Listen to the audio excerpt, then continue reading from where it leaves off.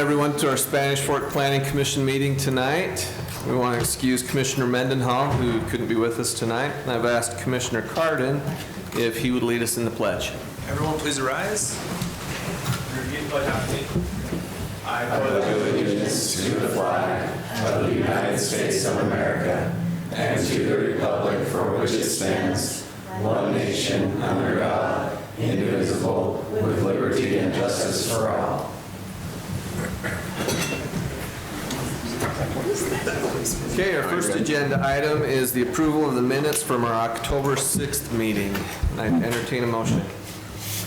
I move that we approve the minutes from the October 6th meeting. Second. Got a motion and a second. All in favor? Aye. Any opposed?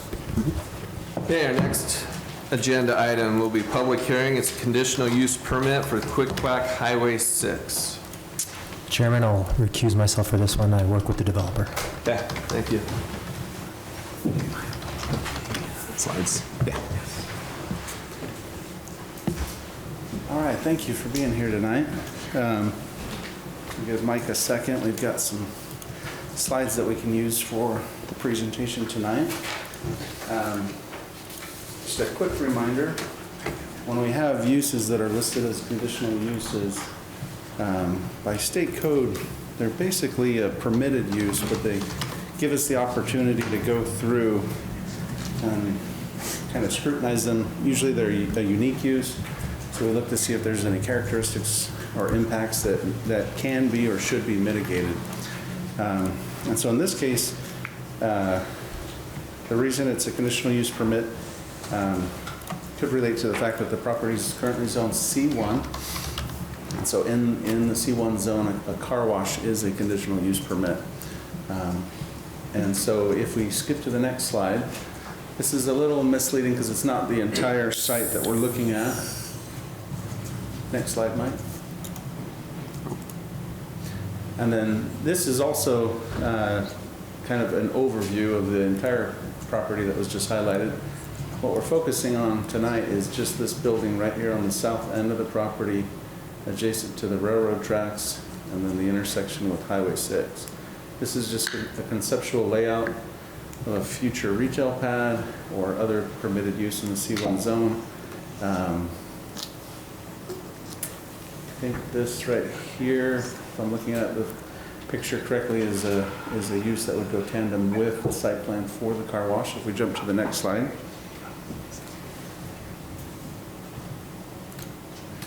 So this focuses on more of just the corner that we're looking at. Here you see the car wash proposed here, vacuum stalls here. And so the entrance would be either off the roundabout to the north, or there'd be a right in, right out here. Cars would circulate through the site like that. And we do have the applicant and a representative here tonight to address any specific questions. Just as information for the Planning Commission, the DRC did look at this. And the findings and conditions that are in the staff report before you was their recommendation for approval. And so if you notice the conditions, there were no conditions that were given as far as mitigating any impacts. In the findings, they actually found that any of the impacts that would be generated by the use would not be impactful on residential properties in the area, given its close proximity to Highway 6 and the railroad tracks.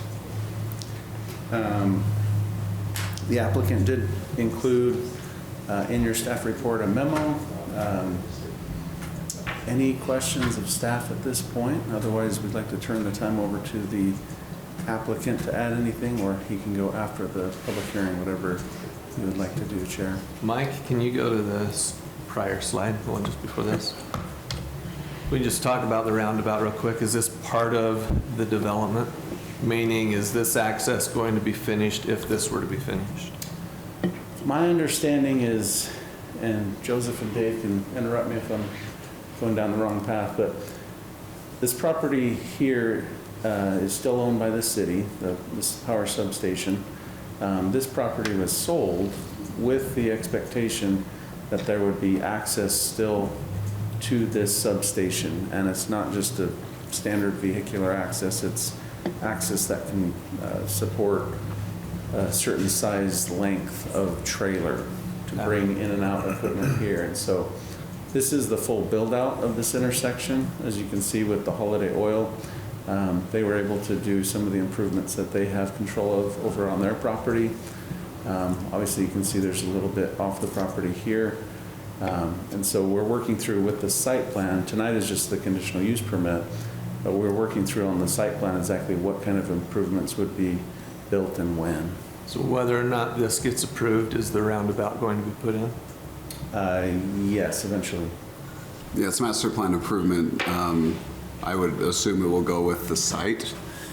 But there's a traffic study being done to let us know what impacts the site has, what traffic will be generated. But I would assume the roundabout goes with the project, but So is the city funding all of the roundabout, or would the applicant or developer also be putting money towards the roundabout? developer built and then impact fee reimbursed. So my main question is just to make sure, with there being a median right here, obviously there's no left turn out of this one. You can't go north if you're coming out here, so I want to make sure that there was a way where if somebody needed to go north, they could come out and go through the roundabout. So just making sure that this access would also be finished at the time of the development. Any other questions for staff? You asked mine. Thank you. Yeah. All right. Does the applicant have anything they'd like to add? Yeah. Thanks. My name is Russell Nelson. I'm with Lone Star Builders. And I want to thank you for letting me come. And I want to thank staff for all their work on this. We've spent a lot of hours adjusting this site plan to make it work. We've moved the building around a lot, and we've adjusted it quite a bit to address a lot of the concerns, because that is one of our major concerns as well. We want to be a good neighbor. So yeah, thank you for that. And I'm here to answer any questions. I know I could hear some noise behind on some of this, so I'm guessing there are some concerns. I'd love to answer any questions or concerns that might come up. Can you point out where, I know with car washes, one of the concerns are the fans, the dryers, Yeah. blowers, the noise that they make. Can you point out where those are going to be located on your? Yeah, great question. So I don't have a pointer. Got I can, thank you.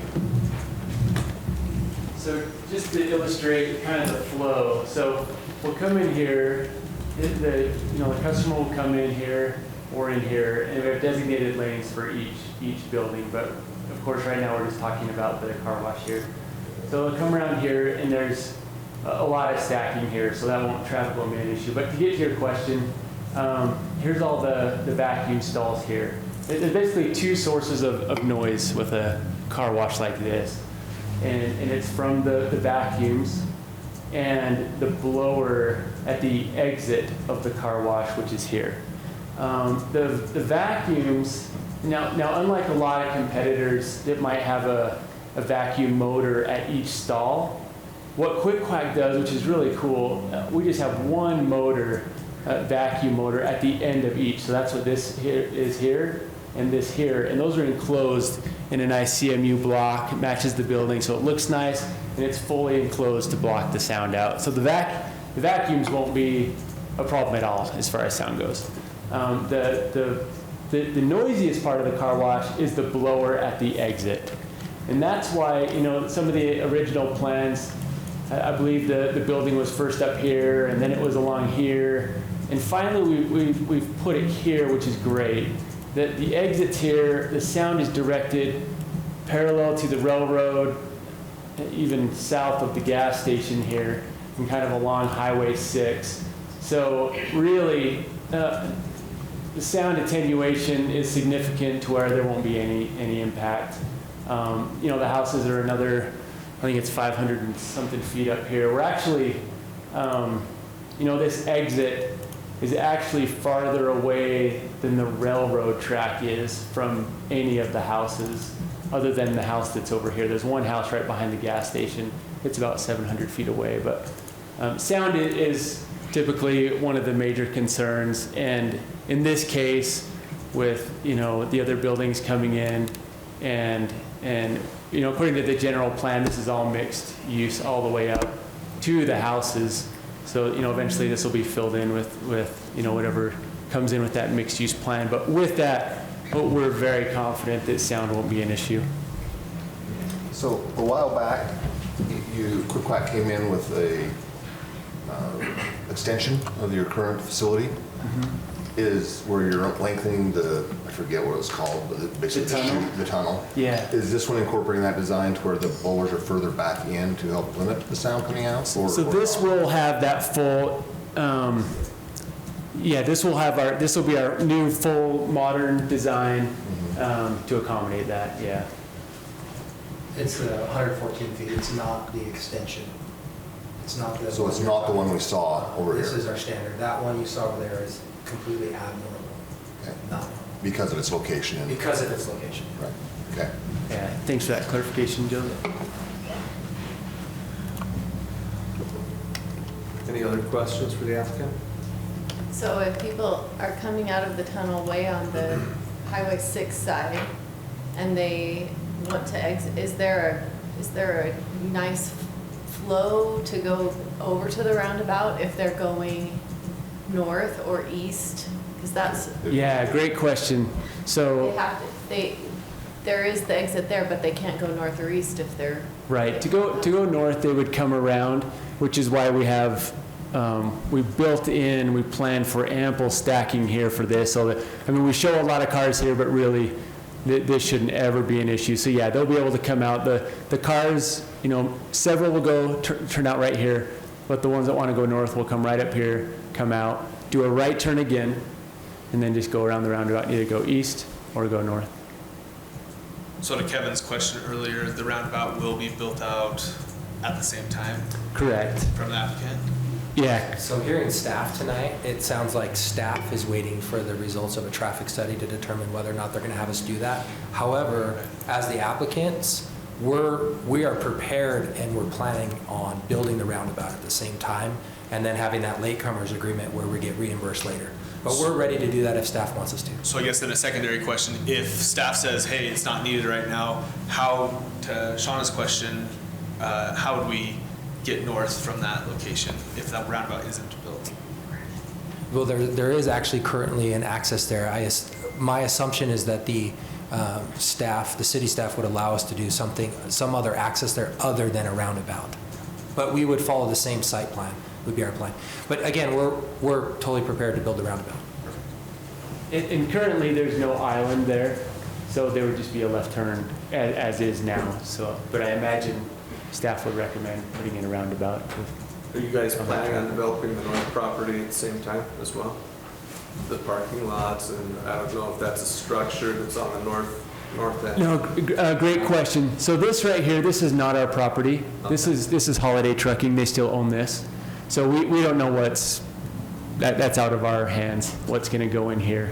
Some sort of commercial use. I imagine they'll probably be in front of you soon, I'm guessing. But as far as our property here, it's still to be determined what this building will be. This will be kind of a phase 2. The plan right now is that it's probably going to be a drink shop, like a Fizz or Swig, one of those, or a Starbucks, one of those. So we have a couple interested parties right now. So with that not being your property, and maybe staff needs to answer this as well, that access to the north, is it going to go from paved to dirt? Or it'll be paved all the way through? You'll just ask the other property owners to do that? How does that work? We can get cross access. Okay. But yeah, we also need that to the north. We want to have that access. As even part of our initial development, we need to develop that access to the north. How does that work with the property owners? Do they need to agree to that? Yeah. The design, everything, how, you guys just meet with them and you come up with the design, or this is the design? Yeah, they have approved of this site. They have approved, okay. Yes, sir. I'm a huge fan of the roundabout there anyway, because I often did have one. Awesome, thanks. Sitting here. I often come out of the Holiday I drive north and then go left there, and it is difficult to see what's happening, who's coming from the north, from the Maple Mountain High School side. So it's good to see a roundabout planned there.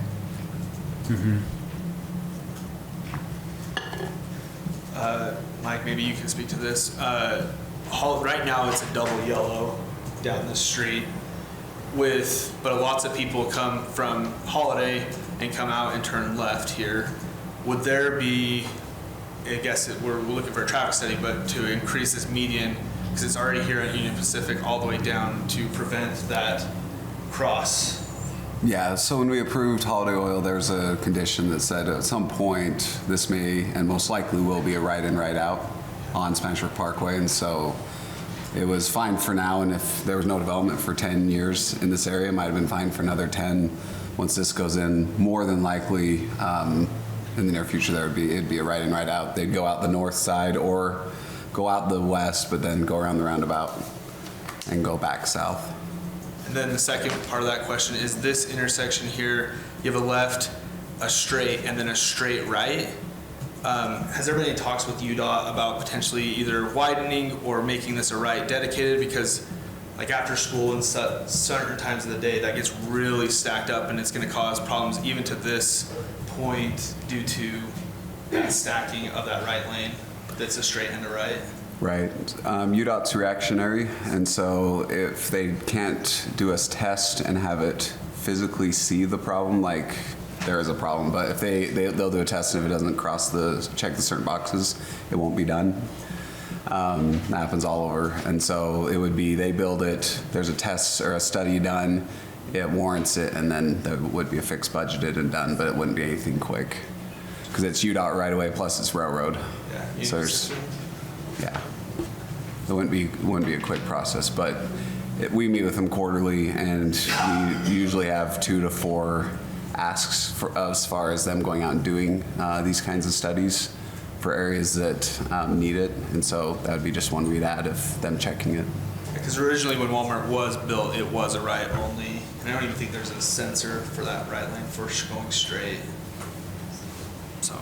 Is the plan still for that railroad eventually to go away, or is that? Yes. So that's still eventually going to happen? Yes. The railroad, that, That track. Consolidate it to the other one. They don't That's need a the run divider start between to get up the Mapleton and canyon anymore. Spanish Fork. Will this come before us again? As far as, since we don't know what this is yet, will that come before us again when that is? Any concerns about the site plan and the layout and the traffic count going through when we don't know what business is going to be going in there?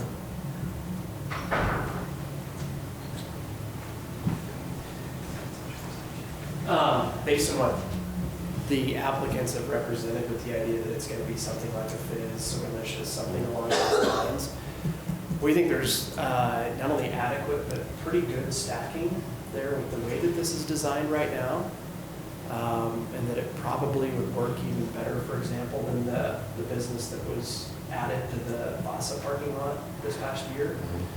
You might have noticed in the staff report that we do suggest that if this plan does change much, involving particularly the car wash, really that would be the trigger. But I think that would involve as well access to the car wash site, anything like that at all, that this should come back to the planning commission with the idea that as you consider conditional use, you should be considered, or you should be able to see and consider what actually gets built.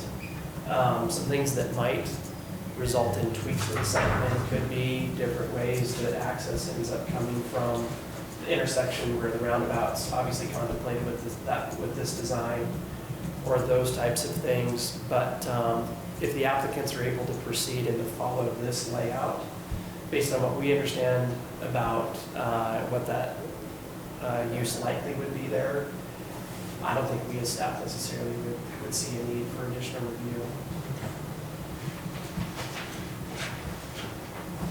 Any additional questions?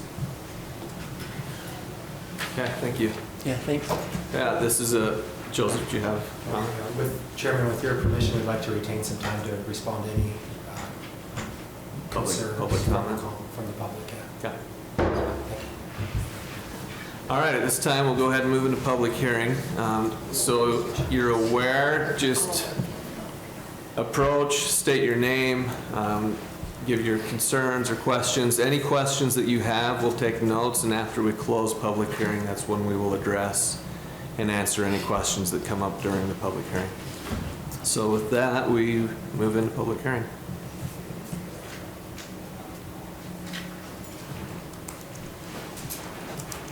My name's Jamie. Do I have to give my last name? If you would like to. That's fine. I live just north of this area. And while noise is an obvious concern, my bigger concern is the traffic in that area and like the backflow. Like there's two businesses there competing for like the same traffic to at least exit the property, any enter and exit. And that's already, I just see it being like super congested. It's congested at random times of day. Jesse brought up like fixing the signal and the outflow on Highway 6 or across Highway 6, and that needs to be done. The median in front of Holiday needs to be done ASAP. But like 3:30 today, I was going through this intersection and I was past where the roundabout would be, and it's backed up. That's 3:30. Like high school's been out for an hour. There's no elementary schools or junior highs immediately in the area that would be like impacting like a pickup drop off. And I mean, like, I'm sorry if this offends somebody, but we call it like the idiots that can't drive, because there's literally a trailer pulling out of Holiday blocking the northbound lane. And it's like every time I try to go through that intersection, it's a problem. So when I've been down by Costco at Quick Quack and it's backed up on all of the streets because people are trying to get their car cleaned. We just had a big snow and everybody's cars are salty or dirty or whatever. Many days in winter when we have winter, it's backed up all over the place. And I just feel like it's going to be completely backed up and it's going to be a nightmare. I'm a Quick Quack customer. I have a membership. I like the brand. I'm good, even though I got trapped inside the car wash a couple weeks ago. It stopped and it was terrifying. But like I still use it and stuff, but it would be nice to have one closer to my house, but this is a nightmare in this spot. It really is, with just the backup and everything. Like you can't really see in this picture, but there's a tractor behind there. Tractor's gonna be moving slowly anyways. Had like a 15-foot wide load, could not proceed northbound. That northbound light was green and it was backed up completely across the highway. And people all the time, like we've had this conversation before about like, people stopping on the railroad tracks and, oh, well, that's illegal. Why would people ever do that? People do it all the time. It's like a daily occurrence. I don't think I've ever gone through that intersection without there being a problem. So traffic's my biggest concern. We have children from our neighborhood walking to Holiday to get their ices and Cocos and whatever else candy. My kids do it. I think it's a nightmare for that. Not even like the rest of from the neighborhood there, it's not developed. There's not a sidewalk. There's a lot of weeds on the side road now, and you just can't walk that way. I think it's really dangerous. I just don't think it's a good spot for that. Thank you, Jamie. Anyone else?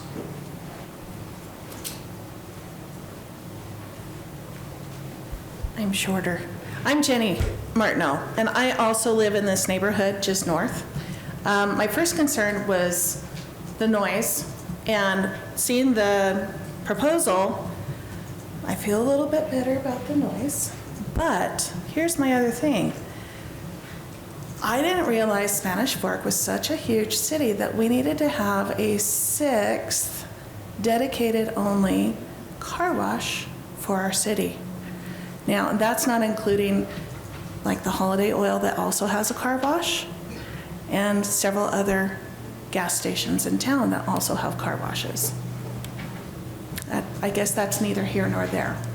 A few years ago, when there was much discussion about Holiday Oil going in, the city at that time told us this land would possibly be used for a small strip mall and a few businesses where students could go and eat at lunchtime for the high school students. We're not seeing that. We have a car wash, and yeah, why So Delicious is nice. That is also, whether it's Fizz, So Delicious, any of those, that's also another traffic impediment. Traffic is a huge, huge issue. I have been hit almost several times by people coming out of that holiday, crossing over the double lines to go back out to Highway 6. That's my strongest concern. We already have a problem. The roundabout concerns me. I have a love-hate relationship with those. I know how to use them. I think I might be one of 12 people in the city that does. It seems like a good idea because, like you were saying, you know, you come out of there and it's hard to see around that corner right now. So what could you do to fix it? Roundabout seems like the right answer. However, let's think about this. You already have traffic backed up now as it is past 700 there. Now we're going to add traffic coming in from these businesses, trying to get in as well. And with the roundabout, you're going to have a standstill around that roundabout. I have a concern with that one. And that median needs to get extended all the way down to where those train tracks are, to where the median already is right there at that train track. That's my concern. That needs to happen like 2 years ago when we were having this conversation. I'm not thrilled with the idea of having yet another car wash in our city, but if it's going to happen, I'm at least pleased to see the plans as is. Biggest concern is the traffic. It's a mess already. It'll get worse. Thanks, Jenny. Thanks.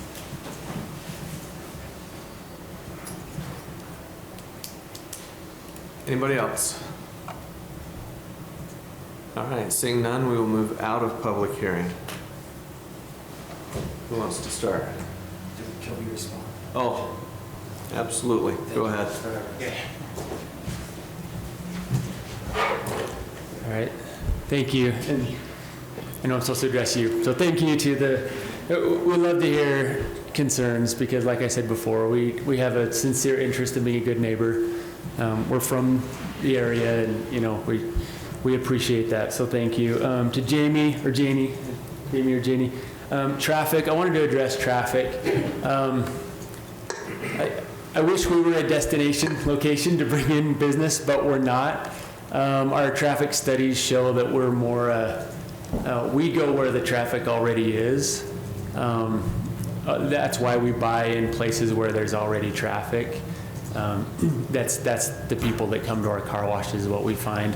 So we don't see that we tend to add a lot of traffic to an area. So the biggest concern that we usually try to mitigate is our on-site capacity. And so we tend to over-purchase real estate to make sure we have more than enough stacking capabilities. So the cars are the cars that are already on the street, and they'll come off the street and then back on the street where they already were. And then the busy times, I wanted to talk about that a little bit. So there's a school just north of here, for those that aren't familiar with the area. And so when school gets out and in the mornings, that's when this gets really busy. For the car wash, luckily those are our slow times. So that shouldn't conflict with our busy times, unless there's that odd time in the year where the snowstorm happens to hit at the same time and people want to go get their car washed. But usually they'll go get it when it's more convenient, which is after work or maybe on their lunch break. So I don't anticipate an issue there. That's what we see with our other car washes. And then Jenny, thank you for your concerns. Noise, it sounds like we've addressed those concerns. Too many car washes in the area. I want to talk about that a little bit. So we do a lot of, we don't want to waste our money. We built a lot of car washes, and so we do a lot of work that goes into supply and demand and all that and make sure it can support it. And so I know that, you know, sometimes that can be a concern, but it really is a benefit to the people of Spanish Fork when there's more. That just means we need to be the best service, and the cleanest and provide the most, the best quality service we can to compete with the other car washes, which we're very confident that we can do. So, and then she mentioned an interest in having strip malls and restaurants.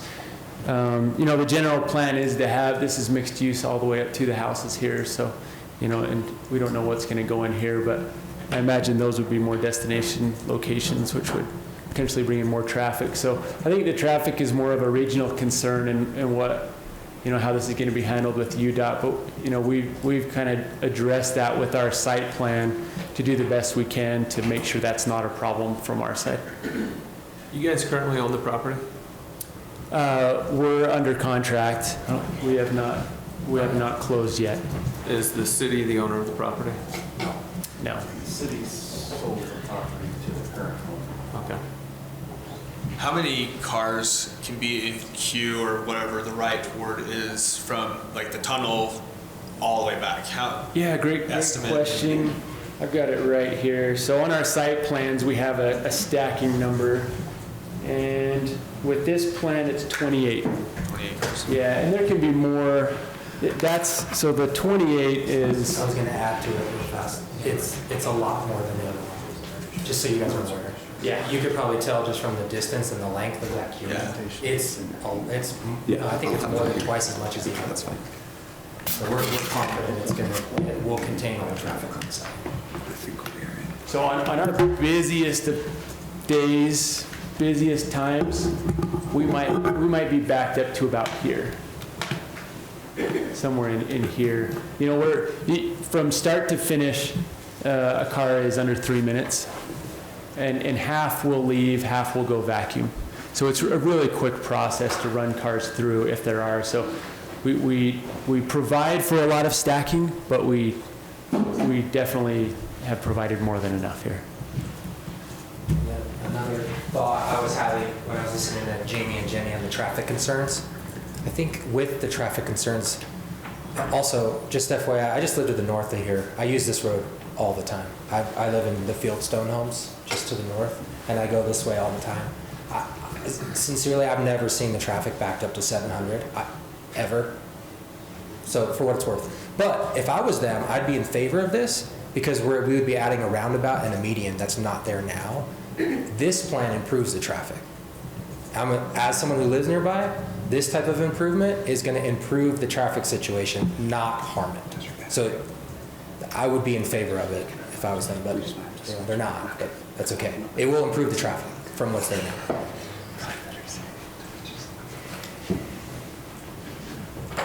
Brandon, I have a question since Mike's not here. Oh, Mike's here. No, we're having issues. So Right. the Spanish Fork Parkway is supposed to be a major collector. I think that's the right words. Yeah. So it'll be a lane, a median, and a lane, right, as we go up. This accounts for basically just 2 lanes. At what point would that major collector come into play, or would they need to widen this roundabout for that? And that's my question. It would be really nice if this was the same as directly across the road where there's 2 lanes that go around the roundabout and continued on. That would alleviate a lot of the backup too.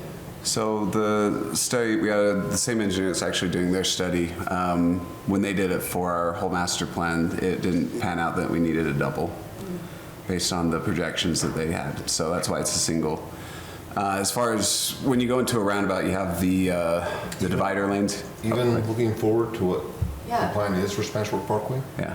There's a lot. That's so surprising because of the double lane just exactly across the road, and there's a whole lot of development going in up there. Anyway, who am I to question engineers, but that is question. surprising. Please question. That is very surprising to me that you can't do 4 lanes across there. Well, you can always do it.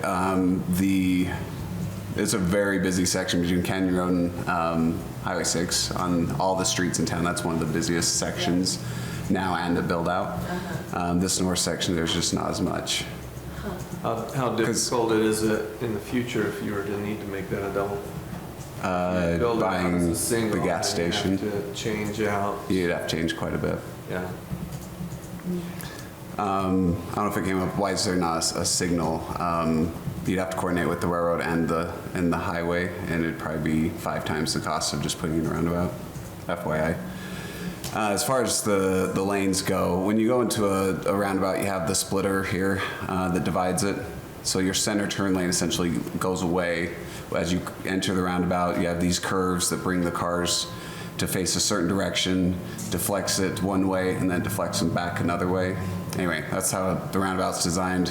So when you get up here, you have the same motion, and then it'll widen back out to be a full, the 3-lane, we call it, 2 lane in each direction plus the center lane.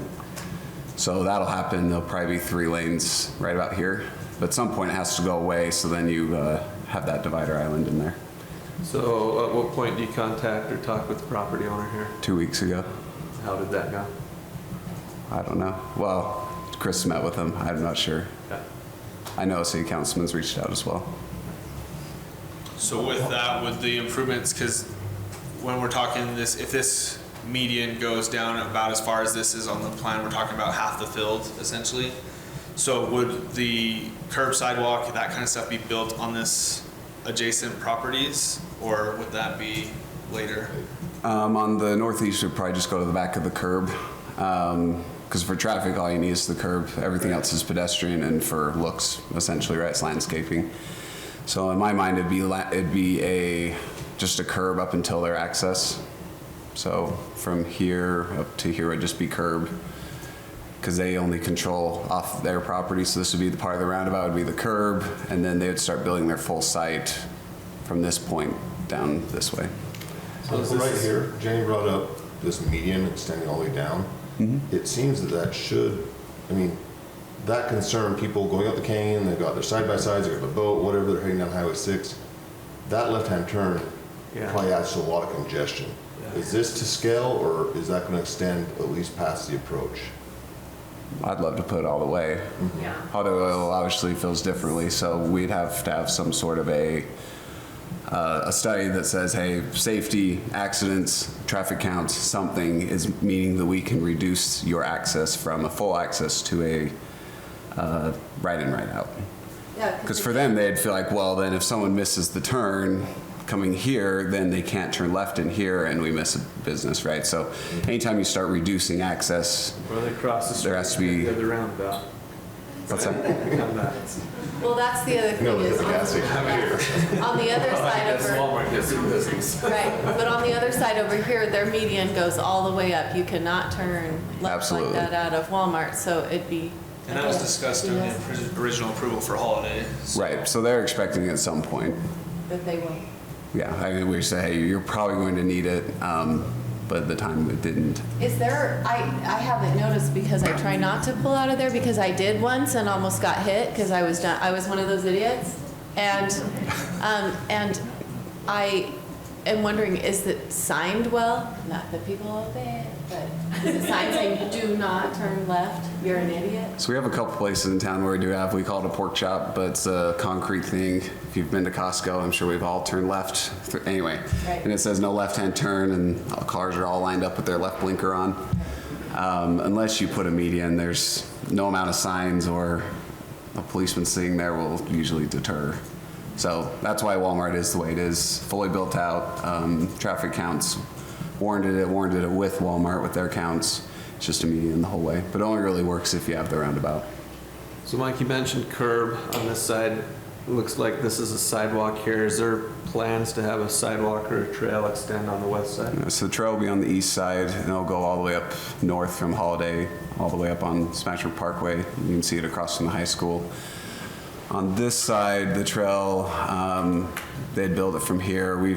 I wasn't at the DRC, but we talked about having it come across here to the crosswalk. You can see the receiving pedestrian ramp here. Okay. So it'd come across this way rather than along the highway, because this doesn't really go to anything. We don't want people crossing in the congestion there. And we talked about going along the highway. And we talked about going along the highway. Okay, I wasn't there, so Yeah. I don't think that's been fleshed out. It's a site plan thing. But yeah, the idea is you'd have sidewalk on the west side and trail on the east side of Smashford Parkway there. Okay. The only concern, well, a concern I have is if this does become a drink place, and you've got the high school nearby, you're gonna have a lot of kids at certain hours, lunch or whatever, they're gonna come down, get a drink. How easy will it be for them to get northbound again? Meaning they come, they get their drink, they've gotta, come back through here. I just worry about this whole area, I guess, in general. I don't know a better way to do it than what you've got it designed though. But I do have concerns about lots of cars trying to get back north again with no access here and having to cut through here. Pretty good access. It looks pretty long. So as long as you don't have continual cars coming in here, backing it up, and then coming out here and trying to come north with cars coming in. I mean, they may have to wait a little bit, but. So when the high school's out or even let out, it's the car wash's slow time as well, just to keep that in mind. Okay. Yeah, it's not our peak hours. Our peak hours are weeknights, 5:30 to 7:30. Okay. And then Saturdays is 11 a.m. to around 1 p.m. Those are our peak hours. Okay. So, my other question is, there will be crosswalks at the roundabout? Yeah, there was a comment. If the city staff require them, there will be. Yeah, right at this. Yeah, right now there'd only be this one David's here. nodding his head, so I assume. Yeah, pedestrian yes, there will crossings be. are an integral part of the design. No problem. Okay. Dave, I got a question for you. While the city owned this piece of property, we had the question about another car wash. Does the city have enough car washes? Were there any other proposals or anybody approached the city about purchasing this property for anything else? Boy, I wasn't really involved in the conversations that went on with the group that purchased the property. I do know that they understood what the allowed uses were in the C1 zone before they bought it, and that's really all that it amounts to. I have a question about us approval tonight. If we determine that, hey, we want the median here, my clicker keeps on going out. Can it be part of the approval tonight or no? Condition to have the median Yeah. extended? I like the median idea. I can't imagine. I just don't want to this call happening Holiday Oil, they won't without like it. Honestly, first of all, From a cost standpoint, it makes sense. Extended, not with. extending the tracks, basically, is Yeah, what it so would amount to. extending it, was this goes in, this goes all the way down and ties into the one that's already. Like what's on So my point of view is the other We have a side. guy trying to do minutes, so slow down. that's a Holiday Oil issue more than a car wash issue. We already have it right now, which we're consenting to. Yeah. Right. But I feel like we And I have to leg us down to consent to limiting Holiday Oil's access. Right. But they've already been told that that was, That's a city, Yeah. that's on the city, not Right. on Quickly. It's not. And that may be, sorry Dave, that may be a holiday issue, but we've got to consider also a safety issue. If it's more of a safety issue than anything, then I think that needs to be a priority. So the development is dictating what's going on with the road. It's time to, we see that we need to extend that median now. Maybe it's not because of quick quack, there's the combination of development that's happening in that area. And if we've already seen issues with that occurring, then maybe it is time that we address it. I can't think of any obligation that we have to keep that as a, right now, 3/4 access into Holiday Oil. I think actually that this is what makes having a median go all the way from the tracks to the roundabout really functional and possible. Once this is in place, people can still use that movement. I don't see Holiday Oil as having any worse access than they have now. Again, when the roundabout is in place, this does not happen, in my opinion, just based on the meetings that I've been in where we've talked about traffic. This does not happen without that. And I'm trying to make sure I'm not missing something, but I think by all means, if you want a median constructed from some point here down to where it would force that to be a right in and right out as a condition of approval for this, I think that is totally doable. And the applicant, this does not impact the applicant at all. And You already have And your we're right in, willing to right do out. it. We're willing to do it. We're already building the median anyway, it's just extending another 50 feet. Right. It's just what is Holiday Oil going to say? I guess the city's the one that's like, So you'll have to go follow the order. And the last, I guess, from the condition standpoint, you had made a mention if anything changes here, you would like it to come before the planning commission again. Do we need to put that as a condition? It's in If there. it is already in there? Yeah, I think I missed it then. in the findings, if anything changes sorry. substantially, then ask them. Perfect. Okay, so I'm still hung up on the lanes right here, because if we're looking at backups right here, this from here all the way through is one lane, correct? And then you can split to three right there, left. Those both go straight and this one can turn. It'd be so nice if while we're here and while we're starting, we say, can we add a second lane at least from here to here? Is that a possible ask? Is that, I don't know.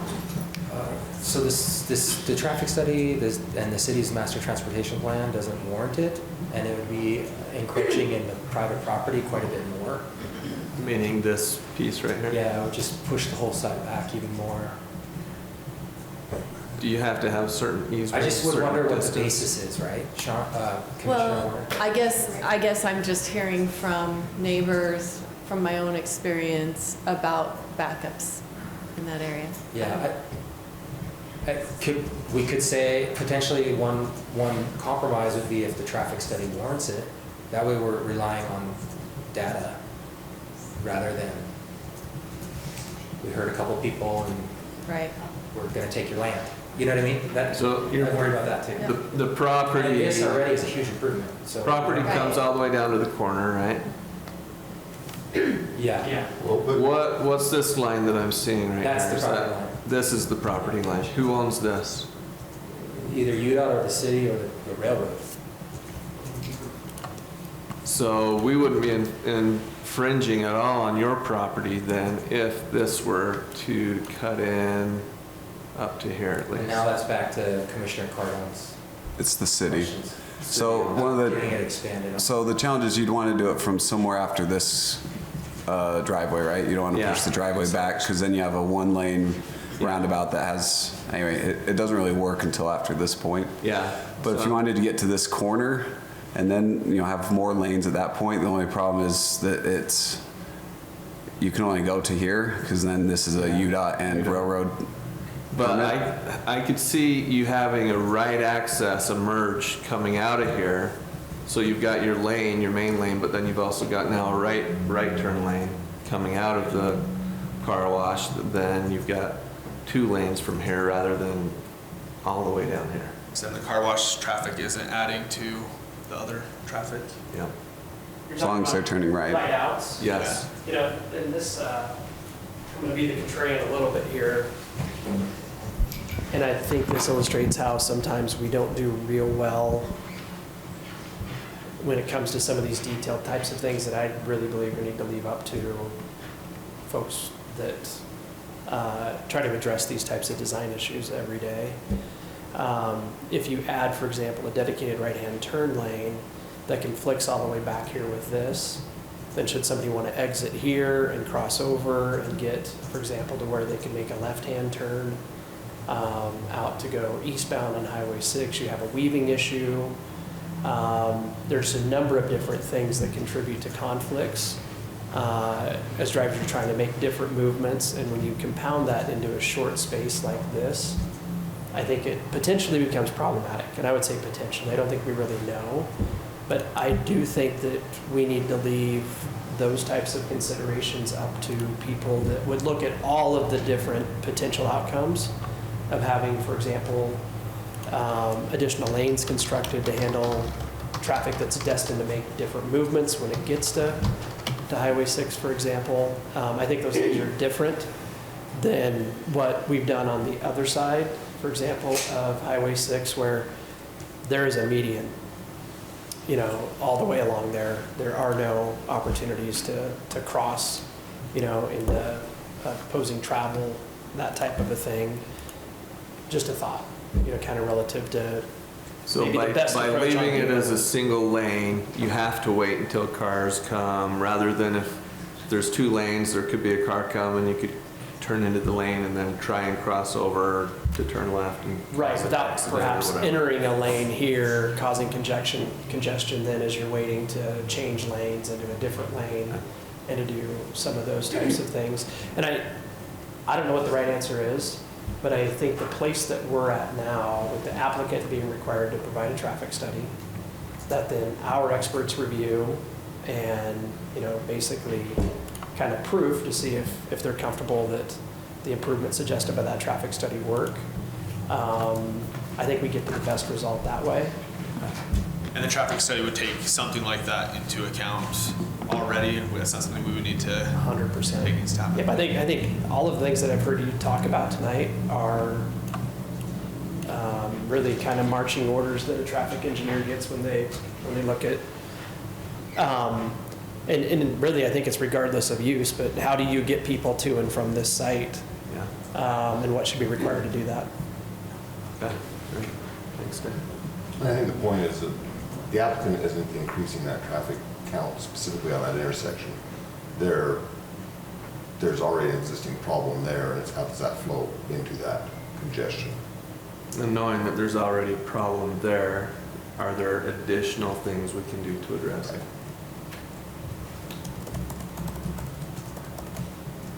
Any other comments, questions? Joseph?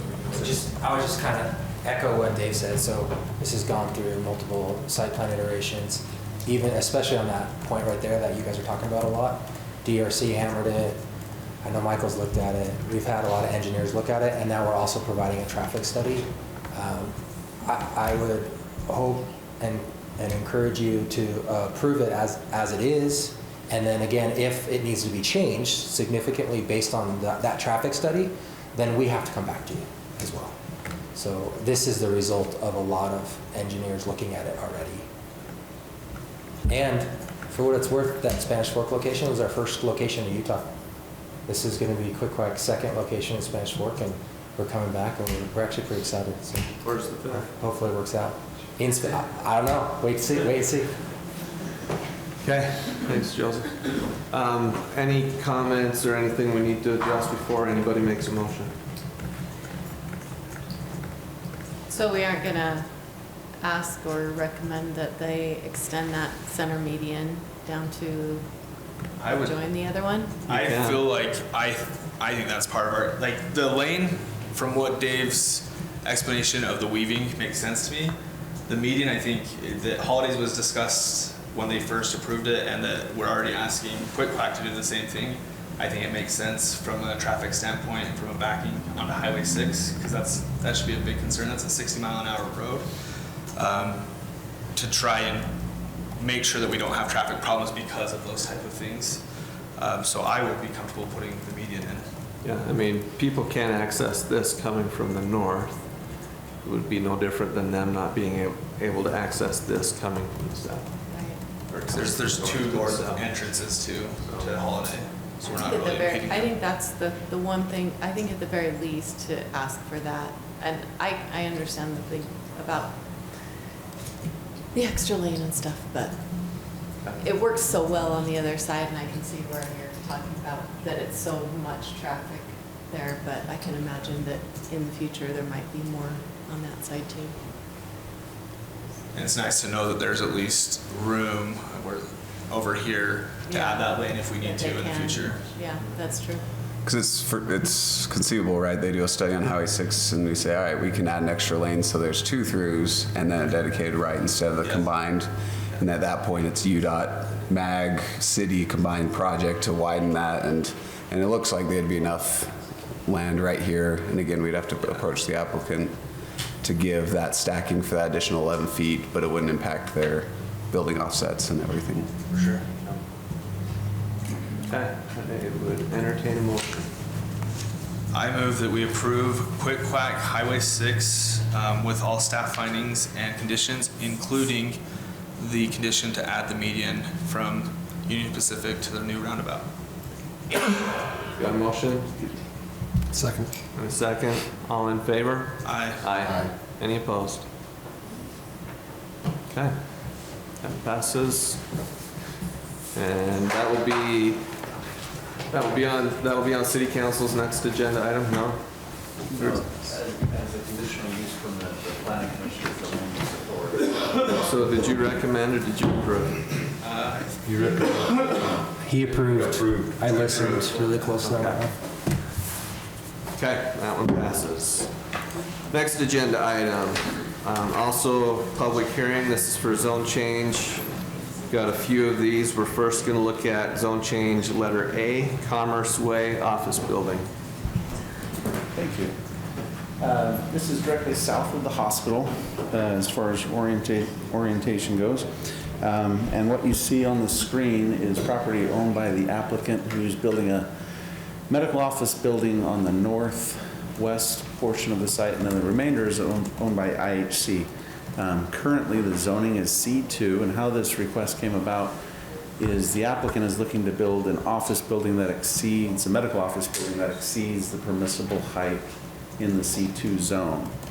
And given the proximity to the hospital, it seemed more reasonable, instead of amending the height limitations citywide for the C2 zone, to just adjust the zoning on the property to business park, which would be more compatible as far as uses go with the hospital to the north.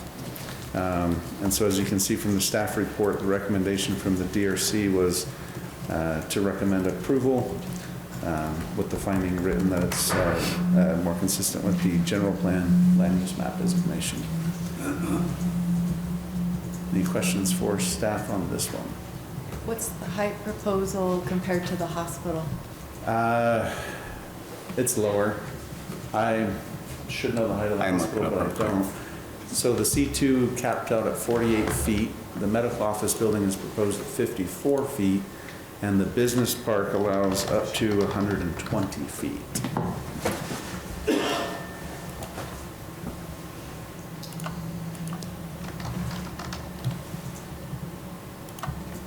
And that's just right across from. So if we jump to the next slide, Mike. They're going up to 45. Oh, sorry. Yeah, so go back one, sorry. So this is the hospital's parking lot that you're seeing right here. I-15's over here. This is Hedro. Movie theaters right here. Fashion Run. This is all, this is the This is the Stream. walkway, and there's water. natural basin here. This is the south end of the hospital right here. Oh, if you go, yeah, this is 54. She was wondering the height of the hospital. But The hospital. I don't know that off the top of my head. If we jump to the next slide. So this is just that northwest portion. This is not before you tonight. This is the site plan, but I thought I'd include it as far as information. For the zone change, you would be making a recommendation to the city council. This would be the medical office building here. If we go to the next slide.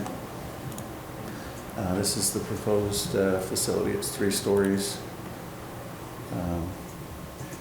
So you could probably take an average of 54 divided by 3, probably be similar heights on the hospital. Maybe the hospital would be even more per story. But I apologize for not having that information. Does the city have any concerns with losing commercial space for office space? No, we anticipated that this property would be supportive to the hospital where it's directly across the street.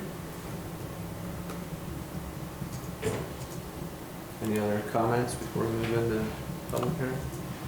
Is the applicant here today? I don't believe I saw him. Thanks, Brad. Thank you. All right, at this time, we'll move into public hearing for the Commerce Way office building.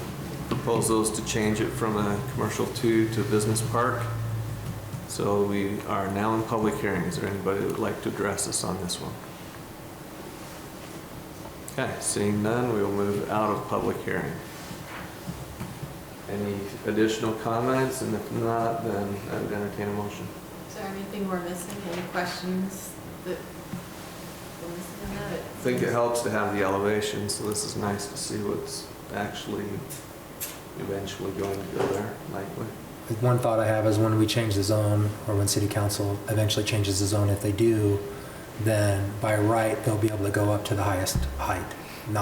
They wouldn't necessarily have to stick with this elevation. So 120 feet instead of 54 feet. Instead of 48.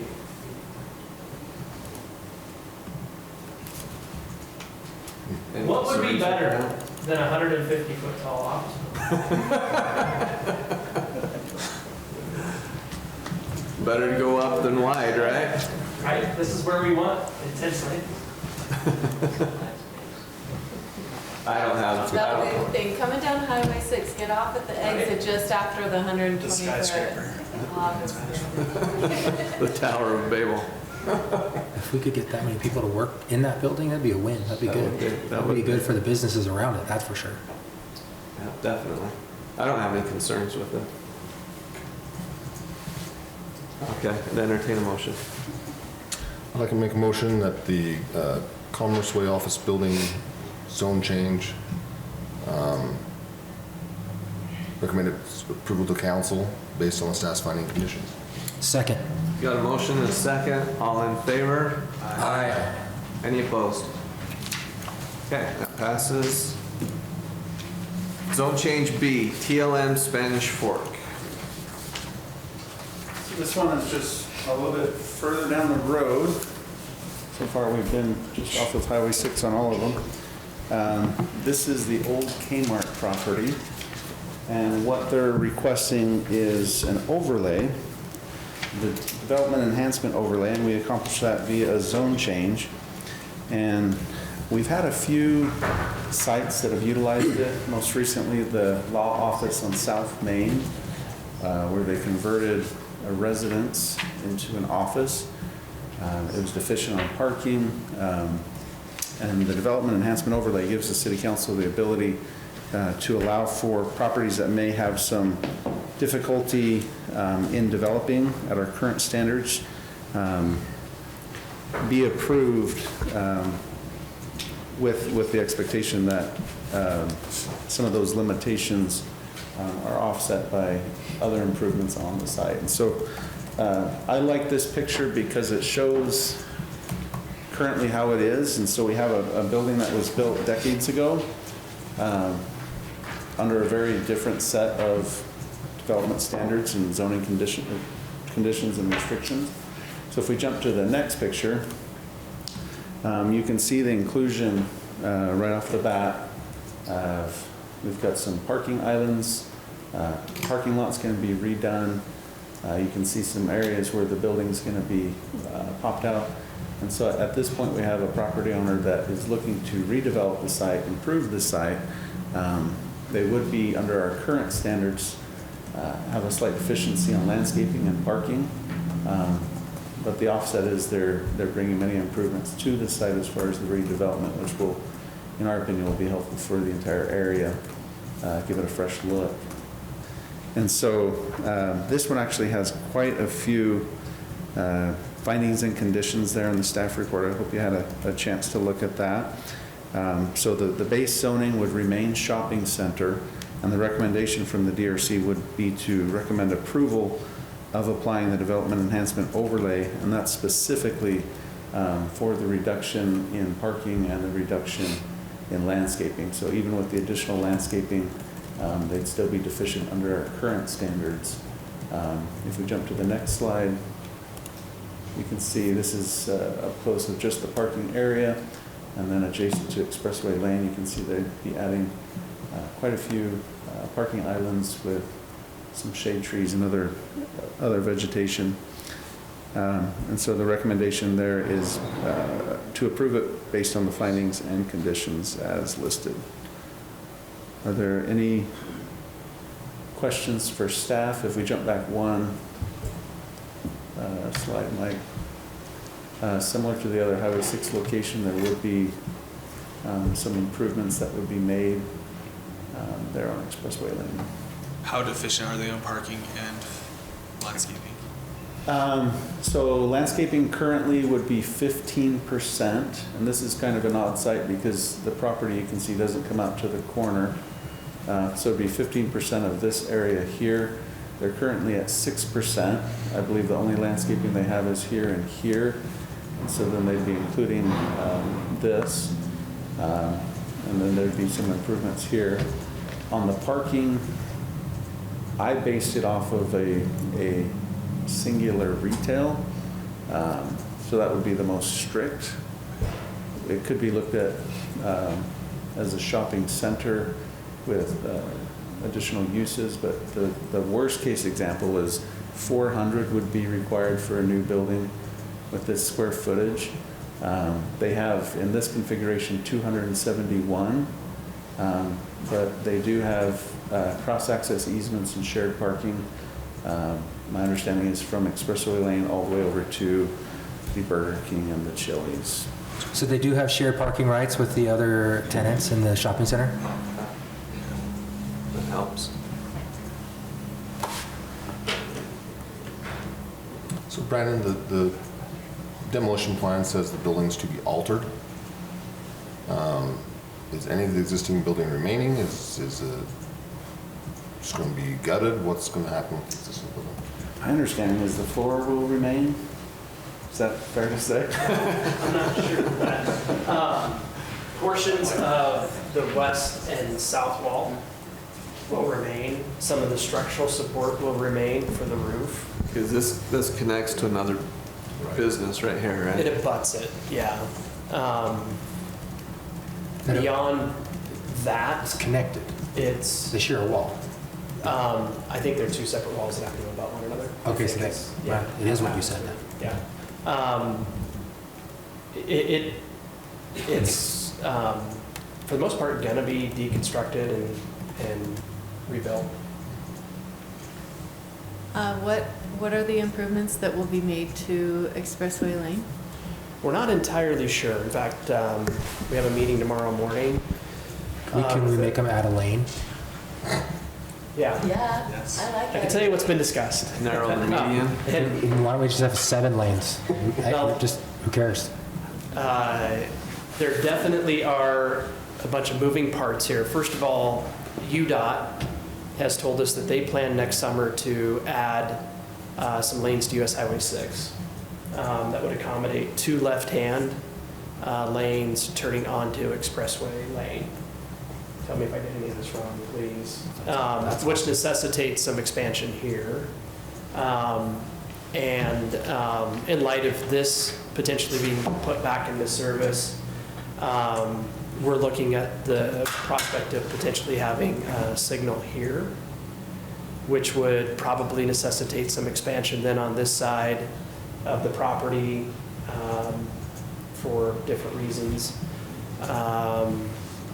And we're not entirely sure what that ultimately looks like now. We've hired a traffic engineering firm to design both improvements to this intersection and this section here that ultimately as a project, I mean, I think a good maybe comparison is the other side of US 6, 8th East, those improvements that were made before In-N-Out opened last year.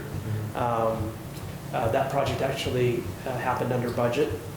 So for what the city would be doing up here, at least in part, we've been allowed just to move funds, regional transportation funds from that project on the other side of 6 up here to make these improvements. And it just is our luck, fortunately, that that's happening in concert with discussions about putting this back into service, UDOT's plans to expand this part of Highway 6 and some things like that, all of which could end up coming together next summer. Those are a lot of wins. Yeah. Good work. Yeah, that's awesome. Yeah, just Yeah. honestly, it's luck. Yeah, that's great. It's exciting. Let me know when you get tired of winning, Dave. Anything else? If not, I would entertain a motion. Did we go on a public hearing already? Is the applicant here as well? I don't think we did, so thank you. Is the applicant here? I'm not the applicant, but he's asked me to represent him here tonight, so. You got anything additional that you'd like to I add? don't think I need to add. If you have any questions for me, then. Any questions for the applicant? If not, at this point, we will go into public hearing. So if there's anyone that would like to address the TLM Spanish Fork zone change, you can do that now. Okay, seeing none, we will move out of public hearing. And any additional comment from the commissioners? If not, I would entertain a motion. Well, I just love the idea of that building going back into use. Yeah. One down, one to go, being right? improved. And I think they've done as much as they can to meet our standards with the constraints they have. Right. That's exciting. I just wish it was gonna be a city pool. In that building? If they're gonna knock the whole thing down anyway.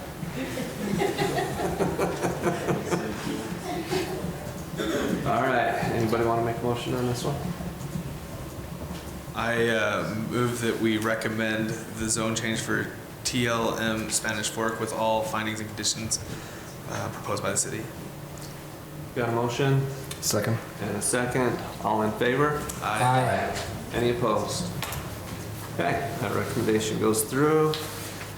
Next one, zone change C, sugar beet factory area zone change. Next two items are really similar, and if you're comfortable, I might even just kind of talk through some things for both of them at once. This is a little bit of a unique process, although we do it. We did it a year ago. In fact, the next project on your agenda, the proposal to change the zoning for the Sky Meadows development at the Fritzi site. Some of you will remember that up until, I believe, about a year ago, that property was zoned industrial. And because of changes to land uses in the area, Spanish Fork City was rather concerned about what that industrial zoning could result in if new industrial uses ended up landing on that particular property. And the city council instructed staff to initiate a process much like we're talking about here tonight, with a city-initiated zone change that resulted in the zoning of that property changing. And I want to take just a minute to talk about that, particularly because we understand that it causes anxiety for property owners when we talk about changing their zoning. Zoning literally being what gives people property rights. First of all, I'm going to try to be a little bit reassuring with a couple of things that I want to mention, but certainly acknowledge at the same time that these changes are real and they really do impact what people can do legally with their property. And we appreciate that people expect us to take that very seriously. Any changes that cities ever make to existing zoning also come with some limitations when there are existing uses on properties that are there legally. And the phrase that always gets used is grandfathering. There are opportunities for uses to continue to exist on properties perpetually, even if zoning law changes. To use an example that I think is, I believe it's not real, but just to try to illustrate what I'm talking about. Right now, with kind of this particular area here, one of the two areas that we'll talk about, where today there is a factory here that makes pallets. They've been in operation legally, they're legally operating there today. If ultimately the city council follows through with what we're proposing for that property, and the zoning is changed from industrial 2, where pallet factories are an allowed use in that industrial 2 zone, and the zoning is changed to rural residential, which does not allow for pallet factories or other industrial uses, that pallet factory can still continue to operate, as far as I'm aware of, forever, as long as they don't change and don't discontinue the use on their own. Does that make sense? Now, that being said, certainly there are limits. They couldn't, for example, take a 50,000 square foot building that they have here and double that in size. So there are limits, for example, to how you can expand that grandfathered or non-conforming use that they would have. I'm gonna ask again, does that make sense as well? Does that change with ownership? It does not change with ownership. So it's the use, all this continuing in use. Correct. So they could sell it for the same use to somebody else and they can continue making pallets. Correct, yes. In my mind, that's a really, really important concept to consider. That does come into play for, I think, a handful at least of the properties that we'll talk about tonight. So that being said. Sorry, Dave, could Yeah. this, They could not change use though, even if it doesn't change the footprint or the buildings or anything else. Once you change it from industrial, the use is set in stone. You can't change the use after that. Correct, and conceivably that could become a little bit subjective. Like if somebody went from building pallets to building crates. I mean, frankly, we would probably say that's still the same use. But to go from pallets to making furniture, maybe something out of plastic, or, you know, completely switching materials and construction methodology and that type of thing, we would probably say, well, sorry, that's a different use and that type of thing. But that could be, you know, maybe a topic of some discussion as we try to determine if indeed something is a continuance of that non-conforming use. So we're here tonight talking about all of these changes, again, because we sort of started an effort on the south part of town, followed through with a couple of changes down there, still have a few on the table that we've talked about and probably will get to in the next year or two, of where we're looking at particular zoning that's on the books. I call it legacy zoning, that no longer is consistent with surrounding land uses, the general plan, or both. And again, I'm going to use the pallet factory site that we show here as kind of site number one as the example of that. Right now, the general plan for that property is not industrial. We have a residential neighborhood immediately adjacent to the property. That's been there for 10 or 15 years now. And where we know that the pallet factory is moving, we think this is the right time to change the zoning of that. We actually right now have an application to change the general plan of this property right here to a residential designation, exclusively residential designation. That probably will be on your agenda in January or February, which is somewhat reassuring about, you know, the likely path that the property's on. I think in our view as staff, a residential development here is certainly going to be more suitable for the area than a new industrial user should they come in. But, and part of our train of thought as well that probably won't make sense to maybe a lot of people that are listening in on this conversation, but that you might be familiar with. For example, some of the zone changes that we dealt with on Del Monte Road a couple of years ago, where we had industrial zoning in place. We as city staff were relatively eager to see that zoning go away with some residential development that some neighbors actually weren't happy with. Trying to get out ahead a little bit of some of those kinds of conversations, as well as simply to make sure that somebody doesn't end up buying property and proposing a new industrial use that the city can't say no to because the zoning allows it. I don't want to belabor anything, so I'm going to try to get to the point here. But again, we understand that the property owner here is comfortable with this particular change. If they feel otherwise, we'll certainly let them speak to that. And while there are a number of different zoning districts that the industrial zoning could be changed to, that would alleviate our concerns as staff.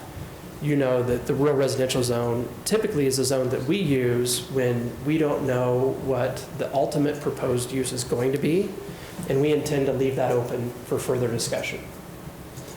Discussion that would happen when somebody actually has a concept plan, for example, that they're ready to bring forward with a zoning proposal. Does that make sense in terms of maybe how we might view the next steps coming with any of these things that we're talking about tonight? Again, in my mind, this one is relatively straightforward and it's relatively significant, particularly because this is a really unique zone in the city. And I know that properties that are zoned this way are pretty scarce, perhaps making this a desirable site for additional industrial use. There are a couple of remnant parcels right here. Because of their configuration access, they don't have a lot of development potential. But in an effort to follow through with making things more consistent with your plan, I believe this is the appropriate time to change the zoning of those parcels if they were changed to rural residential, the three there being what I'm talking about. That, like I mentioned, that would give the property owner an opportunity to bring forth a zone change application with a specific development proposal in the future. that would go to you and the city council for consideration. Maybe the last one that we're talking about here with the sugar beet factory changes. 2, in my mind, is a little bit different, but I think the fundamentals still remain the same. Right now, there, as I understand it, are 3 functioning businesses on the part of this area that's privately owned right here. I met with property owners earlier today to explain what I just went through relative to grandfathering and the ability that those businesses have to continue to operate, even if the zoning is changed. I'm planning on tomorrow giving the property owners that in writing, just to clarify what the city's position is relative to the rights that they would maintain if the zoning's changed. I don't need to speak for them, but we also talked about simply some plans that they have that will make it difficult for them to be a part of a city council discussion next week. I guess I just mentioned that kind of as an FYI. This might be a particular change that you might want to give them some additional time to think about, discuss, and maybe otherwise to give you input on. Which, relative to the 2 agenda items that we have, there are definitely distinct circumstances with a number of the different properties that are involved. Does that make sense as well? So it might When be you talk to them, sorry, go Yeah, finish your sorry. thought. So it might be appropriate to handle those different circumstances as part of recommendations on these as well. So when you talk to the property owner, and number 2, they plan on continuing to run their business as it is now in perpetuity in their mind. Is that correct? They actually lease the property to those businesses. Got it. And they would like that opportunity, to have those businesses And remain. number 3, they run a business there now? I'm not aware of any activity that happens Got it. there. And number 1, we know that that's going to be a change. Exactly. So, okay. Yeah. Okay, So number 2 is a leased building now. So are they gonna be able to lease, like Mirage moves out, somebody else moves in? Are they gonna be able to have the same type of tenant move in if they're grandfathered, or would they not be able to? It's 100% by use. That's what gets vested. So that would stop them from bringing in a new tenant. So for example, I understand that the Why I businesses wanna that are take there, that. it's a metal fabrication business, landscaping business, and some type of a beauty salon. Those are the businesses, the uses that would be vested. I should say uses, not businesses, but the uses that would be vested, and that's what could continue to remain. If a beauty salon left, a beauty salon could take that space. So if the beauty salon left, would one of the other 2 uses be able to take over that space to grow their use? Boy, that's a good question. Up to 25% under city code. That's what our So ordinance no. says. I mean, that's That's pretty not small. bad. That's pretty small. You have 3/4 of the building then that's unusable. and so then the owners don't have the flexibility to change Yeah. uses for what they're leasing that on. That's exactly it. So, I mean, the downsides in my mind for property owners potentially are that you can't change use, right? That's, I think, the most clear thing. But then also expanding. That's very limited. Opportunities to expand non-conforming uses are very, very limited. To me, it just doesn't seem like it would be a big deal to leave that what it is. It's between the freeway and a church building, and what's the impact? I don't know. Okay, my question is number 3, on number 3, you've talked to those owners and they're fine with changing that to? I don't know that we have, no. They would have received a notice of this conversation. The only building use currently is there's a billboard. And a trailer. I would consider it a vacant parcel. Oh, okay, all right. And what's the general plan zoning for 1, 2, and 3? Is it the same? Mike, do you mind going to the city map? Use number 2, and it's currently low density residential on number 1 and 3. It's what on 1 and 3? Low density residential. And so why wouldn't it be a big deal for us to change, oh, number 2 to mixed use, then they have more flexibility with what the businesses. There is no they can mixed use zone. It'd have to be So- either higher density residential or commercial. And so if we put them in either of those, it's still the same grandfathered situation. But if it was commercial, it potentially could more easily change to a different business, but we don't know if that's what they have in mind for the future. They might, as the interchange going, want to change it to housing or something. In my mind, the big challenge with number 2 is just how small it is, how it's configured, how it would be accessed. So one hesitation that I would have to zone it, like for example, let's just say commercial, which is a zone that's consistent with the mixed use designation, is that then the city would be under a greater obligation to propose a use, maybe whether we felt it really was an appropriate fit, Would the probably access, physically as much as anything. would the access be any different if it were a residential neighborhood? Other than you've probably got more cars coming in now. Would the access be different, for example, for this? You said, yeah, you mentioned your concern right now with what it is the access. Can you slide down just a little bit, Mike, so we can see? This is what we've tried to identify as 2 right here. Okay. Right. We know that this is going away, which right now really precludes much access at all. But just proximity to this intersection, the idea that at some point, maybe in this general area, just kind of guessing, when an interchange is constructed a block or block and a half north of here, this is going to be the start of the exit lane from that interchange going to Center Street. And just it's relatively small size and things like that. It's tough to envision much fitting there. Yeah, I think I was talking about the. Oh, shoot. I'm sorry. Yeah, we're, In my mind. but you're answering questions that I've got on this piece too, because if we change this to RR, which then means at some point we're expecting it to be residential, is there even access to put, if you put homes there, is there even access to get into those homes? I don't know that because we're suggesting that it be RR, we're suggesting the ultimate use is residential. Yeah. It's more just, again, that concept of that is our, Holding zone. right.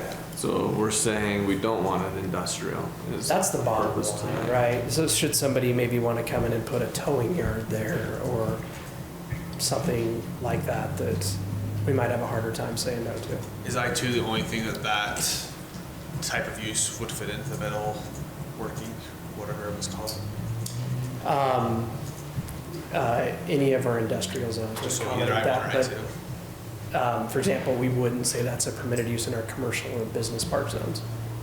So how does that value the property for those property owners? If I were the property owner, these are questions I'd be asking. Knowing that now my industrial use for a small piece of property is being removed or taken away, and eventually it's RR, which means it will probably remain RR, knowing that it's probably too small to put homes on or a home on. You're now restricting or removing any use of that piece of property. Does that sound accurate? But for what's grandfathered, But you for what's are. there right now? I think the immediate impact if somebody were to appraise them today with industrial 1 zoning and tomorrow with rural residential zoning, depending on how the appraiser looks at it, could be that they would value it less. Certainly, that could be the case. Understanding that the city's ultimate plans for the property aren't to have them be farmland, which is really what the rural residential zone by design allows. I think most appraisers would view it differently than that. But to be clear, that is a possibility. Okay. So make sure we understand that's likely what will happen with this piece of property. But at the same time, knowing you've got residential right next to it, do we want an industrial use? If we don't change it, would we want an industrial use moved in there? Well, I want to know what I guess maybe I didn't understand, but if the general plan is mixed use there, On 2. On 2. Not on the triangle, the smaller triangle. Yeah. On number 1 and number 3, I have no issue. I'm perfectly comfortable with that. Number 2, though, seems different to me, and the general plan says mixed use. I would, and we don't want industrial to stay there. I would be more interested in going mixed use, but I'm not sure what the cons are for mixed use. Maybe just share one thought. Yeah. We don't like to zone properties in advance of having a specific development proposal to consider. The one exception to that typically for us has been zoning property commercially, commercial 2. I'm not sure that that property makes sense for commercial development. For example, though, from a property valuation perspective, maybe to address what could be the concern that Kevin brought up, going from industrial 1 zoning to commercial 2 zoning, I suspect an appraiser probably would view those as similar in value. And I think we're really just concerned about some things that are allowed in the industrial zone, much less so about the commercial zone. So maybe that might be a good other option to consider for that site. Just as a thought. Historically, we have used the RR as a holding zone for whatever the end applicant developer wants to do on that site. So It could go commercial. It could go commercial, it could go whatever. residential. One of the things we started talking about before we got into this current round of conversation was maybe tabling number 2 until they've had a chance to be in front of the city council. And so- That's where I am. Yeah, I want to hear from the so- property owner. They have industrial businesses there. So maybe if we're in agreement on 1 and 3. Yeah, they're here tonight. They won't be able to attend the Right, we can council. hear from them tonight, but, I mean, I also would, we can also table that one, go ahead with whatever we're comfortable with on 1 and 3, table that one until after the. The council would also have the opportunity to table it if you. So if we did something, plan yeah. to make a recommendation to them. I guess, my next thing is I'd love to hear from the people that own the property, and yeah, I'm good with tabling it till after. No, Dave, just stand there for a while. Just kidding. Should we start with number 1? Property owners, number 1, Public hearing? or public? Did they get up, or is this public hearing? Absolutely public hearing, absolutely. Okay, any additional questions for staff before we move into public hearing? Okay, so at this time, we will move into public hearing. Again, if you have anything to say, state your name, maybe address which property you're asking about, or if it's all 3 of them, and then you can do that. But so we are now in public hearing. Is there anybody that would like to address us on these Might go zone back changes? to the other page, just where we'll talk about the This is city. for 1, 2, or 3. Yeah, this is for all.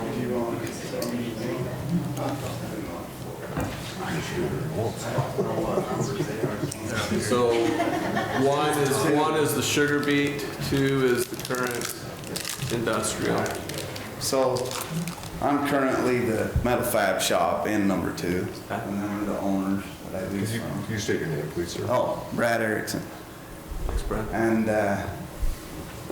so our concern was the value, if the value drops. The other concern is if I was to move out tomorrow, I wouldn't want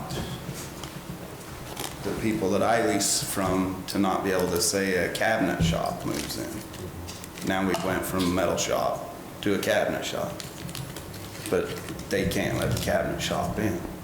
Or a mechanic shop, mechanics, I don't know, some other business that has every right to be in that location, and the owners have every right to put there, to not be able to put there. So me, or say the other 2 businesses that are in there, the way the building's set up could house multiple different kinds of companies, Now, on the industrial standpoint, I don't think you're gonna see us put a tire mulching shop there, or an oil company there, or something on a major industrial. It's not big enough. But I kind of feel like it ties the owner's hands. And I just don't see it fair that other people can determine what somebody does with the property they bought for an investment. To purchase a piece of property in a business sense, you buy it because you want to make money off of it. So for somebody to come in and say, okay, well, you can only make money off the things that are there now, and when they leave, you're stuck with an empty shell. And that's my only concern. And I don't know if that's just,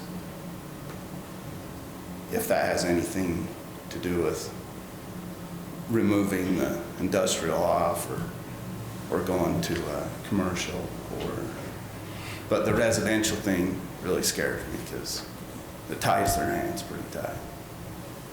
And I got a comment earlier today that said, if you're a day late on your business license, the city can go, you're out.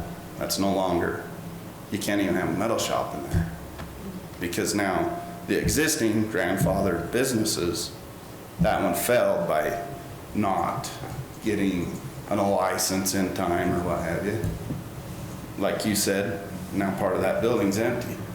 Can they not do anything with that part of the building, or does it just sit empty? That is my concerns, so. Thank you. Thanks. Anyone else? I don't have much to say. We'd love to hear from you if you want to. Brad's pretty well covered it. I just. You want to stay? I got into this business. Thank you, Jimmy. TV people need to I got hear into you. that business. And What was your name? sheet metal. Richard, excuse me. Richard, thank you. You know, you knew me. Anyway, what I'm concerned about was, you know, when I bought this, it was, like you said, the industrial. Okay, what I have got in mind with that is I was gonna let Brad and them, and I do have the sheet metal still, but I didn't, you know, I had a couple of people take bankruptcy on me years ago, and you don't know of them, but anyway, I'll tell you what, I have invested a lot in this, and I'm still investing in it every month.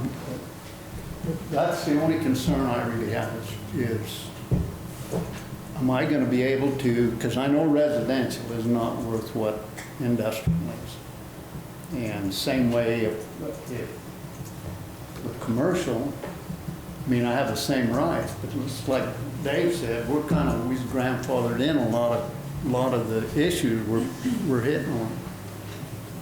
But what if I wanted to go into another business tomorrow? I can only do the sheet metal. Now, I bought this, I thought that was kind of like, you know, I owned it. And don't get me wrong, I'm not saying, hey, I'm looking at changes also. But now do I have to change my whole life and everything? You know, it's like I talked to the banks and that, and the ones that loaned me the money, they figured they was industrial when I borrowed the money. Now, I'm still paying them, so I don't know. They said, well, you know, talk to the city council, so here I am, and I thought, you know, if I can maintain that, what I've been doing, I'm not gonna put Geneva Steel out. You know, I'd like to, but I don't want to damage Spanish Fork City in no way, shape, or form. If I can comply with whatever, but I'd like to be able to get my money back out of what I've invested in. See, that's about all I've got to say is if you see your way clear, they'll leave me there and let me get balance. Thank you, Richard. Anybody else?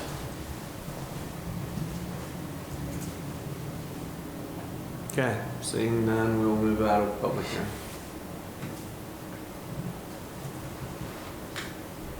Thoughts? Dave, sorry, Joseph. If we need to tonight, are these each separate motions. Certainly could be, yeah, and if that's the best way to keep things clear, I'd suggest you do that. My thoughts are, and especially from the beginning, and it's actually only compounded how I was feeling earlier. For number 2, I don't think the industrial zoning is harming anybody. I like the idea of government being a solution, not a problem. And in this case, if we were to rezone it to RR, I feel like while we are forcing the landowner to try and seek potentially buyers, or they themselves develop it into something else, I don't want to force their hand like that, personally. I don't see that as a good move, and I don't think the city's position is so urgent that we should do that. That's my position on number 2. 1 and 3, I'm absolutely in favor of transitioning to RR. I don't see any harm there at all to the property owners. But 2, I actually see potential harm. And I don't think we are in such an urgent state of things that we need to cause that harm. I think that sentiment or that idea, that the fact that the use is being leased out makes it even more so that I don't feel comfortable rezoning it at the moment, because that's different than a property owner who's using that piece of land currently. I do feel comfortable with 1 and 3 moving forward with those. I'd also say to the property owners, I think I don't know if I speak for everybody, I probably do. You don't. We're open to a different use there, but in the future, if you were to sell it to someone who wants to develop R19 or R112, I think the city is really open to that and amenable to that. But I don't want to force your hand on that. Have you ever had a developer or anyone approach you to purchase your property? You have had that? Okay. Not a developer. We've had businesses that want to move in like sheet metal or. But to purchase the whole property and do something different, no one's approached you for that? Well, I've had different ones come around, but, I kind of hung on to it because I keep thinking maybe you're doing a freeway. I thought Robert's Dairy Queen. I vote Dairy Queen. I vote Kevin buying it, so. Sorry, do you mind, if you're going to speak, do you mind approaching the mic again? We are out of public hearing, so if you can just make it quick. Do you have any idea where this freeway is going? I have no idea where it's going. Right through your property, just kidding. Well, I kind of feel that. It's got to connect to Center Street, so however. So they'll probably be taking the back corner off that. I think we addressed this earlier, and we mentioned that it was mentioned that likely they can build it without having to come onto your property at all. I just wondered, because that would change a lot for the property owner too, if it was cutting the property out, if they have a potential buyer, something they're going to want. Yeah, good point. Any additional comment? I feel the same. I wouldn't want to do anything to tie their hands, especially if they're trying to. I can see the concern about you'd worry about what would go in there, if it would have a negative impact, but I'm concerned about tying the hands of the property owner and what they can rent their property out for. But I'm comfortable with 1 and 3. So I echo Joseph's feelings. I do have a question for the commissioners though. What if it was I'm looking through the Title 15, what if it was like a business park designation to where there were still businesses that could lease into that, but yet remove the industrial aspect of it? So there's still a way to make money there. Is there another zone that anybody would have any, I mean, maybe not for tonight, but would it be thinking about It's a it? good thought. That's why I asked my question about the 150-foot tall mixed building there? use. Yeah. That's where the skyscraper is. Car washes could go there. So. But if you're looking at business, there's a lot of really good Yeah, I mean, there's choices yeah. under Business business park. park. that Something could lease to them think out. about. Anyway, I agree that we should table it and hear what the city council has to say, but I think that, I don't know that we will They change will it. hear I think we can just make a recommendation, and Yeah. from what it sounds like, maybe we make 2 recommendations, one for 1 and 3, and then a separate one for number 2. Yeah, I would recommend denial for 2, for what it's worth. Okay, got a motion for Wait a number minute. 2. I don't think I- Wait, I'm just telling you that's how, because I'm used to getting ghosted. I'm used to getting ghosted by you guys, so I thought I would tell you. but I think with number 2, we could say something like, we don't recommend going to RR, but we do recommend looking into other possibilities for zoning for things such as business parks. Like, All think businesses, about- but remove an industrial type. I don't know if I trust Todd that much. I mean, he just barely looked at that, so. You're but right, it is. something, I mean, but it's like, but look into something that's still gonna be lucrative or beneficial for the business. Yeah, the struggle I have with changing it is if they want to continue using that, up until they no longer want to, if somebody leaves, then the other 2 tenants still want to remain, then now all of a sudden they're kind of handcuffed into not being able to use all of their property. I struggle with it. Okay, I would entertain a motion. I make a motion, or I move that the Planning Commission recommends approval of, I'm going to say numbers 1 and 3 on the exhibit we looked at tonight, with staff's finding, and recommend approval of that to the City Council. Second. Got a motion and a second. All in favor? Aye. Any opposed? Okay. I move that the Planning Commission recommends denial of the proposed zone change to number 2 in the exhibit that we're reviewing. Second. Got a motion and a second. All in favor? Aye. Any opposed? Okay. All right, that one is complete. Moving on, agenda 4, zone change for D, North Spanish Fork Parkway area zone change. Okay, thank you. Now I'm going to pay attention to the numbers, and I'm going to go quick. So, for starters, number 1 here, that's property that I don't know if yet has been purchased by IHC, or if they simply have an arrangement to do that, plans to do that. But we've had correspondence with IHC over the years, and recently with a representative of the property owner that suggests that IHC is going to move forward to purchase that. Particularly that being the case, we believe this is the appropriate time to change the zoning from Industrial 1 to have it match the other IHC-owned properties in the area. Business Park is how they're zoned. Any questions about that one? I really do think that one's straightforward and simple, and I believe the property owner is comfortable with that. I'm going to go through the easy ones first. So do you mind if I go out of order a little bit? Utah Power and Light owns this. Access to it is either non-existent or it's extremely limited. For a variety of reasons, we're simply recommending that that be zoned public facilities. I don't believe the property owner has any concerns with that.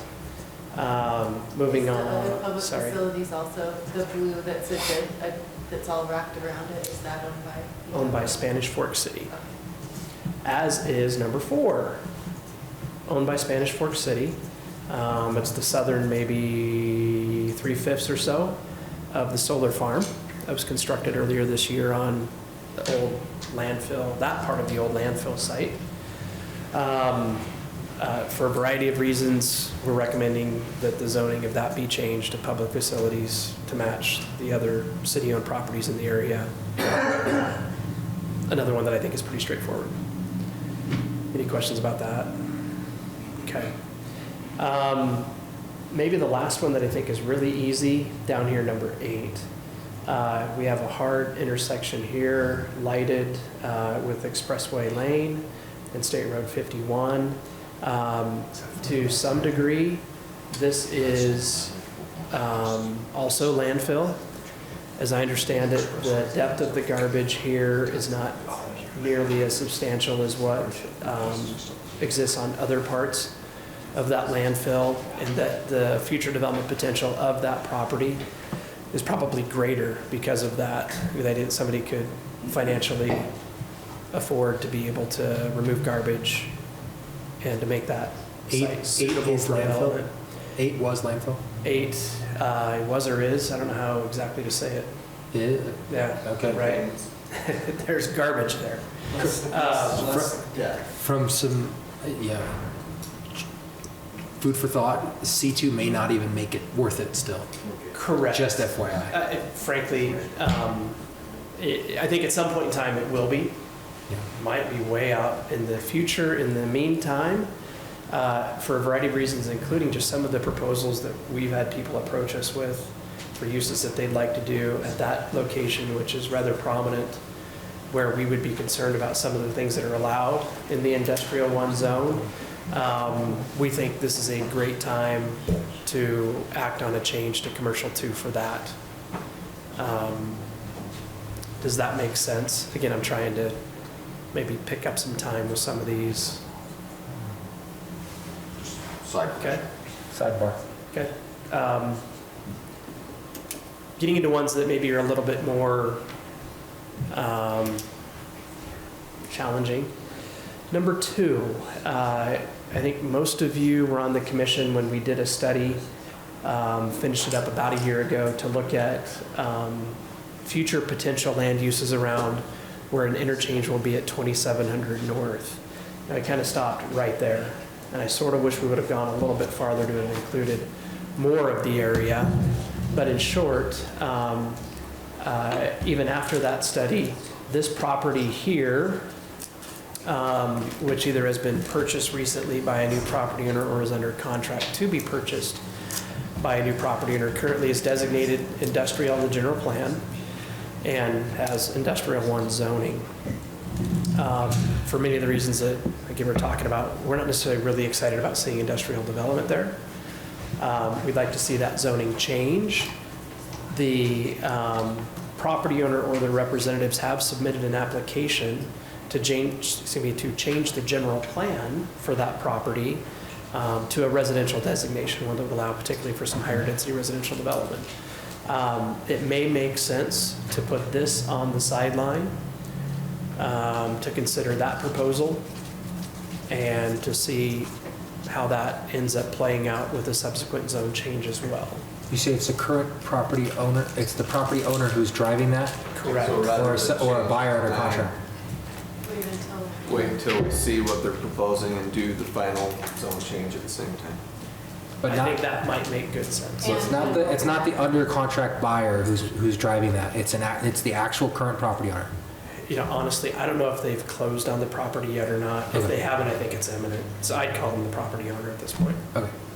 And you probably understand the impetus behind the question, because the risk is greater that it'll be industrial 1 in a week if that buyer falls out. Exactly, right. I think they would prefer to not have the zoning changed, for example, to the holding zone. The new owner, that is, even for some of the same reasons that we talked about with the other changes tonight, should they ultimately not be able to do what they'd like to do with residential zoning. So either way, if they're wanting residential, either way it sounds like, if we change it to RR, it doesn't hurt them or cause any issues down the road because it'll get changed again anyways. That is entirely how I look at it. I think they look at it a little bit differently. Unless their application is totally rejected, and then they Yeah, would go find that's the another concern that they fit. Then they're worried, okay, and What's the general industrial plan? approaches us, and because it was changed, now we can't. Precisely. Their options are more limited than That's the zone, or that's the general?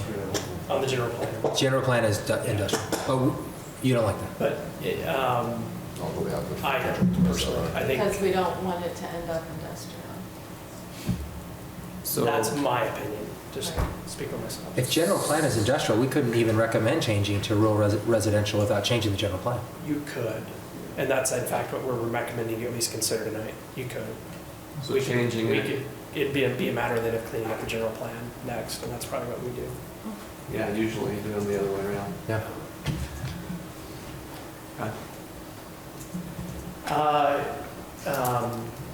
One of the property owners for what we've called number 5 here is here tonight, and we've had a handful of meetings with them in recent weeks.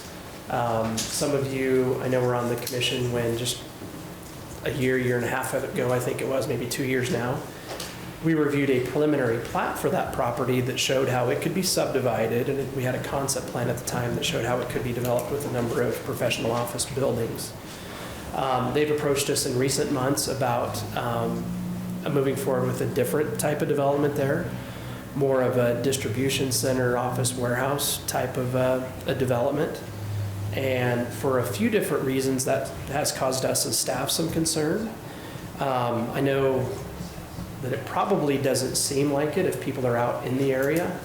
It doesn't seem like land is really finite and there's not a lot to work with. But by the time we take out areas that are landfill, areas that are wetlands, areas that are part of the Canyon Creek development, where at least the developers have represented to us that, for example, you can't do medical office uses and things like that, the space that's available for professional office development is at least somewhat limited. So some of the conversations that we've had with the applicant here in recent weeks have expressed our concern about a couple of things relative to the idea of this developing, again, with a warehouse distribution type of use. One of the significant concerns that we have is that as the area continues to develop, and as we start to catch up with the rest of the world in terms of the amount of professional office development that we have in Spanish Fork, which I think compared with other development types that we've seen in recent years has really lagged. We really have not seen much of that at all. And I'm just speaking anecdotally. You know, we have not had a market study done or anything to that effect that indeed says that there's a deficiency in space in Spanish Fork or anything like that.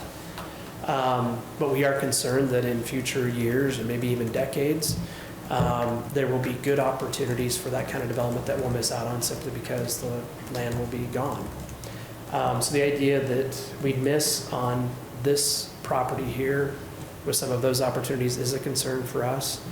And the nature of some of the traffic that would likely come from a sizable distribution facility, let's just say, and how it would impact, for example, the TLM site that we saw earlier tonight, and that intersection of 8th East and US 6 and some of those types of things. If that were maybe comprised more of large tractor trailer types of vehicle trips along that corridor as opposed to passenger vehicles, which is largely what we've modeled to date, and that type of a thing, that's been a concern for us as well. We have an image here that's the result of some of these conversations that we've had with the applicant, and I am just going to speak for myself. I think just a few of us on staff so far have had a chance to look at this. I think this really is a good faith effort to try to kind of satisfy both desires, the city's desire to have potentially at least professional office uses on the site down the road and what the applicant would like to do. I think we have that next, Mike, if you can bounce forward.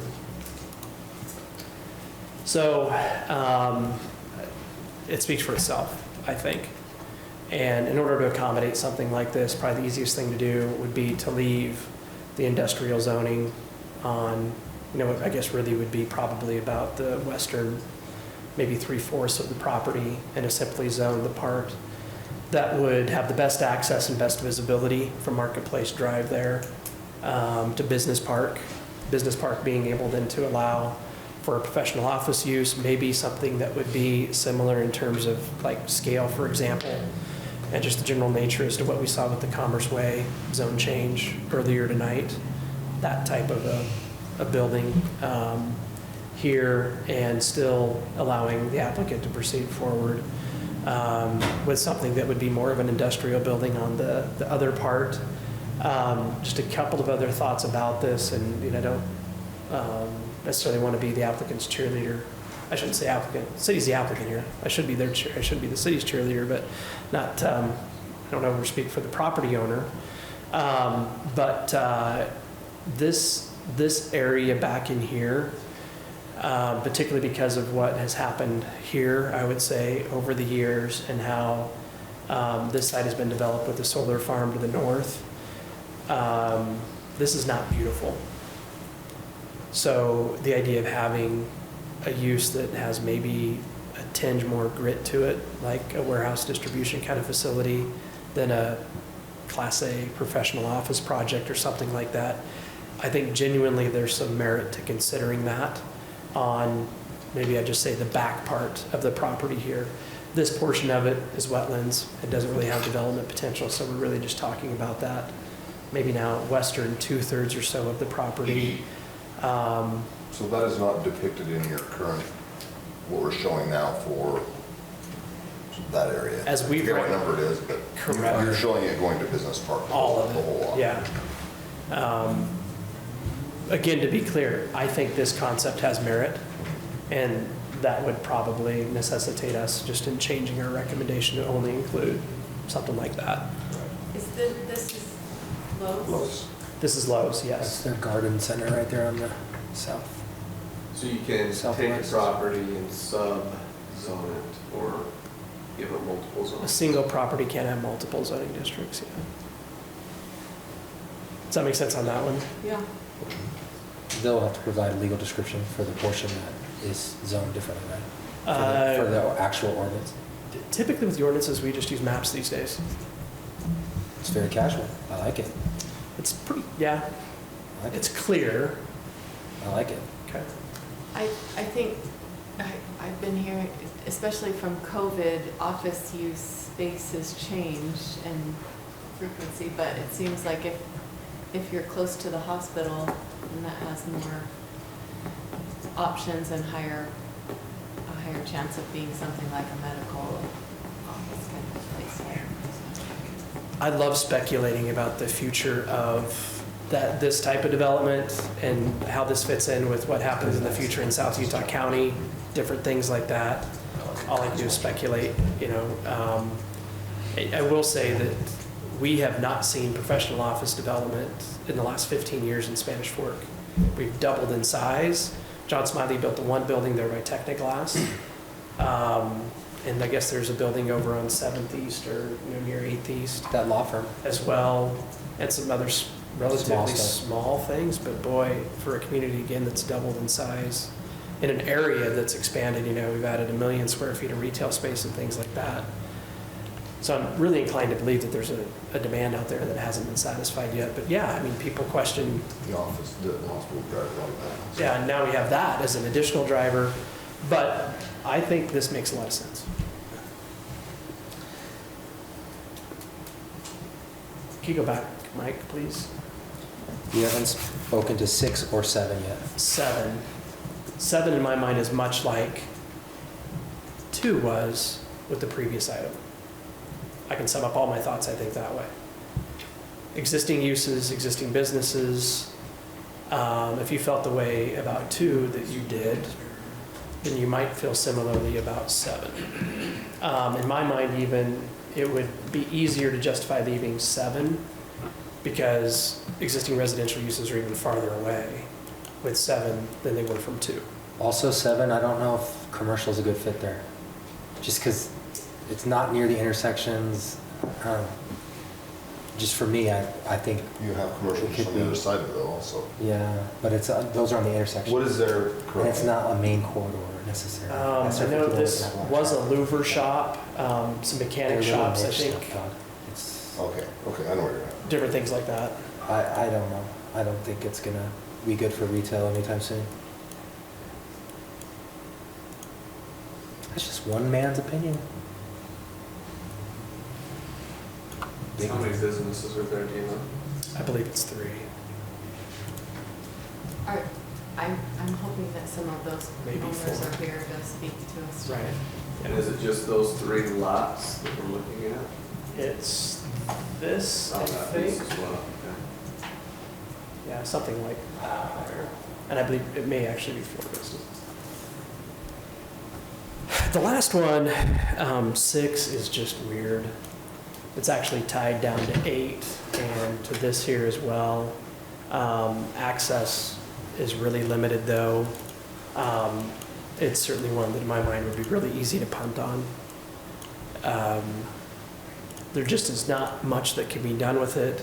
I suggested that we include it as part of this conversation, at least partly because some of the proposals that we've seen for how that could be used, I don't think fit in well at all with how the area's been evolving and changing, and would probably love to have an opportunity to talk about zoning on that property before the use ever actually changes. What were you looking at for this one? Just a rural residential. See, really has because it's vacant land, I'm much more willing to just change it to RR, which is a signal, it's our holding pattern, because it's vacant land. Right. Yeah, and if an industrial use came with the property owner wanted and they presented it, it made sense, we change it back, right? True. So, Why RR instead of BP like the one next door? I'm a little bit familiar with, there's some major development issues, so I would be open with penciled.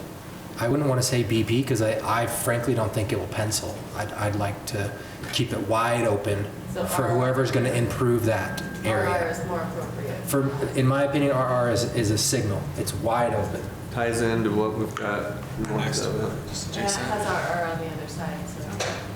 There's some landfill issues over there it's significant. That's a tough area, right? It's, yeah, I don't, if we get it developed at all, it's going to be a win for the city, in my opinion. It's what the rate. That's a all of them? complex map. Start from the start. That was easy. Do you got any others? Next month, right? We'll be back, so. I made a list. Okay, thanks, Dave. All right, let's move into public hearing for these. If there's anybody that would like to get up and speak to any of these properties, if you could state your name and then state the property that you're talking about.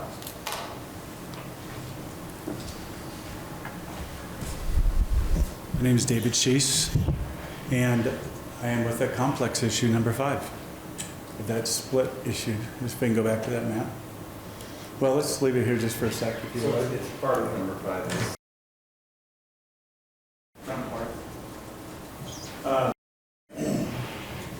Let me just give you a little bit of history, background.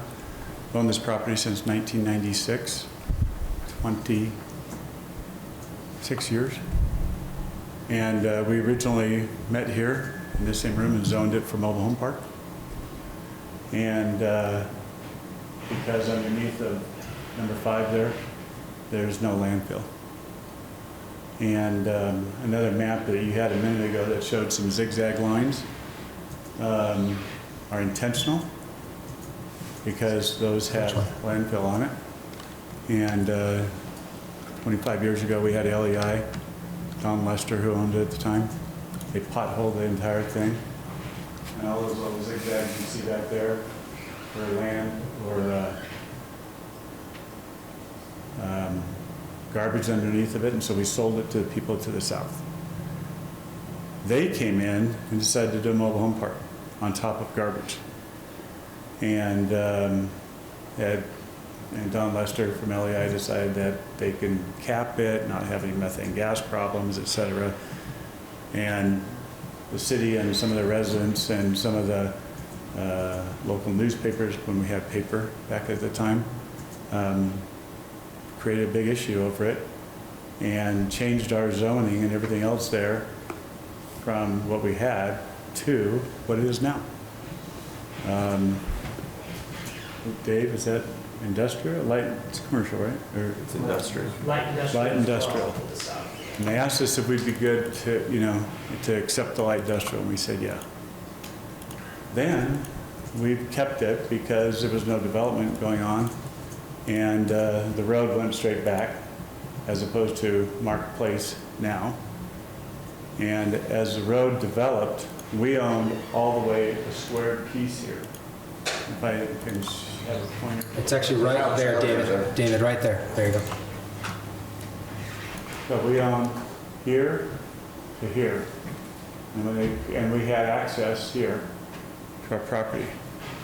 Then Marketplace came through with the Canyon Creek people, Mendenhall and Woodbury and all that, and helped create this road that lost our access.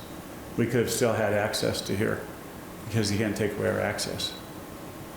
And then Lowe's decided to come in. Well, first it was Home Depot, and then it was Lowe's, and back and forth. I don't know if any of you were on the planning commission at the time. And they came to us and said, will you trade us this square corner for this so that we can put a Lowe's here? And we said, no, we don't want to do it. Because, well, look what you did to our property. And then you're going to put us behind the garden center right here. And anything that we do, and at the time, you're exactly right, prior to COVID, when we were considering the current use of this, as we were talking with Woodbury and WPI, Mendenhall, et cetera, in the city, the hospital was coming in here, and it was represented to us that there was no medical office anywhere, and that this was the only place in the city that was left for office. And with that, we submitted a plan, and it was a four big lots to consider that. Since here, there's a lot of podiatry offices and dental offices, and then you saw tonight that particular piece up here, which was all that land around the hospital is all I see going to be doctor's offices. And now we learned tonight, that I learned for the first time tonight, that that piece right here, which was represented to us previously, was all owned by HC, is now owned by a private party who's now doing more medical office.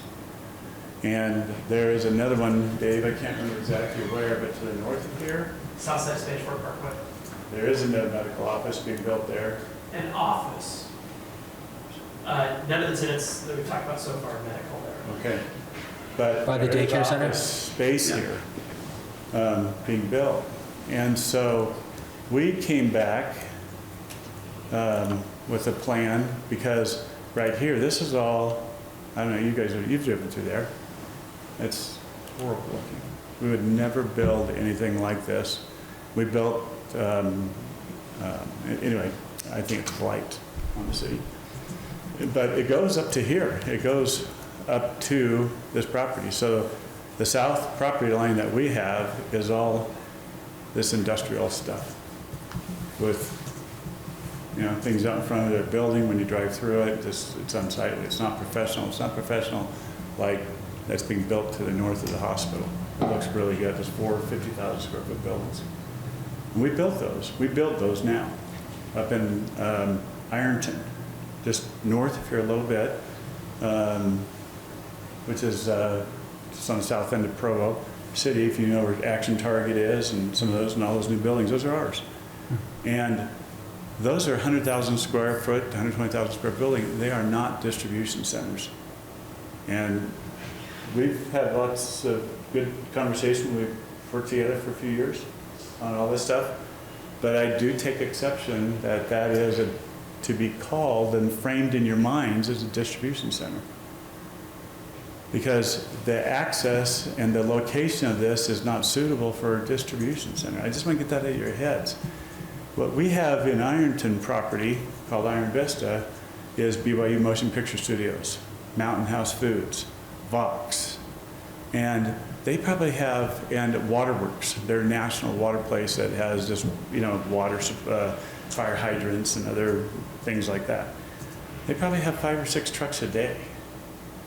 And we were asked a couple months ago, as we thought that because we don't have any visible access, let me go back to this part, we then conceded and asked to play along and be helpful to the city and to Canyon Creek and Lowe's, and get Lowe's to come in here because it was kind of teetering to do this. And so we traded this little tiny piece right here for our valuable corner right there. Was it a trade straight across? Yeah. And to this day, we regret that. It was a mistake. And the mistake is we should have just said no. And instead of having lunch all the time with Joe Rich and Richard Mendenhall and all the other great guys, I've been friends with them for 30 years, so we're all good friends, but, and we still are, we decided to, be helpful and to do this. they would have had to, I think what they're trying to do is saving some of the mitigation of this garbage up here if they had moved Lowe's up a little bit further. This helped them because there was no garbage underneath of here. But now, so what we decided to do because of COVID and because of other projects that are being built, we went to the city, or to the Development Review Committee a month ago, and showed them one big building here. And I will agree that one big building there, probably when you got, this is the backside of Walmart, it's not the front side, so you do see the backside and their trucks and their unloading docks and everything. And that's the view that you get from here. I would probably agree, and I kind of disagree with my partners on this, that one big building is probably not the right footprint for right here. Because the city really wants another office building, and I think that we ought to be good neighbors. I was the one that voted to be a good neighbor here and help out and convince the other two partners to do that.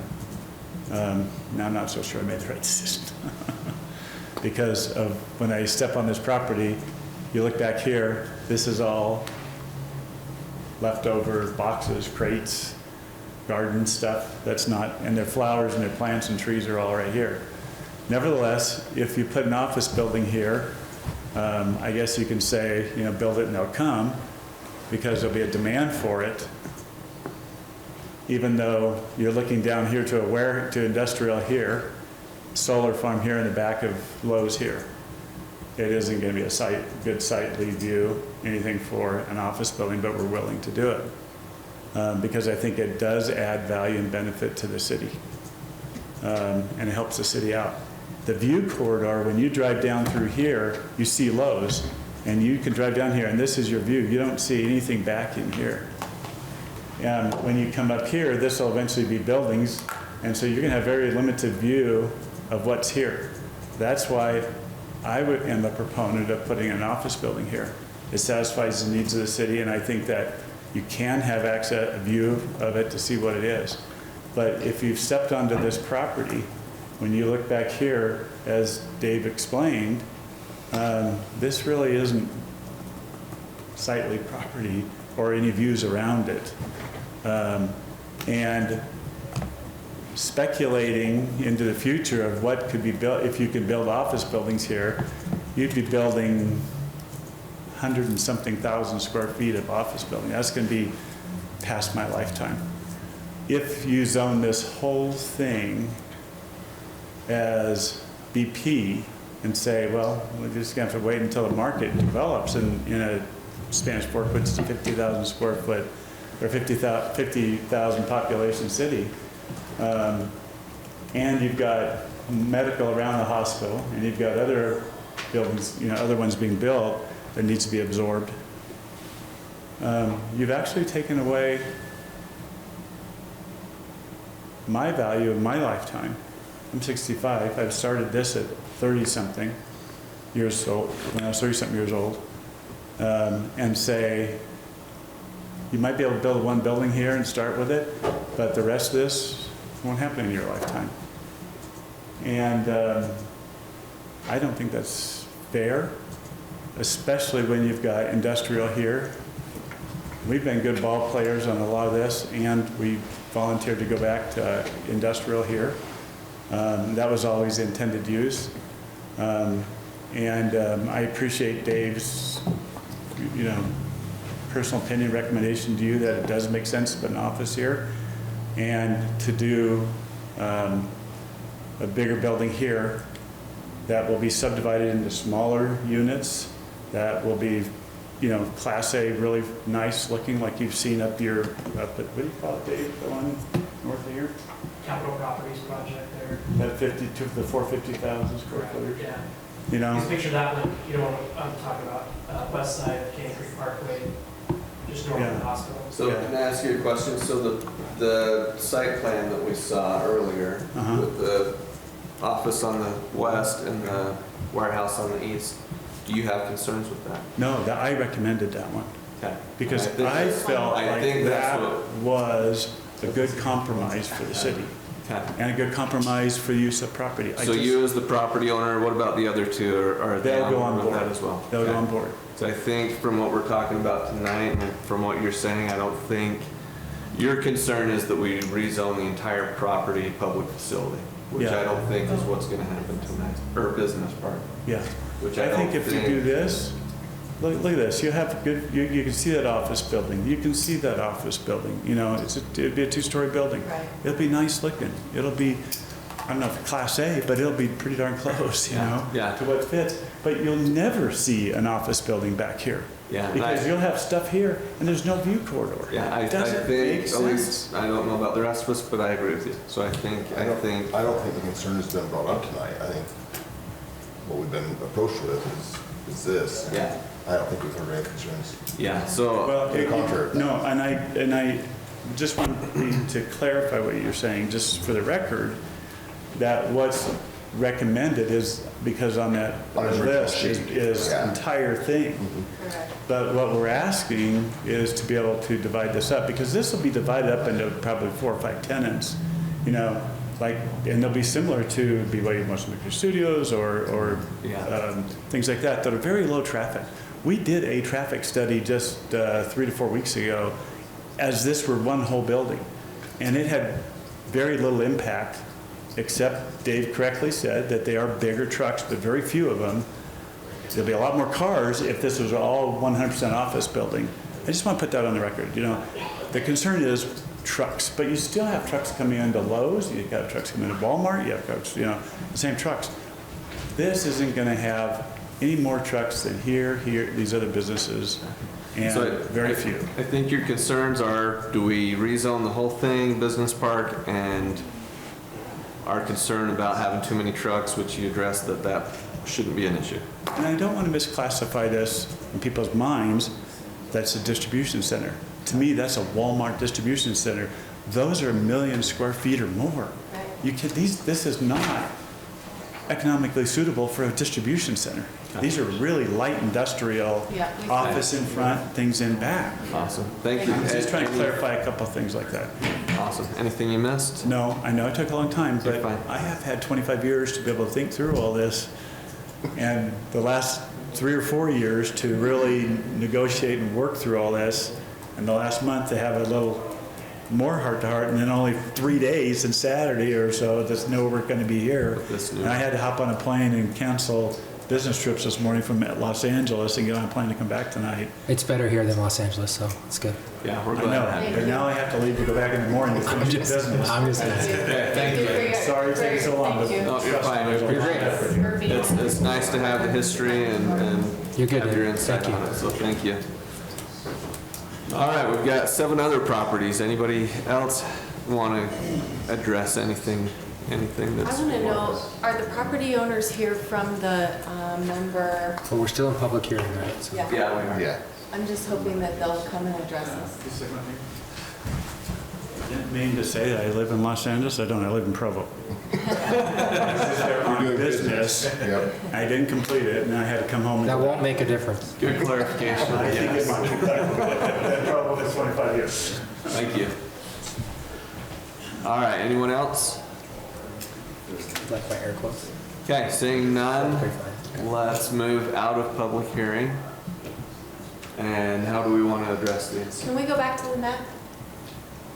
The- The main map with all the This one? Oh, with all of them. numbers? The zoning map? That one. Okay, numbers, so our main ones that I think we're looking at, not just going, yes, good job, that's what we want to do, is, or for me personally, is number 5 and number 7. Possibly number 2. No, I think number 2 would be. Oh, where's, oh, yeah, number 2. I'm also okay with 2, actually, because it's vacant land. That's the big difference for me, for what it's Yeah. worth. I'm okay with us moving forward on 2. Bring forth the residential zoning, we can change it again. Yep, that's for me. And then it precludes an industrial use, which is what we don't want. So for 2, I personally will throw 2 into the list of approvals. Does it hurt anything to change number 2? It Change- precludes. What do you mean? To change it from I1 to RR or to not?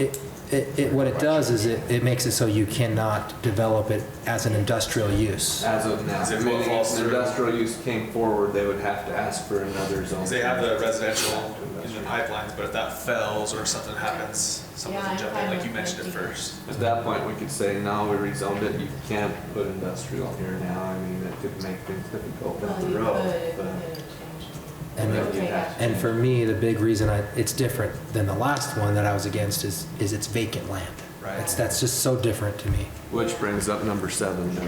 Yeah, I sure wish the owners from Which number is- 7 were here. I'd like Which is to- why for 7, I'm just against it for the same reason before. And we haven't talked to the property owners, so. So exclude that one. Do Did we we know ask why? Dave? Do we know why the property owners aren't here too? I don't. I know that Kim and her office had conversations with at least a few of them. I know they got the notice and so forth. I expected them to be here. Did they have concerns? Oh, okay, so it wasn't favorable then. They weren't, I think yay, the reaction was attaboy, much thank you. like Mr. Erickson's. Oh, okay, then that solidifies that even more for me. Number 6, did we decide? I'm good with our- 6. Vacant again. I'm good with 6, again, vacant land. And then for 5, I'm good with 5 as proposed by Dave and How do Dave we- Anderson do we want- and David. do How do we need to Split address that though? Yeah, How do we want how to do we split it state to that? address the concern. Oh, yeah, we would want to split it. That would be a separate motion. Yeah, if we were, so it'd be a separate motion. Separate motion. How would we define that? Oh, I just say the western 1/3-ish. We recommend it's zone business park. That's the legal term. In conformance with the site plan exhibit as shown tonight. The site plan's the key for me. Yeah. We do our best to find the appropriate breaking point based on that. We give Czar Anderson full control. Vaughn, does the word ish hold up really? Can't we just give it to Brad? If we define it, if we define what it means. Do we want to do the unique ones first? Yeah. So do the 2 and then do everything else in one? So that would be 3 motions? Yeah, I'm good with that, Chairman, if you are. So for me, 5 and 7 would be separate motions. 1, 2, 3, 4, 6, and 8 would be, I would recommend approval.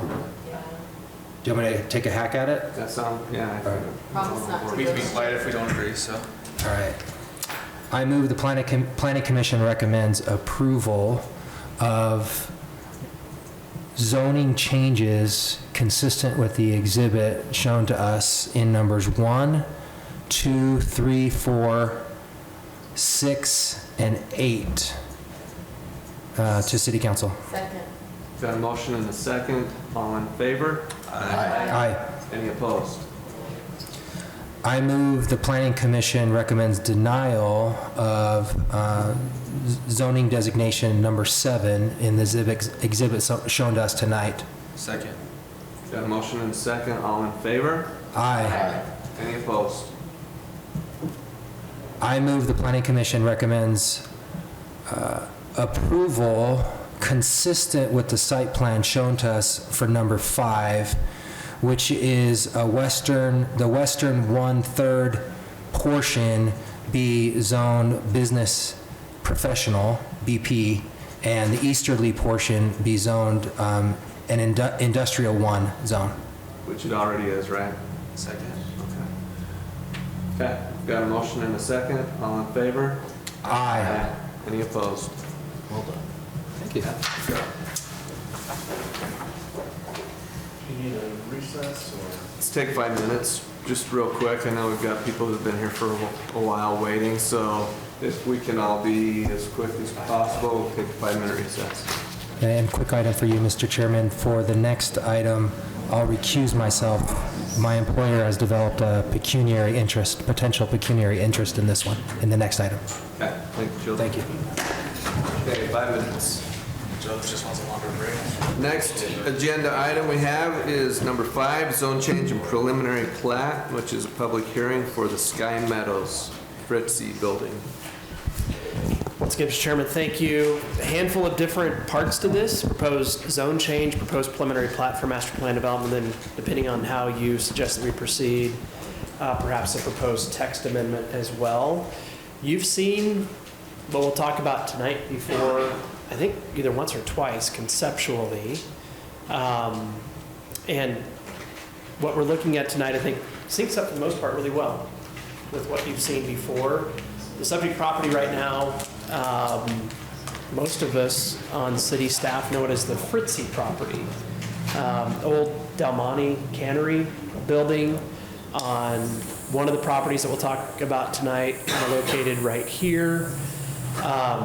This project would be the impetus for removing that building and the associated industrial uses, ultimately having the property develop as we see here, which is with some type of stacked residential housing type between Arrowhead Trail and Main Street, adjacent to Main Street here. Townhomes, kind of in the middle of the project on the south side of Arrowhead Trail. And then for one of the parcels that the current owner owns, single-family homes over here next to Del Monte Road.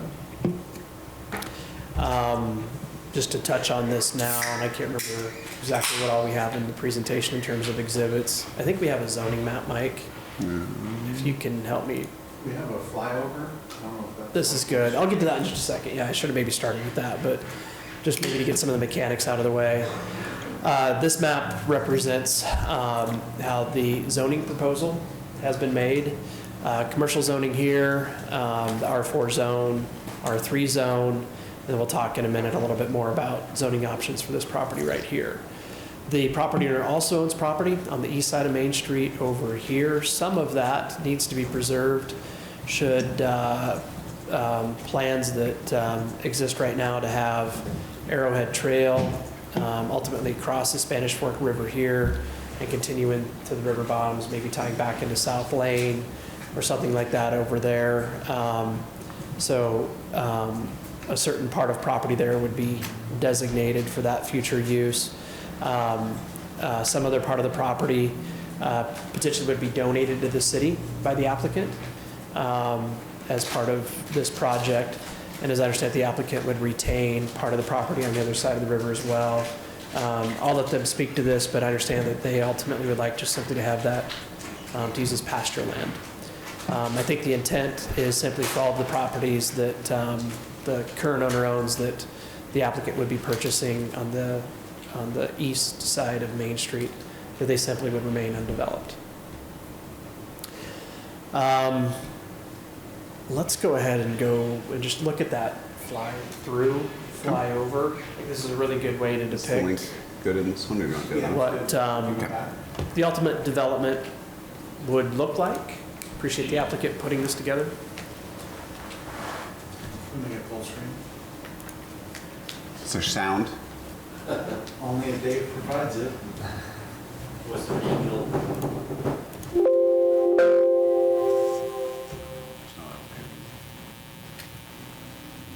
So this is Main Street, Arrowhead Trail.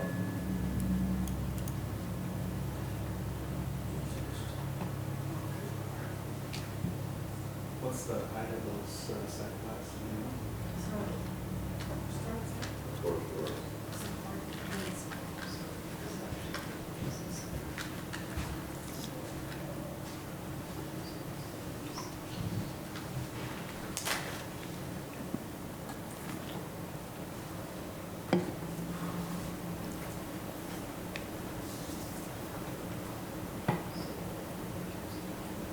Birds.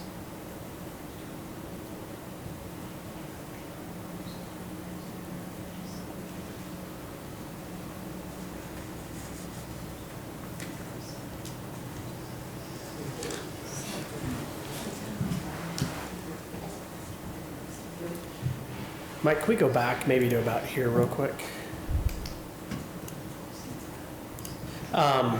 One thing that I think most of us probably recognize, we've made an effort ever to pay attention to the grade of the properties here. There's Main Street, which is at a certain elevation. Right now, the corner of Arrowhead Trail and Main Street, this property here, it's depressed. So as I understand it, that would be filled in. There's also then a fairly significant hill on the east side of Cowpack Avenue. That's the road that's on the east side of the large building. Oh, sorry. There we go. Yeah, That was you're my getting there. feedback from this mic. Trees might So you can see this is depressed right now. That would be filled, brought up to a certain grade. And then actually on the flyover, I think it shows well how this development would transition from the elevation here up to the hill. If we can go back to the flyover for a quick second, maybe I'm guessing about there-ish. Yeah, right about there. So we can start to see here how some of the garage structures would be used. In my mind, it's partly to retain some of that hillside, to help make, again, that transition. And if we just kind of let it play, Mike, for maybe a second here, you can get it right about there. So you could see that even though these buildings here, 4-story buildings, they're not necessarily, I think, going to have that feel, certainly not from over here. Obviously at Main Street, you're at a street level grade. It will be.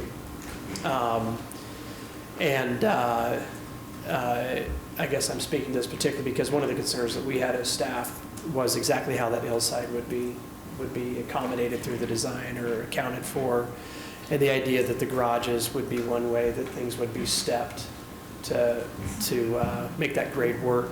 I think that's a really functional approach as part of what the applicant has put together here.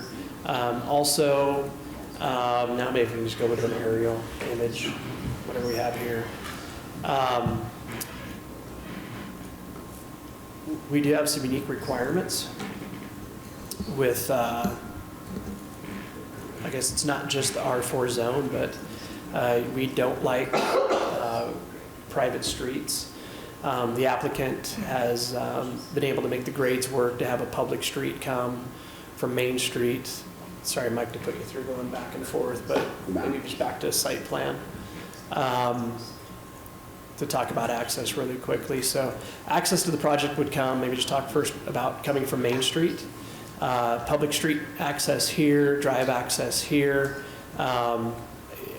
This indicates that this would be a right in and right out. I'm not entirely sure if that's the case right off the bat, but I think long term that probably would be the case. And maybe I'll let the applicant speak to the prospect that this remains a full movement access over time. Access then coming from Arrowhead Trail, kind of at a primary location right here, which lines up with one of the drives into Intermountain Farmers there across the way on the other side of Arrowhead Trail.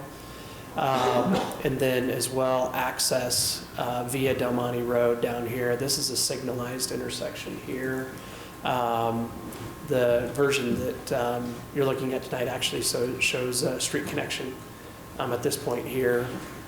So those would be, at least in part, the main access points to the development. This helps, I think, us understand how Calpac Avenue would be reconfigured. This generally is where, if not precisely, is where Calpac Avenue exists today. That would be relocated in this fashion here. That does a few different things. I think that help manage traffic and help manage access points onto Arrowhead Trail. I think that's a good move. It's not a cheap move, not necessarily an easy move, but I think that's one of the things that I appreciate about the design that we're looking at here tonight. We've given you quite a few materials relative to just images of proposed product, housing types, different things like that, that would be constructed here. Also imagery of the types of amenities and things like that that the developer would be installing. I want to talk just a little bit also about phasing. One of the things that is unique about this property, of course, is that existing building. And that brings, I think, a lot of challenges. And there's a big financial challenge that comes with that in terms of making a project like this work. There's a timing challenge as well. There are existing tenants in the building that have contracts that go to some point out into the future. And the applicant that we're working with now as a prospective purchaser of this property has a limited ability to change those contracts. So those would be respected, they would run their course and be terminated. And in the meantime, as proposed, the applicant would move forward with the development of the single-family lots and some part, if not all, potentially of the stock flat product there next to Main Street. They would not be able to start on the townhomes for another year or two. I'll let them speak specifically to the dates until they can demolish that building. So just at least talking kind of big picture, that's what that phasing is intended to look like. It's a good time for me to just kind of put in a plug, I think, for the overall concept and everything that the applicant's trying to accomplish here. I referenced it earlier, the city's taken some proactive steps to try to encourage the use of this property to change. And we're really pleased to be at this point, to have an opportunity to consider this particular proposal and what it could mean, you know, for many, many years down the road for this particular part of the community. Any accommodations that we can make to help facilitate this project that don't result in a lesser product in the end for the community, I think we are very, very eager to do. I think working with the applicant on the phasing, for example, that's one thing that's really pretty easy for us to do. I don't necessarily see the existing tenants, one tenant in particular, operating there for a number of months after the residential development starts as being a big deal for the city. But yet I know that's an essential part of the applicant being able to move forward in a time frame that works for them. And I'm really just trying to touch on all the nuts and bolts now. But we do have a zoning provision, it's kind of new for us, that for master plan developments imposes certain requirements for average lot size. So as proposed, with the way the zoning is set up, with the number of lots that we have here and the size of those lots, there are a couple of options that exist in order, again, to accommodate this proposal. Incidentally, with the number of homes that are included now, 323, is that right? 323. I really appreciate kind of the overall composition of those different types of homes and the types of homes that get us to that number. I like that there is a reasonably significant number of lots for single-family homes as a part of that. We've talked a lot about zoning in the area. When we've talked about zoning across on the other side of Del Monte Road, the Sunrock site, we've talked about either R112 or R19. As I understand it, the Planning Commission has been fairly particular about wanting that to be zoned R112.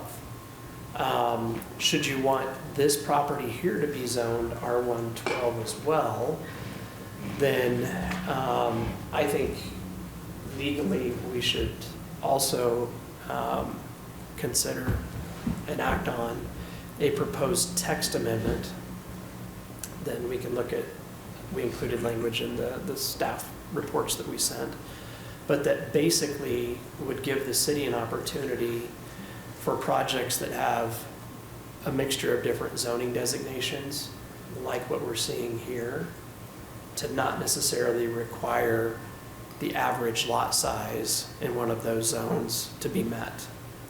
Instead, we'd focus on what we focused on previously, just exclusively the number of homes per acre that's allowed in each of those different zones, and that as a kind of a ceiling on density.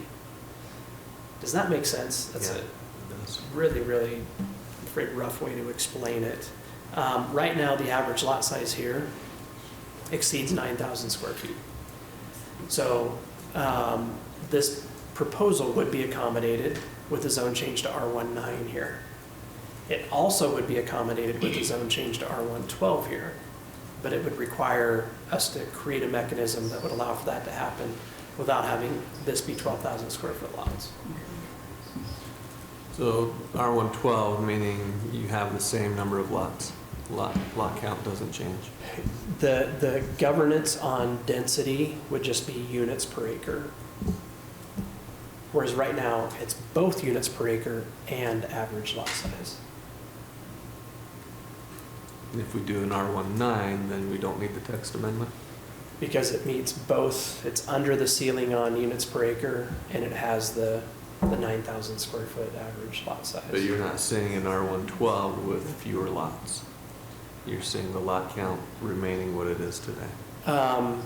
Frankly, that would be my preference, and I know the applicant has pretty strong feelings about not wanting to lose lots. Another option conceivably would be 12,000 square foot lots, but they figure out a way to transfer that density or to utilize that density elsewhere in the project. Looking at units per acre with the areas that they're proposing to have zoned R4, R3, and then either R19 or R112, they're actually leaving a certain number of homes on the table, so to speak. So it's really not that density that's kind of driving the conversation. It's more just that average lot size provision that we have, which just to be clear, I'm not suggesting that we remove that, that we leave that in place for a project that is exclusively zoned, let's say R112, or exclusively R19, but a mixture like this is. and I don't think we'll see a lot of projects like this, but where we do see projects where this type of pattern, I think makes sense, and I haven't talked about that, but I think this, just from a land use pattern perspective, does make a lot of sense. At least having some flexibility there on that average lot size, I think might be good. Are these going to be owner occupied or apartments? I'll let the applicant speak to that, if you don't mind. You address the commercial corner. What type of commercial? I'm not exactly sure what the size of that property is, but what would you be able to accommodate on that piece of property? Quite a few things that are allowed uses in the C2 zone. That's a vague answer. Certainly with the depth that they have there, you can see a strip retail development. You can see a convenience store. You can see professional office buildings. Largely for a grocery store, for example. Probably not anything that we're used to seeing, not even like a neighborhood Walmart, not a 45,000. Smaller than that. Right, yeah. Dave, there seems to be discrepancy between what we're showing here, what's on sheet one, and what's on the rest of the pages. Which side layout is the applicant? So the overall boundary here is the most recent submittal. They didn't have an opportunity yet to revise the remaining pages, so we at least provided this for your review. Okay. So the majority of the changes in the other documents relate to the lot layout of the single-family homes. So you can see there's no longer double frontage lots on Delmonte. There's a connection to the townhomes. My opinion is, not that this is what I want to do, but I don't see the point in doing an R112 with the text amendment. I'd rather call it what it is and do an R19 so it doesn't feel like we're sneaking something in it that's not what it really is. That's my personal opinion. That's the easiest route as well, for sure. I think that sounds fine, and it seems like it's a good transition between the high density, a little bit lower density, low density on the other side. That seems like a good. Because across the road is R112, right?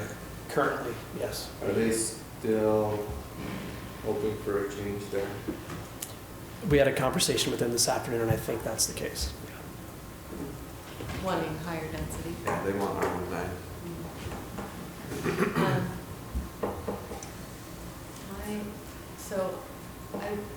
The thing I'm looking at here, I agree with that. I think you just call it what it is. And I don't know if there's anything complicated. You said That's allowed for today, right? All the provisions of our zoning codes, yeah, that's easy. My thing I'm wondering about is in developments that are like this, if you have I think it's good for the the apartment-style buildings that are along Main Street to have in and out during high traffic times. I assume that they'll want to come back and hook onto Arrowhead Trail.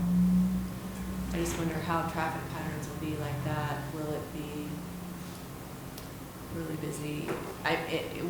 Anyway, how obnoxious will the traffic get during the traffic times within that development? That definitely is a question, because as we're talking about connectivity or other developments that we've talked about recently, just then the easiest route is going to be coming back down through, because this does get chaotic, Right. for lack of better words. And you can only go south out of there during an okay time. No, you've got your light right here, right? So that stops traffic coming south. A little bit, I guess that's true. And And then light, And going back to our conversation earlier, we've got professionals that do the traffic studies and know better than we do what's good and what's not good. There's still a traffic study to be done for this, or is it already done? I think this is what we're looking at, Okay. yeah. There might be additional studies in terms of the prospect of maybe having some signalization and things like that at different times in the future, which I could see being warranted. Probably not at all, near the commencement of the construction of something like this, though. So Dave, I had somebody ask me the other night why we don't just leave the Fritzi building. Can you give some history or some insight as to why you think it's beneficial to Spanish Fork to have that building gone?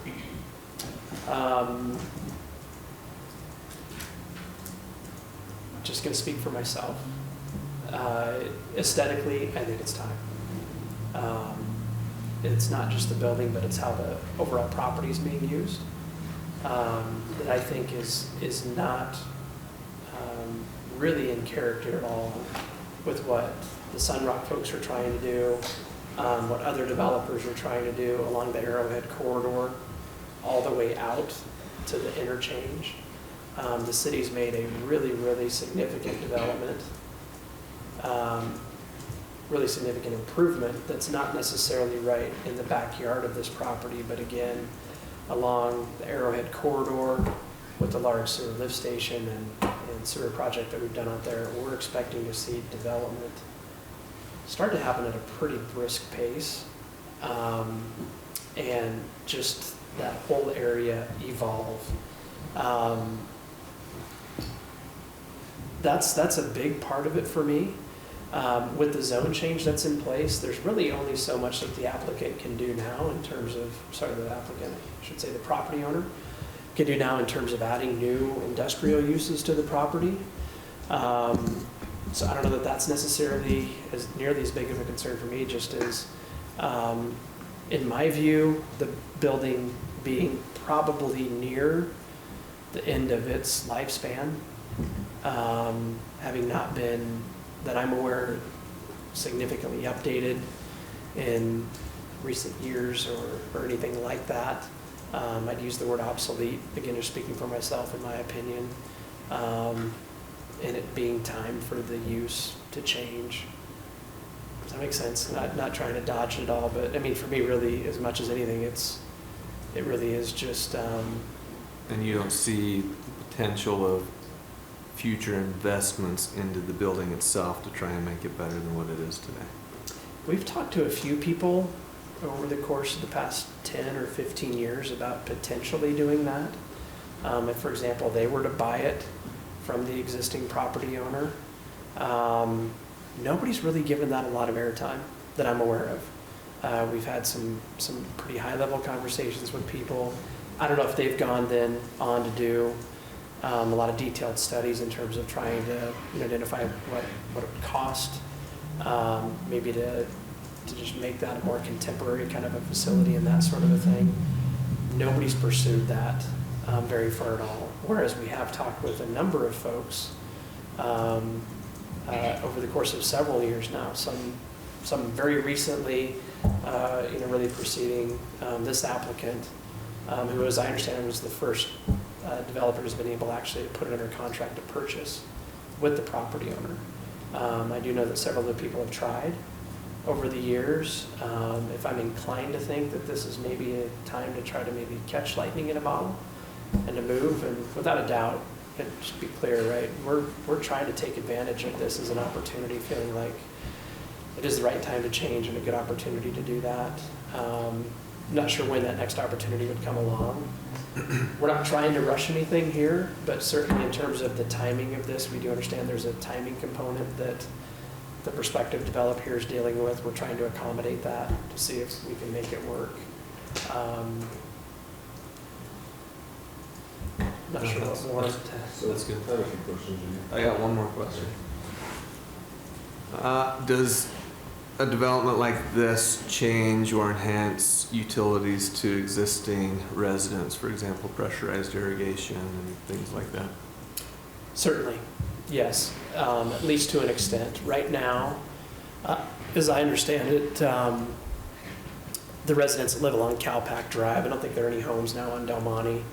Cowpack kind of loops around, comes back on Del Monte.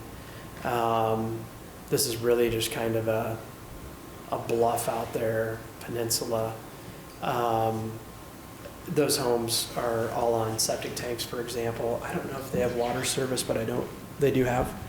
How about, like, he asked pressurized irrigation. Yeah, which is looking up, yeah. So with this development, sewer service would at least be brought to the edge of this development, which would make it easier for property owners on Cowpack to tie into the city sewer. It'd be the same with pressurized irrigation. So for example, then the PI gets brought to somewhere in here, for example.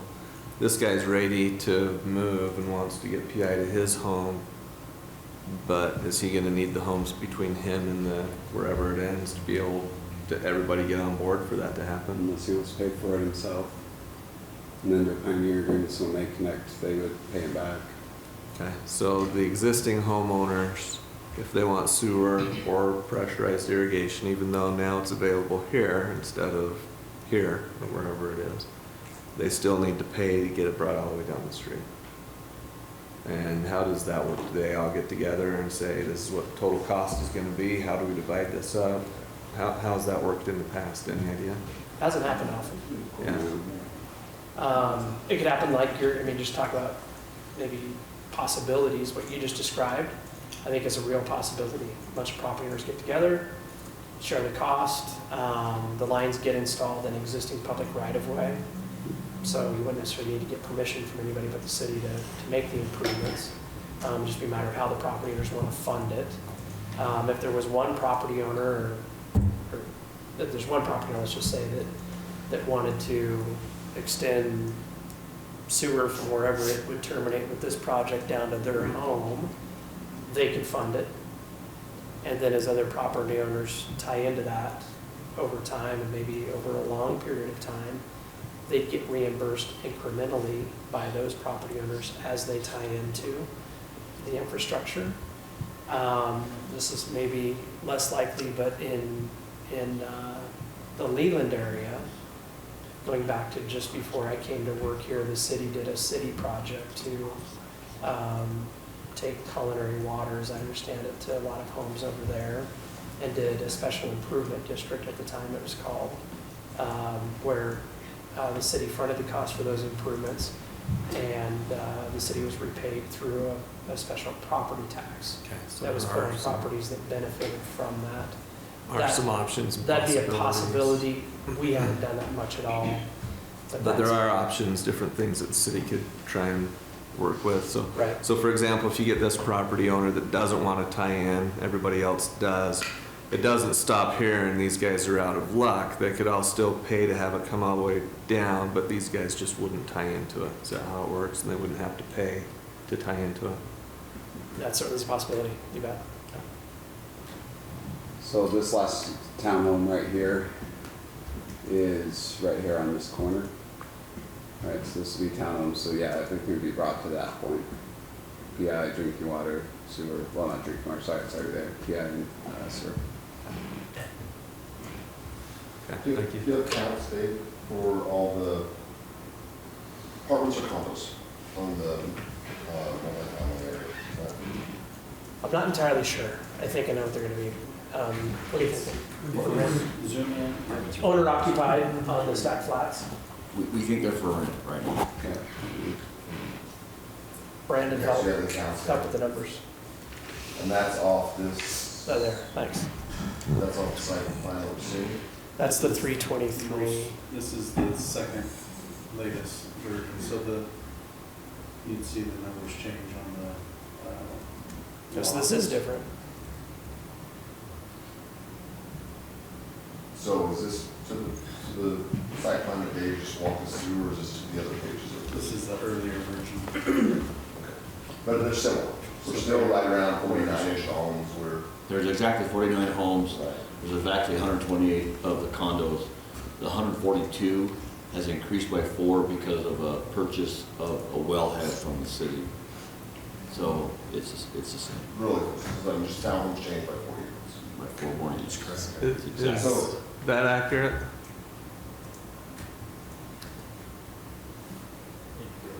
Yep, that's what I have. So instead of 128, it'd be So 132 it'll stay the same. here. 49, 142, and 132 to get to a total of 323. No, David, it's the other way. It's 146. 146 and 128. Sorry. Thank you. That's right. In this, you can about the townhomes, Michael. What parking do we have? I didn't see, or I couldn't read through the quality of the image we got. What's the parking we have in the town area? Every unit has its own garage. 2-car garage. And then we have the rest of the surface park is just visitor parking? Is that what we're assuming, or? Not necessarily. We wouldn't limit it to that. We require 2.5 spaces per unit. So that additional 0.5 space would be accommodated. And we recommended previously that on other town developments that we would exceed that. Right. Yeah. Yep. So where does this mean 2.5? We're still waiting on the analysis from the engineer. We've asked for it. They're in the ballpark. There are a couple of things even with the newest layout. And this is a little bit awkward, right? We don't like bringing things that aren't anything but 100% buttoned up, but this has been, Receiving things are 100% which is why we don't like taking it to you. But even the updated version that we've seen, clearly there are a couple of adjustments still that need to be made.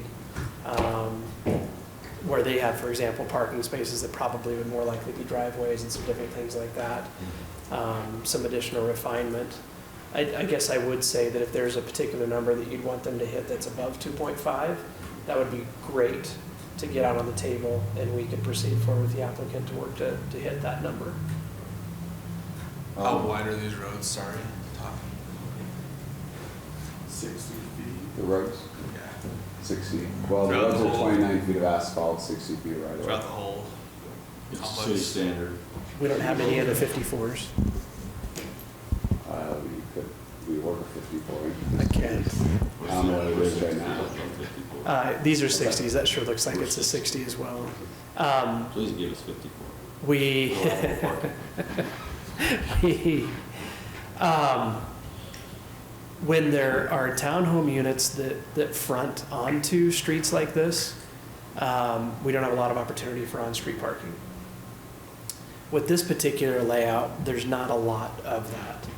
So maybe one thing to think about is that there is some kind of like pressure release maybe on parking that would come from having areas in between the driveways, in addition to the 90-degree parking that would be available for on-street parking.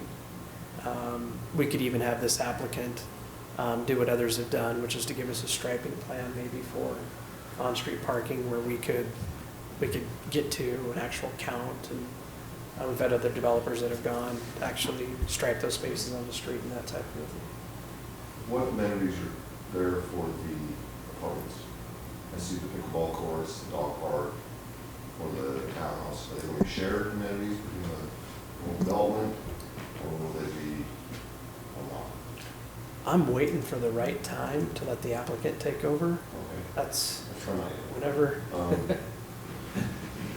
And then, does staff have any concerns, especially in the flyby, the look coming down Main of the apartment buildings, multifamily? I agree totally, from the west side looking east, that's great, because the hill, you'll probably see the fourth floor. You have any concern with the fourth-story building that close to Main? I don't Without any have, setbacks? so, yeah, and you're just asking my opinion, right? I'm asking staff, because we're so, I think it's just what I had. In my opinion, City code. the aesthetics of it isn't a concern. And in this case, We're meeting the setbacks that were required. you know, they're flexible with the master plan development. That's something that certainly is on the table, though. If the planning commission, for example, felt like there needed to be more space than what we're seeing here, that's one thing that you could dictate as part of that master plan development review. Is the trail on the other side of the road? Yes. The trail's on the east side of Main Street, so there won't be a trail. There on would this be, however, and this is not exactly how it would be built. I appreciate what the applicant's done here, at least if I'm seeing this right. This type of a wall, not a solid wall, but the idea of this came, at least in part, from what Salisbury Homes did along Legacy Parkway. Spanish Fork Parkway. They're the townhomes where it's 3 feet, let's say, of a masonry wall, then wrought iron on top of that. So kind of half open, a little bit more significant than just wrought iron. Because you are next to, state route, busy route, different things like that. This would be placed on the property line. Then between this and the sidewalk, there would be 4 feet of landscaping, if I understand it right. And then another 12 feet of landscaping. 10-foot trail and then. 10-foot trail on this side. Yeah. 10-foot trail on this side, and then I can't remember if it's 8 feet of landscaping or 12. So from the curb, you'd go 12 feet of landscaping, 10-foot trail, 4 feet of landscaping, the wall, then the setback for these buildings, which I think is 20 feet. So you do have some space there to work with. My concern about the height of the buildings doesn't have anything to do with the aesthetics. In fact, personally, I think next to a big wide road like Main Street, it almost feels weird to not have something with some mass and bulk next to it. For me, it's more a matter of people living on the 4th floor, stairs, different things like that, just how does that work over time? There's not elevators? I'm not sure. On a 4-foot building, there's elevators, yeah? There doesn't need to be elevators per code. We haven't designed the buildings yet to find out, but in North Salt Lake, we had 4-story walk-ups, and we were concerned about the 4th floor because it had no elevators. They leased first and for the most because they want to be on top. They want to be on top. Huh. On the R4 zoning, is that the same setback that it would be if they were standalone, not in a master plan, 20 feet from the fence? It's not unlike what we've done with other projects, but if the planning commission felt comfortable with something less, or you wanted to require something more, the master plan development ordinance gives you the latitude to do that. I would think it Put more should, space over here. Yeah. I think elevators are a good idea. It would be on Arrowhead and on Main Street would be similar to this, just more space between the trail and the wall. With wrought iron on top. Does that wall that you saw on Main Street, is that continual on Arrowhead? Similar wall on Arrowhead? What about between the residential and townhomes? Yes. There also. Yeah. where a single family use abuts a multifamily. And they don't have a lot of that shared boundary here, but a little bit.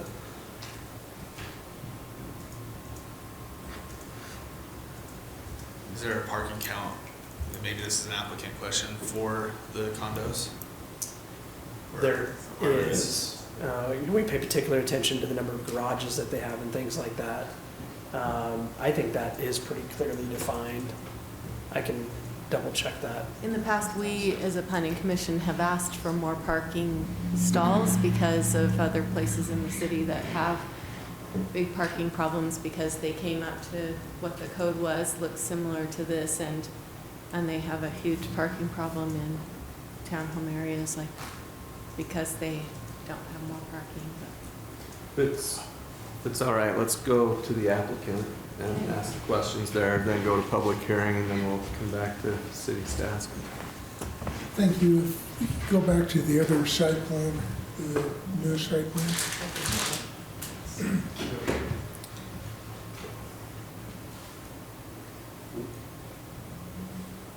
On that one. If you go to board docs, you can pull it up There we in are. PDF, so that you can zoom in for now. That's the new one. Yeah, it's called overall. Overall boundary. Yeah. Well, thank you. My name is Paul Washburn. I'm representing the project this evening. Don't want to go over an awful lot of stuff that Dave's already gone through. He's done an excellent job of the presentation, but I'd like to hit some high points that maybe will explain a little more about the project. Basically, we've got four different areas, and those of you that may have gone over and walked the property realize we've got this property here is on a grade. There's about a 10 to 12 foot drop down to this property, and in its current state, probably about 25 feet of drop to this property here. As was mentioned before, we're going to come through and we're going to raise the property in this area. We're going to do everything we can to grade it, make it as contiguous project as we can. We've done everything we can to try and keep as much of the project traffic inside the project as we possibly can. Obviously, Del Monte has a light coming out. There's a light at State Road. We've had a traffic study that we completed for UDOT for the new alignment of the streets. They are very comfortable with what we're doing here. But I've gone out and sat on the property here in front of the Restore and counted. And one of the nice things about this location, and hopefully someday there will be a light there, but in the interim between the light here and the light up here on State Road, there's a real platooning of cars. You may have to wait a few seconds or maybe even as long as a minute, but it's easy to get in and out on the street. And I think that's going to continue even as the project is developed because of the way lights are staged. Here, just give you an idea of scale, from this intersection to this intersection, we're just a little over 500 feet. And we're well over 1,000 feet to the intersection at the far end. We've got a pork chop showing here, but actually this is also a full access intersection, and at some point in the future it may qualify for a light. I don't know if it will or not. With traffic changes, UDOT always makes those adjustments. One question that I think Mr. Euler brought up is benefit to surrounding neighborhoods and maybe bringing the pressurized irrigation both down State Road and then along the existing Calpac right-of-way. Now, while we aren't going to be paying to run those lines to those individual houses, we are going to pay for the boring under State Road to be able to tie into the existing pressurized irrigation system, and that is a significant cost. Something that's going to be a benefit to every neighbor that decides to catch into the future. That's not something that, that's something our project's going to sort, not something that they would have to in the future. So I think there's some benefit to the other neighborhoods as we can, work with that. I think it's ironic that we spent a little over an hour talking about rezoning properties out of industrial. That is what initiated this project happening. The existing property owner has a lot of square footage over there and was very happy with the rents that he's getting, but I think it was at the city's initiation that the zoning was changed. and we were able to negotiate a purchase. One of the questions was asked is, what is the viability of those existing buildings? And I think you have to look at how development happens, and particularly warehousing. If you go back to ancient times, everything happens in a port. You know, either you're hooked to a river, you're hooked to an ocean. Now, the rivers that we're looking at, 100 years ago when this was built, it was State Road 189. That was it. And it was ideally placed for that. We also had a railroad connection there. And so it was very well placed. Now it's I-15. And anytime you're looking at developing or improving an existing site, the smart money is I-15 or new freeways that will be, developed in the future. And so I think, what the city's initiated, removing this at this point in time, probably makes sense. From our perspective as developers, we also have to look at in developing this property, an incredible amount of expense. And it's not your problem that you've heard the litany before. We're having to deal with strawberry water, having to deal with strawberry power, buy out existing systems and replace them with the city system. Going to be doing a lot of improvement on Del Monte Road, a lot of improvement along Arrowhead Road, and again along Main Street, demolishing the existing structures. We had hoped that there might be some salvage value to those materials, but after we met with a number of salvage people, there's not. It's just a lot of money out of pocket. And that's not to mention the 15 at this edge and 25 feet of fill on all of this area that is going to have to be done to make the project viable, be able to make sewer work, water work, all of the other things that are associated with the property. So it's been as much as any project I've ever worked on, this project has probably been the biggest math problem I've ever worked on. Trying to find the proper mix of housing, what the costs have got to be able to make it work, what the returns are so you can get a bank to finance it. It's a complicated scenario, and further complicated because we can't vacate the building for a couple of years. Though we're doing everything we can to entice those people to leave. But again, even that comes at a pretty significant cost as you try to, relocate them, pay moving costs and things. So anyway, that's a little background on the project. I know you had a lot of questions, and I'd like to answer as many of those as I can. Well, tell me about elevators on a 4-story building. There are a lot of projects around. I own a project in Orem. It's the Winco project, that 65 acres. I have exactly the same experience that we've talked about here. We don't have elevators in the building. We have a number of 4-story buildings, and the 4th floor is the highest rent, and the first one's a rent. We will look at it and we'll evaluate code. Obviously, there are a certain number of units that have to be available for handicap, and that may require some of the buildings to have elevators. That's a building code issue, and I don't know that we've got an answer for that right now.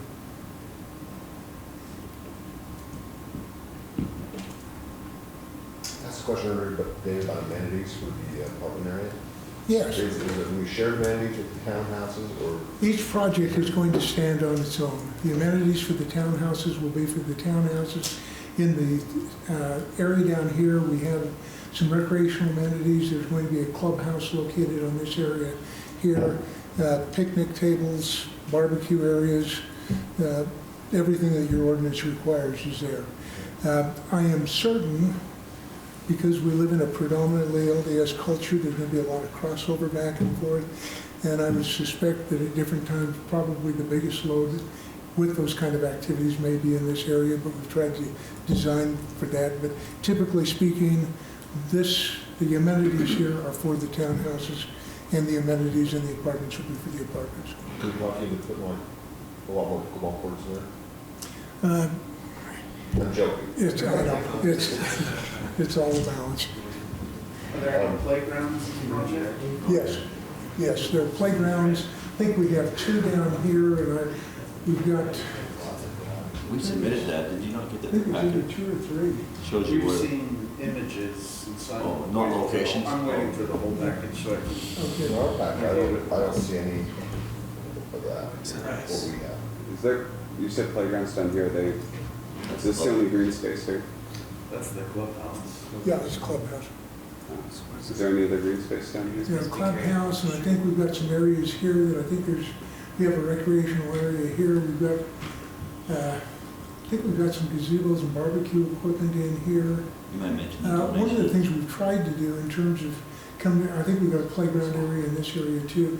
Trying to keep it as, off the road as much as we can to keep it interior. Paul, and the donation across the street for. Oh, yes. I forgot about that. And if we find one that's got our property on the other side of the street,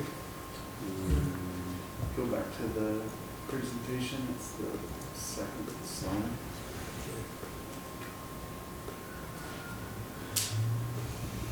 A lot of windows.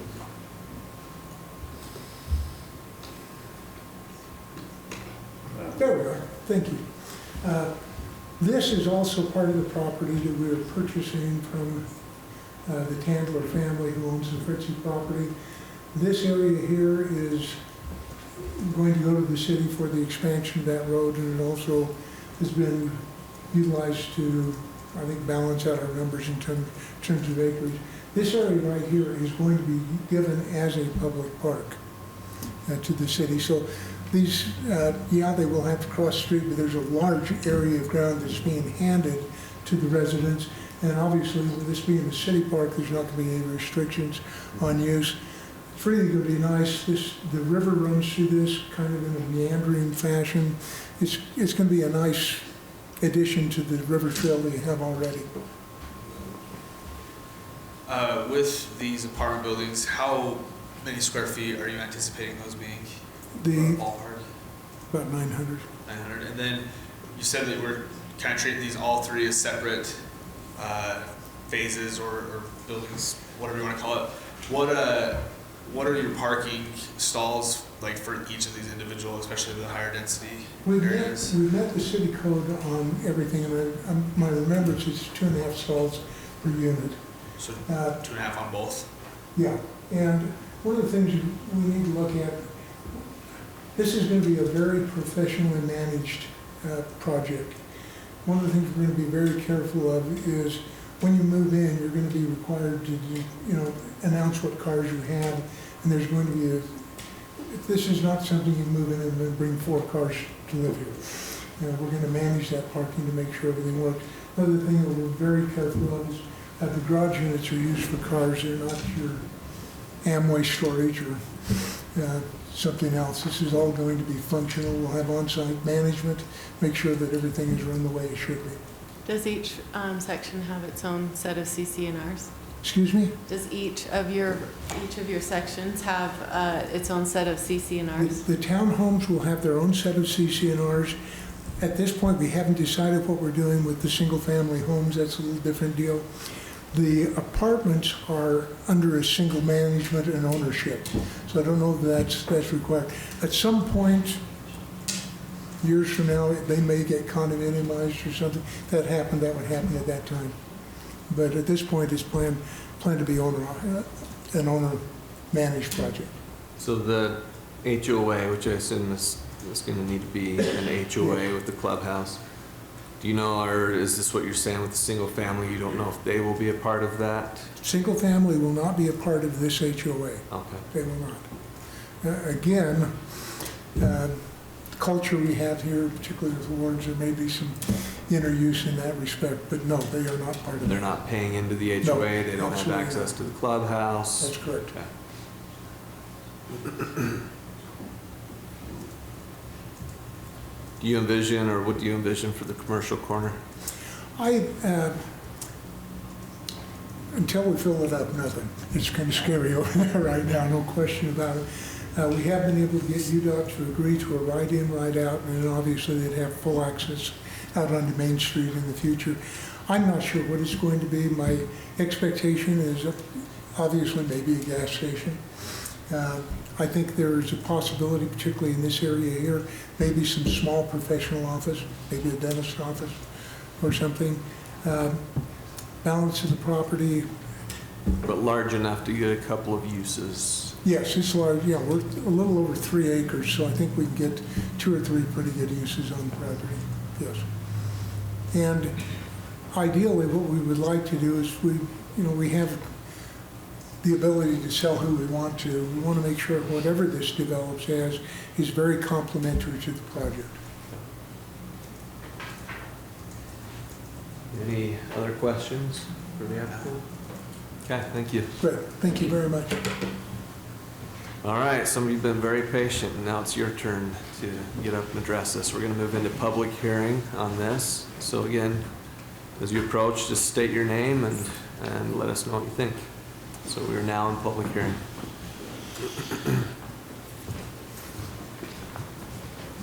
My name's Kevin Parker, and I live out on Cowpack. And I understand the growth. That's just the way the world is. But I guess a lot of my concerns is when we bought out there, lived there 29 years. We had to have an acre. We had to have 100 feet of frontage. You know, we went by the rules. When I bought it, it was county. When I built my home, it was city. So I had to tie on to all the city that I could, which is just the water and the power. The rest of the street at the time was strawberry. I guess part of my questions is like the traffic coming down the road. Now we're getting up there on Sun Rock, 350 homes going in there. Now they're going to impact that Cowpack and the Del Monte Road, And then in front of my house there is a yellow line that goes down the middle of the road. If I have a car parked in front of my house on Cowpack, when they pass me, they go into the off lane, the next lane over the oncoming lane. Two-lane road, right? It's a two-lane road, yeah. So now you're adding all these cars coming down this road, and I just don't feel that the road is wide enough in some of the areas to, for all the traffic that we're gonna have. The other thing is a main concern is we have irrigation water. And irrigation water comes up the highway, it's covered. And it goes to Abbott's. I don't know where Abbott's live out on the highway. It's open for about 30, 40 feet. And then where it comes across the gravel pit, it's all covered. And then once it gets out of the gravel pit and hits out there on Del Monte, it's open again. And it crosses and comes up by Warby's on Del Monte, comes up and it crosses their property on the backside until it hits my place. When it hits my place, then the ditch is on my side of the fence. And then from there it goes Bradford's on down a ways, and then Bill doesn't cross back over the road, over the fence back onto their property. And you guys are on the west side or the east side of Cowpack? Yes. Okay. And you're on the west side of Cowpack? We're all on the west side. You're all on the west, okay. And then as it comes down, it crosses over, so the subdivision there, where it goes out onto Arrowhead, it crosses the back of all the 3 homes that are out there. So my question is, I understand you're gonna, I guess, so what are they gonna do? Are they gonna cover that ditch, or are they gonna,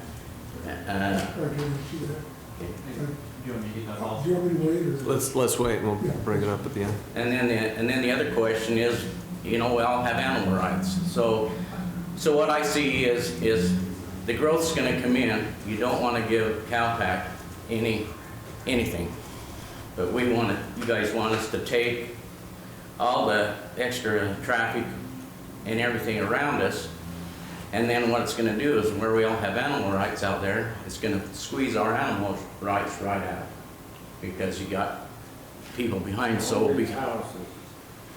behind the on the single-family residents that go across that fence across the back of me, are they cover the ditch or whatever? Are you gonna put a fence?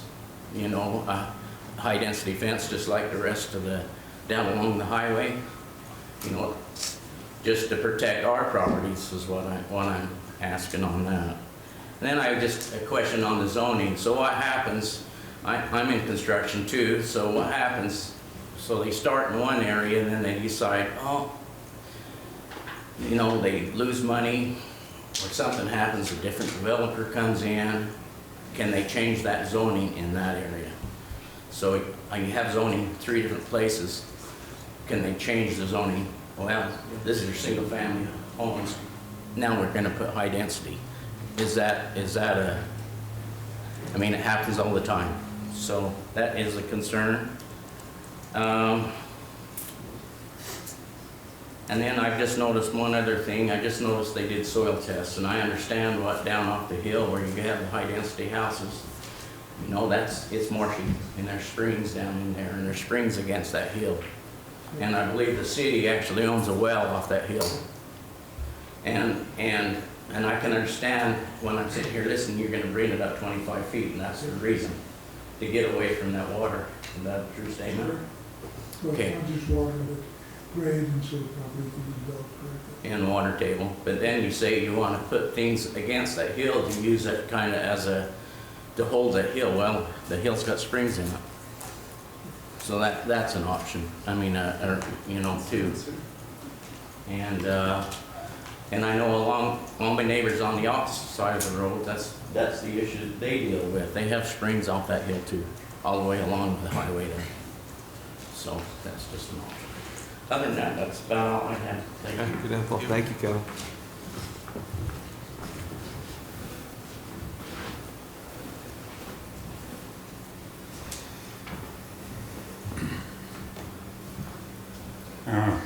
My name's Bill Fagle. I live on Cowpack. I live right next to Fritzi's there. And I just worry about, I moved over here I lived in Lehigh. I lived here in Spanish Fork back in the 70s, and then we moved to Orem. And we got run out there because I had animals. Then I moved to Lehigh, same thing happened. I have animals, people complain, your horses cause flies. Well, guess what? Horses poop and flies come around. There's nothing you can do. All this high density housing right next to my property, those people are in gripe about flies. I clean my poop up every day. I have 3 garbage cans. I fill them with manure, but I still have flies. And I'm really worried about this. I'm only gonna last another 10 years, and I'll be dead. But for those 10 years, I don't want to be fighting people. People hate me. I mean, I've moved twice to get away from developments like this. I guess I should have moved further. But I don't know. It seems like they want everything. They're getting everything, and we're getting nothing. We moved out here so it'd be rural. That's what I love about Spanish Fork. We lived here first. It was rural. It's not anymore. It's turned into West Valley City. And I'm sorry about it. I wish there was something I could do to stop it, but I just worked construction all my life, and I'm trying to relax. And this isn't easy to relax with this going on.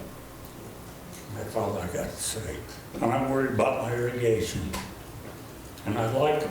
If they're gonna do that, I think they ought to put a fence all the way around it, between us and them.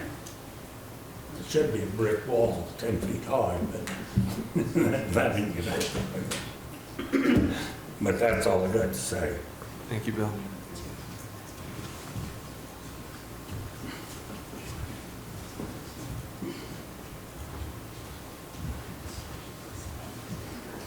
Thanks for the opportunity to speak. My name is Barbara Heath. I obviously live on Cowpack also.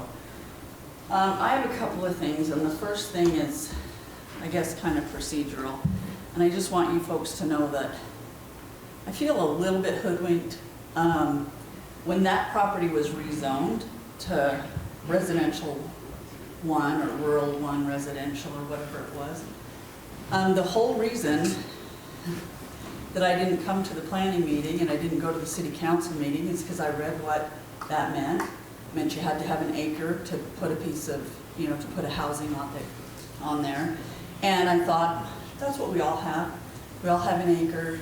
If they want to sell it off and put 13 or 14 more houses on there, that's their right. They have that property and they should have the right to do that.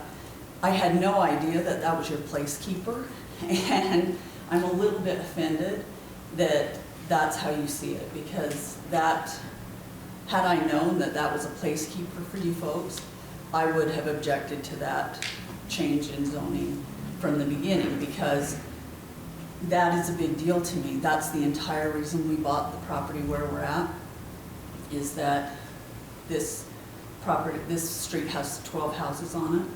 They all have an acre. They're all mature. There's nothing else that's going to be, well, one more that's going to be built on there. And that was what was the whole draw to that. Much like these folks, I think, we were looking for the more rural. We could have purchased anywhere. This is where we wanted to be, where it was rural. So now we're talking about putting essentially, 300 plus homes in that same area. We're going to reroute the street. And for us to enter our street now, we'll have to go through. It's not even like we can just bypass it and they're going to do their thing and we'll just keep doing ours. We have to go through that new development. And I don't think there's any realistic way to think that that new development won't impact the rest of that street. And so I find it troubling that that's kind of the way that, rural has been used after sitting through the meeting. And I find the whole development really troubling from that aspect. So, thanks. Thank you, Barbara.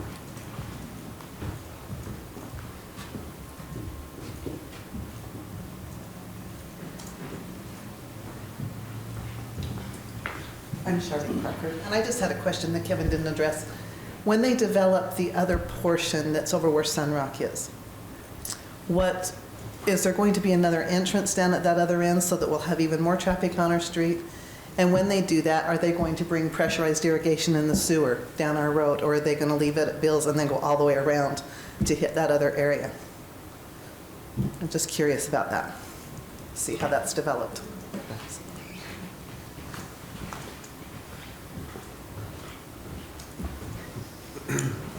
We've got all night. Anybody else? Our record is 1 a.m. It's early still. We don't want to set a record. All right, seeing no one else, we will move out of public hearing. Let's, if we can, have you address the question. Okay, you may have to remind me of some of them. The first one I think that is probably really relevant is the traffic on Calpac and then on Del Monte Road. Without question, there will be an increase in traffic. I mean, that's just the nature of the beast. I hadn't driven on these roads for several years, and over the last few months, I drive there several times a week, so I'm increasing the traffic myself. I think the one thing that's important to look at, though, this road with the hairpin doesn't go anywhere. The traffic is going to be going out to Arrowhead in these locations or out onto Main Street in these locations. I can't say it won't have an impact, but I don't think it's going to have it's not going to turn it into a thoroughfare because it's an awkward way around. We've got better roadways, wider roadways within the project to get people from one end to the other. Our community is growing. I'm at fault. I had 3 kids. I don't know how many of you are at fault as well. We like to have our families here, and we're, it's a successful area, and we're growing. And as the city is looking at doing different things, preserving these lowland areas, in here there has to be places to build houses, and this area here, seems to work very well. One of the questions that was raised is about springs on this property. We are having a very extensive soils analysis done on the property, mapping of the springs. They will be taken care of. This isn't something we're just going to dump a load of sand and hope we can build a building on it. How do you address that? How do you take care of a spring if it's in the development area? Some springs can be capped. The springs have multiple outlets, and so you can cap it. What you generally try to do, though, is find the natural flow of where it goes. Most of the springs in that area ultimately are going to end up in the Spanish Fork River, and you create a drainage system for that to happen. You know, in the olden days, the farmers did it with clay tiles in their fields. We do it generally with a 12-inch drain pipe, and we find ways to channel the water around. So the water's not lost, nobody loses a water right, or, the water that's supposed to go in the river is going to be there. But we're not going to do anything that's going to compromise what we're building there. Interesting, I just running numbers in my pocket here. By the time this project is done, if you add the value of the land, the value of all of the improvements are going to be there, we're looking at really close to $140 million. We're going to do it right. We're not going to foul that up. One of the other questions was in regard to irrigation.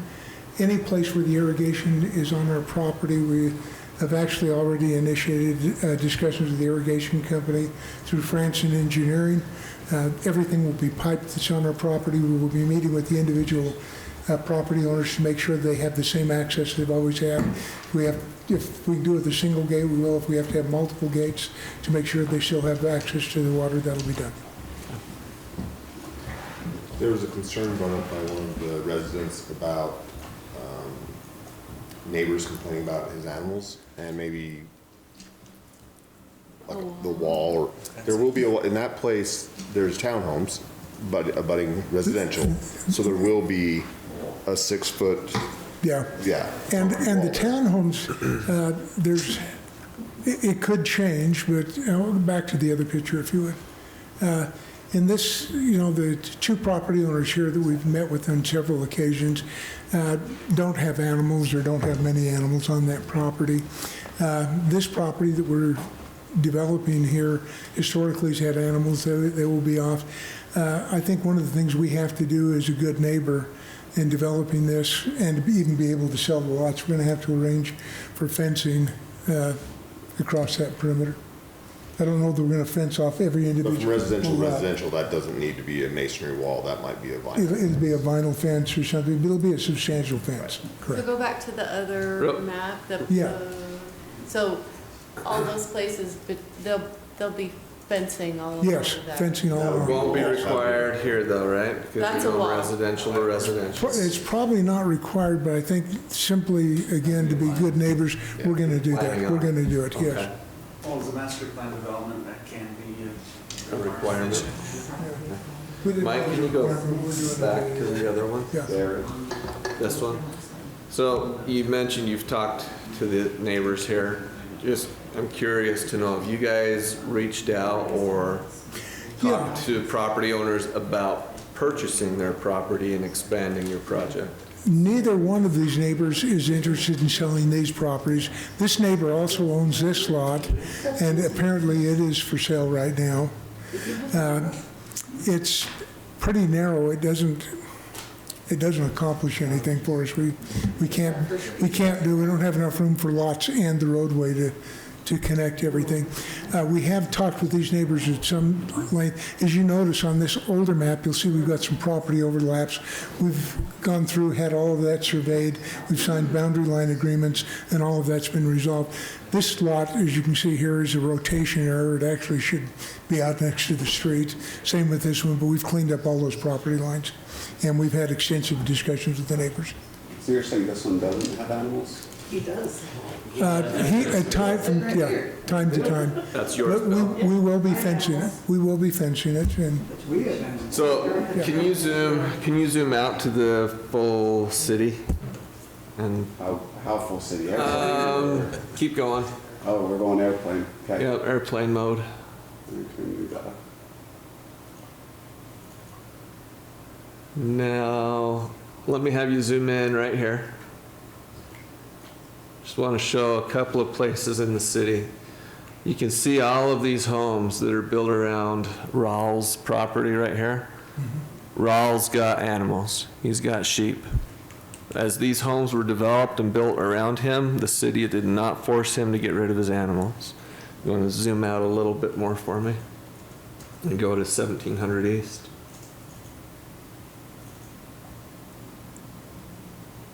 Can't really see it, but right in here, you've got property owners that have had development come all around them, and they've still got animals. The city's not forced them to get rid of their animals or change. Down a little bit further was another property owner. Right, was it this one? No, it's further south. Down? It's right here, this one right here. Same situation. This home right here had animals. They've recently subdivided, sold out. The animals are gone, but they chose to do that. The city cannot force you, as development comes around you, to get rid of your animals. You will be able to keep as many animals as you've got today because we're not changing the zoning on your pieces of property. Just wanted to make sure that was clear. They can complain and they can complain and they can complain about flies. I live far away from animals and I get lots of flies in my backyard. I don't have anybody to complain to. That's just part of living where we do. Well, we have a bit of alarm clock with our roosters, so. Same thing. Where you live, it's not, your animal rights will not change because if this gets developed or goes in, that won't change at all. Just want to make sure we're clear on that. I have one other question, but am I too late to ask it? Bring it up. I'd love to hear it. Because there's so much development. Has the city looked at what they're going to do as far as schools? I mean, I'm sure that they're probably going to have to have churches It's a good as well. churches and But, schools. It's a good question. I don't see anything that's left open for that to be available. Okay, that's a good question. Thank you. We'll bring that up. Schools, actually, the school district is always looking for property and where. Wanted to ask. Yeah, I'm on the school board, and so they're always looking at property and buying properties. It's like we're gobbling up all the available Right. space. And Yeah, the school district is always looking, and so if you're ever seeing big plots of, big acres, and things are developing all around it, you can bet that it's either a church or a school district property. Okay, we've talked about irrigation, we've talked about the fence, we've talked about the springs. I got something on the irrigation real quick. So to clarify why I have you in the room, because I'm over engineering, is the water you're describing it, I see it along the back fences. Yeah. Along here, where does it start from? And actually, it goes up the side of Warby's right along, down Is this along there. Warby's? Yeah, just Okay. comes Wet, yeah. on that angle of Del Monte, it comes under Right here. right there, and yeah, it comes down that way. Where does it come? Crosses the road right there onto the other side of the road, and then it goes back to the south, across that property. And they piped it all the way over to Abbott's.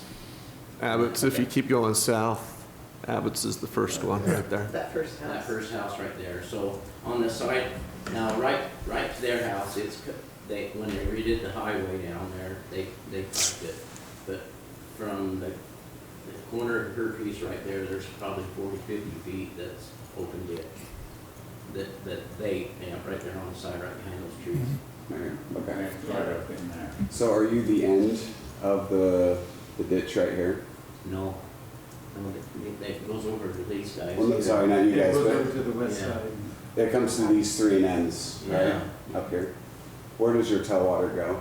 So our water goes two water tanks, my house is right next to it, and the water goes to the edge of it goes from my property is shaped like an L, and it starts at the back and it goes to the corner right there. And it's an open ditch. So if you don't take the water that comes to you, where does it end up? Or Right is- here is the Shepherds. It just keeps going down the ditch to the end house, and then it ends. Yeah. Okay. But if your head gate's closed and it were to like, Our house, it goes to our guy, house. been going into that field, that whole overflow. so that's why I'm making sure their engineer knows is there's if this ditch remains active, if someone calls for water, right, but all the head gates are closed, Where's it water's gotta going? go somewhere.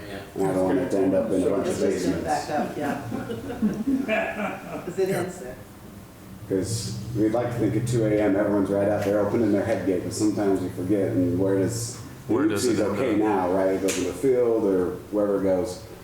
But if there's still water live being taken here, that tailwater needs to be into a storm drain or it needs to be taken into account. So that's helpful. The other part is making sure that the fencing, we'll need to talk to whoever your engineer is on how to separate these homes from the ditch. Right. And keep it active for the homes so it doesn't interrupt their service, but there's also protection from a bunch of kids, and there's now an active ditch in the back. It's really fun, having lived near one, but it's also pretty dangerous too, so. The ditches ever overflow? Oh, yeah. Yeah. So similar situation, if you've got ditches along here and you've got backyards here, what happens if something causes the ditch to overflow? So, Michael, there's some questions were brought up about this along with the Sunrock development that's going on and where utilities would be brought to in connection with that. Does that extend what we talked about earlier? From what we talked about where like PI would come to and things like that? Yeah, so we take that into with consideration? this project, we'll zoom out. And also, will that have any further impact on the road from the edge of the south edge of the applicant's development through to Sunrock? Will there need to be any other road improvements because of that or changes to it? Yeah, so on the Fritzi project, the utilities, if they were to develop independent of the Arrowhead project, would be required to bring it to the edge of their property. We call it to and through. Even if they didn't have a townhome here, they'd need to bring the pressure irrigation. Your water's already there, so pressure irrigation right there. And since there's a townhome there, you have a sewer manhole there. Yeah. Same thing with the single family. They'd be required to bring it down Delmonte to the edge of the property here. So that's kind of their requirement. And they'll split it with the other side of the road when they come in as well. But they would only need to bring it to right here. But Sunrock would take it further. Sunrock's property extends to this corner, so they would need to extend it from there down to this corner here, but they would terminate it there. There isn't. Does it benefit the city to loop it? There's enough interior looping that it wouldn't, You don't I loop totally sewer. wouldn't be able to require them to loop it through. Yeah. Now, I think there are benefits to looping, but since the water would already be looped, it would just be pressure irrigation, which is, it's not a fire flow utility, so it's not as big of a. Yeah. However, we are looping the PI line within our project. Within your project, Within our not through project, not through the Calpac. other, that's correct. But Could we are looping it. homes on Calpac Avenue physically tie into the sewer in Sunrock's project because of grid? I don't know. It'd be a possibility, but it might be closer if you could. It depends. For this guy, it's closer to Right, this manhole. exactly. For this one, it's here. Just so everyone knows, so this is kind of a high point through here for the region. The west area goes out to the new lift station by that Revere Health building. The east side can't get over the hill, right? Sewer doesn't go up here uphill. I wish it could, but it doesn't unless we pump it. So this project will be taking it north out to another area. Yeah. So without engineering in front of me to know, some of these houses could go, all of them can go north. I don't know how many can go west. No. So you mentioned your, Any of them can. you mentioned There'll be your a house right here boring. that can, right, on the Sunrock piece. 'Cause this Okay. one's independent of you guys. So if they can go west, I don't know if this guy could. Yeah. What is it you're boring under Main Street? Excuse me, we'll be boring here for a pressurized irrigation line and maybe sewer. We're actually looking at really 3 different locations for sewer. Right now, the most likely is to go through the Ace Rents property and tie in there. I think there's a manhole back one of these corners. We're looking at capacities right now. The other option would be to take it across here and then bring it out into South Lane. Through the casings that are under the river? There's not ones right there. There are some south, but Yeah. Yes, I know. there's an existing siphon through under the river right here. Yeah, I think that's the manhole right So there that we're they're looking going to to go shoot through at. that right now, Yeah, along with our so sewer guy. we're doing the evaluation on that right now, but there'll be sewer taken one place or the other. We will end up on sewer boring either under Main Street or under Arrowhead. So there's two bores that we're gonna have to make. What about the road? One of the questions was the width of the road now, parking along it. Is there any, is the city, if these developments going on, do we have any obligation to widen that? Or is there any plans for that, or? So master plan doesn't have this as anything bigger than a local road. All of it ties into the highway. So this would be a typical, it's a 60-foot wide right of way, it's a 29-foot feet of asphalt. So it'd be slow, but you could park cars on both sides and The go question is more for Calpac. each way. It's the same. On Calpac, it'd be the same. It never changes. But it wouldn't be something that would be project initiated, it'd be something, and you can see some of these. That's my question. Okay, on Calpac. So these guys have improved their frontage here, these guys have improved theirs, and that's how wide it would be. When would they need to improve frontage? If they were to bring sewer down and they're already digging, would that require them to change? No? So they only improve it if they want to improve it? Okay. Or if they were to ever subdivide. Then they would need to. Okay. We talked about, or it was also addressed with this development, the roads or the accesses to the development from the roads. It doesn't come all the way down here, right? The access, I think, on the south end is about right in here, if I'm not mistaken. Yeah, so the single-family homes there is this piece. You kind of see similar shapes. So yeah, there'll be one up here by the commercial, this is Arrowhead, and then one right here. But So there not wouldn't be all the way one at the back end, here. So which now, means, any of these homes in Arrowhead, they wouldn't go here, go yeah, they're not gonna go backtrack, down. go on Calpac all the way around. They would go here and go straight to a signal. Yeah. The signal will draw a lot of traffic, right? Yeah. Yeah. So then on this, if you're a townhome here, you might come here if you're going right, but if you're going left and you have to sit and wait for cars going 40 miles an hour, you may want to drive here and get out here. That doesn't affect these guys. Yeah, But so- either way, they're not going around on Calpac. So to answer your question, Kevin, the Sunrock development, you're not gonna get, unless if they've got a reason to go over there to visit somebody, you're not gonna get people driving up Calpac to leave Sunrock. Same thing here.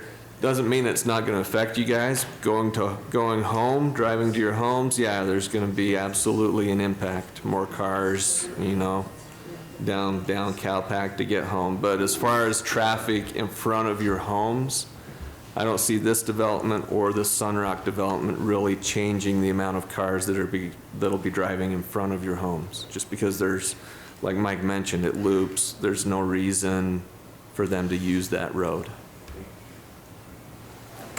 A question was asked, and I don't know if this is for Dave or for you, but let's say they start construction, they get done with phase 1. Something happens, they go out of business, they need to sell. They sell to somebody else, can they then at that point come in and change what's already been proposed and what's already being developed? Only if you let them, and the single family is our first phase. So the likelihood of them changing high density to low density is not likely. Well, not likely, yeah. But this, The development agreement binds us. yeah, we're also in a development agreement, but this is phase 1, it's not going anywhere else. Where if it was reversed, you did the high density You might have first, something to worry about, then, but yeah. right now, this is the only clean piece of property we've got to work with. We've got to get some money back quickly, so. And the phase 1 people will know all the density that's going to happen immediately next to them. Yes, I oh got yes, 4 without years question. down the road, be surprised that, Well, we'll see this develop right away. This is probably going to be some months behind it because of the filling operation we need to do, and we need to get these roadways, at least this one in place before we can move on it. This, we're a ways out, and only because of the leases, and we're doing everything we can to, expedite getting out of those as quickly as we How long can. do those leases run currently? I think with the last one ends at the end of 2023. your single families will have basements? Yes, What about your townhomes? townhomes, no, No basements in the townhomes, just and no single family. basements here. You had a question? He kind of answered it, I was just wondering, no one really addressed the timeline. Timeline for it? Okay. Okay, if I can, this would probably be looking at beginning improvements March, April of '22. and we would start the filling operation here probably about the same time, and that's dependent on weather. We've been lucky in terms of development. We haven't had any water the last few years. That may make a move a little quicker, but downside of that, we're not having to drink come summer. But anyway, weather permitting, we'll move on this. This just because of the filling, the amount of compacting, and proctoring you have to do on the ground to make sure that it's not going to collapse after you start building the buildings. This will take some time to fill up. So this one, early spring in 2022. This one I'm thinking closer to maybe midsummer when you start seeing some, serious construction. Here, unless we're able to modify the leases, we're probably looking, in terms of demolition, probably be looking at January of '24. Got everything checked off on my list. Anybody else have? Quick something, if maybe you want to talk about. That goes out there on Calabac. On sometimes, there's times during the day when the MAT's getting out that, oh man, you can't get on that road. On Arrowhead? Which goes back to you hoping at some point there's Qualify for a traffic light. light. But that's numbers driven, we can't do it. They won't build it until it's. They do it after, not before. There. You have a traffic study. I haven't seen it. Yes. That's a- Yes. And you're saying you haven't seen it, so I staff don't hasn't have seen it. it. Okay, we gave it to you, Dot, and so we can get it to you. We can get you copies of Because it. I'm curious as well, because you got that many townhomes to an unsignalized access, it is pretty close to the next one. Yeah, Their spacing is usually pretty far. yeah, You might tell them, Paul, these are the positions that UDOT gave us, we have to be. yeah. We have to use these locations. Because of the But- traffic impacts, they said that's where you'll be. But the other thing, as I mentioned when I first stood up, the platooning that is caused because of the two lights, it's significant, and it's not impossible to get onto those streets. And even with more homes inside the development, that doesn't change the traffic out on the street. We're still gonna have that platooning that's gonna allow traffic to move. So if I can make just one more thing before I sit down, and then I'll go away and leave you alone. It's late. We are hopeful that you'll look at granting the R9 zoning. That simplifies it for us. I think it simplifies it for you. This project is very time sensitive. We have a seller that if he can't close before the end of the year, it's unlikely that this deal will go forward. He's concerned about the change in tax laws that'll go into effect next year, and so that's not your problem, it's our problem, but we're doing everything we can to move on this as quickly as we can. Staff has been wonderful to work with. They've been very supportive, and I think all the projects I've done in Spanish work in the past, I've never had the cooperation I had this time. They've really worked hard to help try and make this move forward. So anyway, thank them for that. Thank you. Just a reminder to the residents that are here, Planning Commission, we're the recommending body to the City Council. So we may recommend something tonight. City Council will be the ones that will make the final decision on this, so you'll have another chance and opportunity to come before them, address any concerns that you feel like you've still got, and they'll be the ones to make the final decision.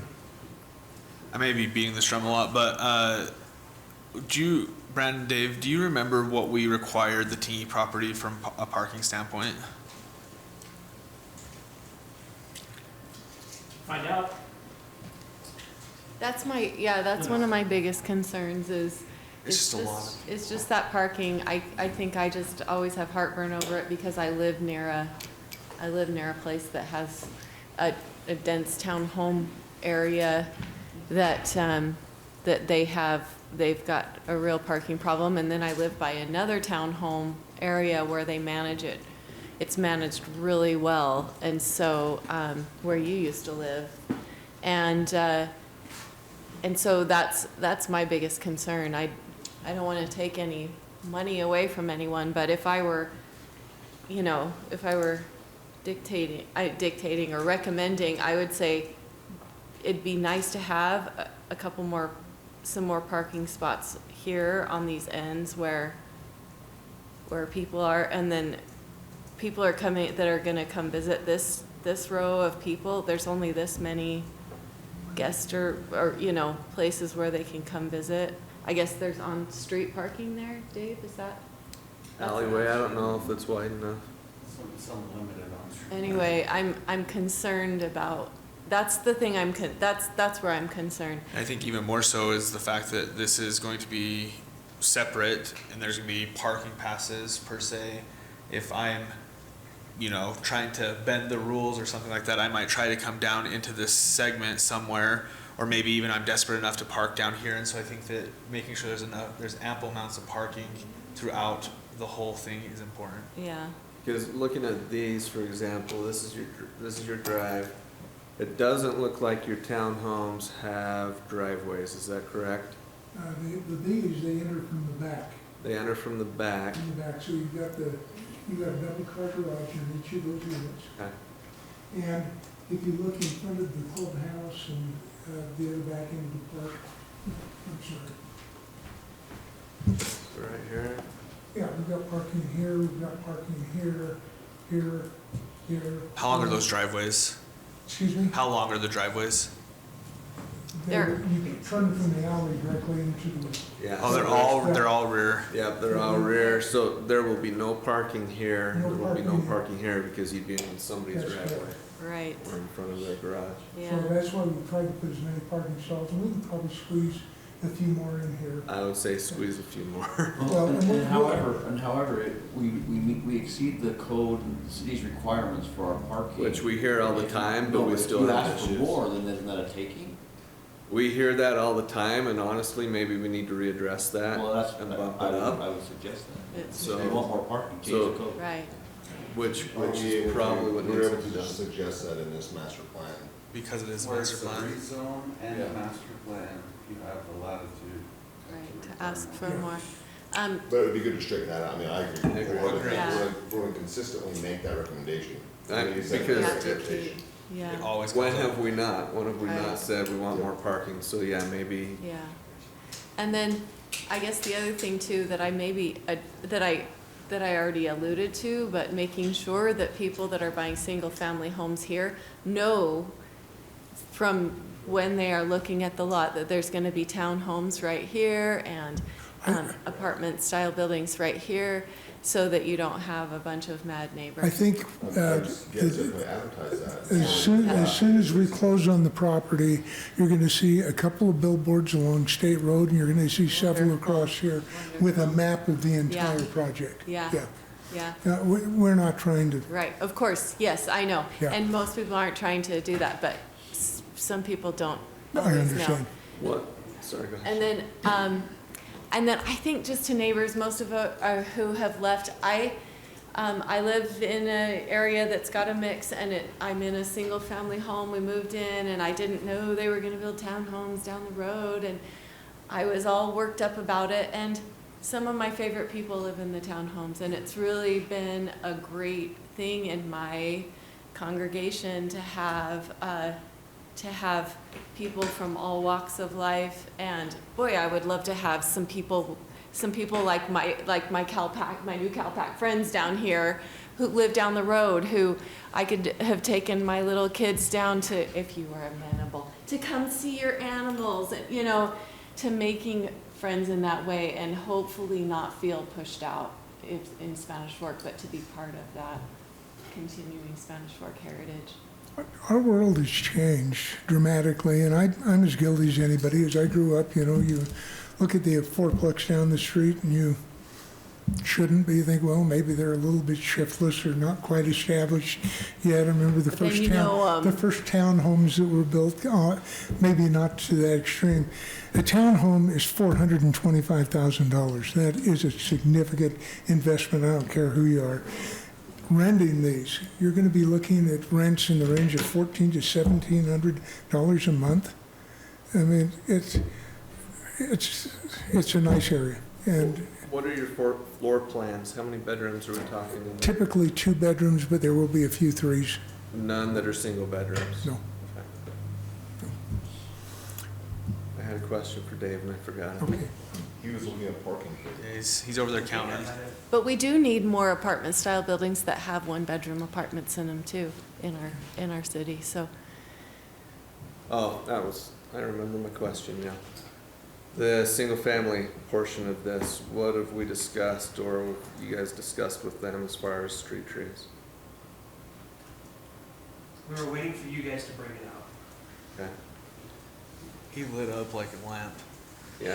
It's just Joe's recused himself from this, so we can probably talk about it now. So has that been written up yet? Where are we at with that? Not for single-family lots, for multifamily development, it's clear. If you wanted to do simply what we did with Swift Creek, Uh-huh. I think that these applicants probably would be more than happy to provide one street tree for approximately every 30 feet of frontage that they have. Okay. So the city's working on making sure landscaping, and we need more trees in our developments, and so that's one thing that we would ask is that we, as part of your landscape plan, you provide ample trees in your development. Do we need to specify that in any conditions, Dave, or do you guys want to work with them to come up with that? If you note it in a motion, that would be helpful. Are we talking 1 every 30 feet? Yeah, that's what we said with. By the time you put a driveway, I mean, you've got Yeah, 70, there's- 80 And that's where, 90 feet of frontage, three right, big trees in the front yard's a little bit overwhelming. Yeah. applied the right way, the concept works, I understand the concern.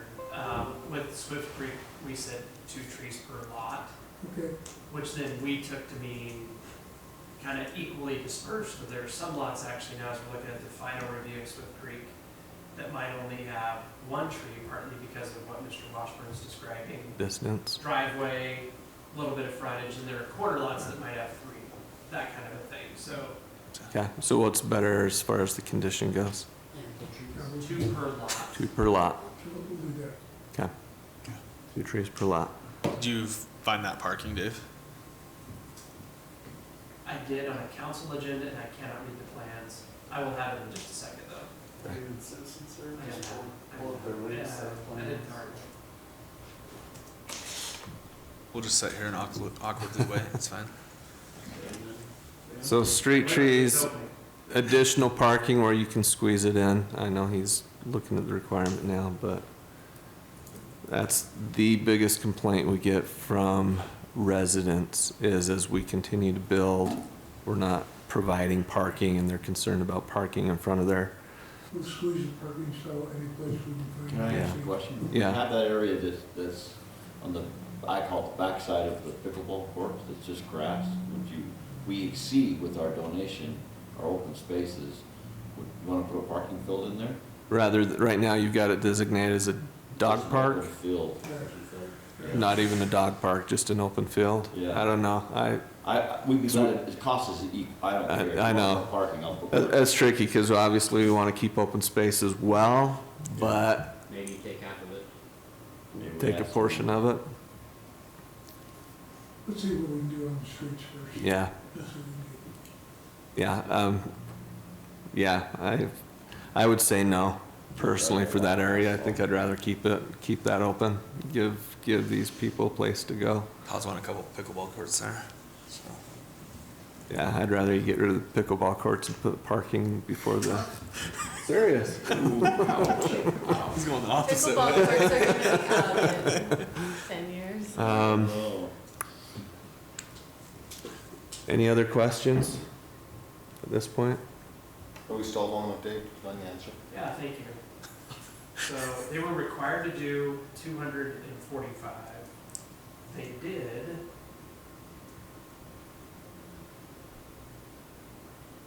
284. In this development that we're looking at right now. And we also have the CCNR limitation. So on they the had garage. 39 additional spaces than what was required, which equates to them to And was that one, basically an Brandon? additional Yeah. 0.3 spaces per townhome. Okay. So they're at about 2.8. Which the developer already said tonight that they were going to require in-garage parking. That was brought up tonight. Yeah. Yeah. So how do you, just in your CCNRs, and then that gets enforced through the HOA? Yeah. Okay. Yeah, as long as that's in the HOA and that's required. So does that mean they have to use both parking garages for parking or just one? How do you guys see that, or how have you done it in the past? The parking that is designated outside is guest parking. Now, I don't know that we're gonna go beat somebody up if they park a car there during the day, loading or unloading. So not that, but their actual garages. If they're not using their garage for parking, do you guys enforce that? And then I don't know where they're gonna live. You know, maybe they have to park at Walmart down the street and walk. Because the parking around is for guests. Parking, that's correct. Okay. Okay, I think that addresses. What does that work out to be? I'm sorry, 2.8. 2.8 times, we're 146 townhomes, is that right? Yeah. Yes. Thanks.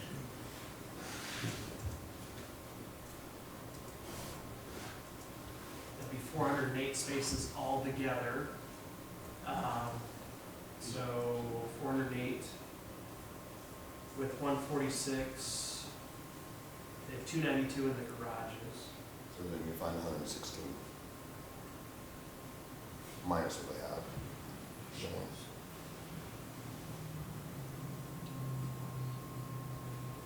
Who's counting? Somebody's out there counting. How many have we got? I've been waiting on Scott at Atlas Engineering to give us the initial count, and we double check it, but. Honestly, I'm confident that if you want them to hit 2.8, they can do it, and I don't think we probably need to eat into like some of the amenity space and things like that to make it happen. Okay. And I think that would make at least me more comfortable Yeah. with the parking situation. Yeah, me too. That sound feasible? Okay. Well, we're 2.8, we're trying to do parking, we're Right. saying it's hard on the people in there, it's hard on developers who don't have enough parking, we want to do it right. Yep. Okay. If there are no further comments, we're ready for a motion. What are we motioning? Sorry. Good idea to Are we review it doing, all. yeah, let's, The Sky Meadows. It'd be the preliminary plat and zone change, and then there's recommended findings and conditions, and that sounds like the fourth condition that was discussed was the street tree plan. And the 2.8. Do you want me to say yes, that? yes. Okay. I'd like to make a motion to recommend the Sky Meadows preliminary plat and zone change approval request from its current zoning to the stated zoning, with the exception of R19 in place of the R19 in place of the R112 for the single family homes, according to staff's findings and conditions, with the addition of street trees being added at a count of 2 per lot, and additional parking being required up to 2.8 parking stalls per unit. Okay. Second. Got a motion and a second. Let's do a roll call vote on this one. Commissioner Mitchell? Aye. Commissioner Warnick? Aye. Commissioner Cardin? Aye. Aye. So that will go before the city council. Clarify, the trees are in the single family, the Yes. 2.8 is in the multifamily. Yes. Okay. When is the city council? Next Tuesday. So this coming Tuesday? Yeah. Yes. All right. Thank you. Thank you all for coming tonight.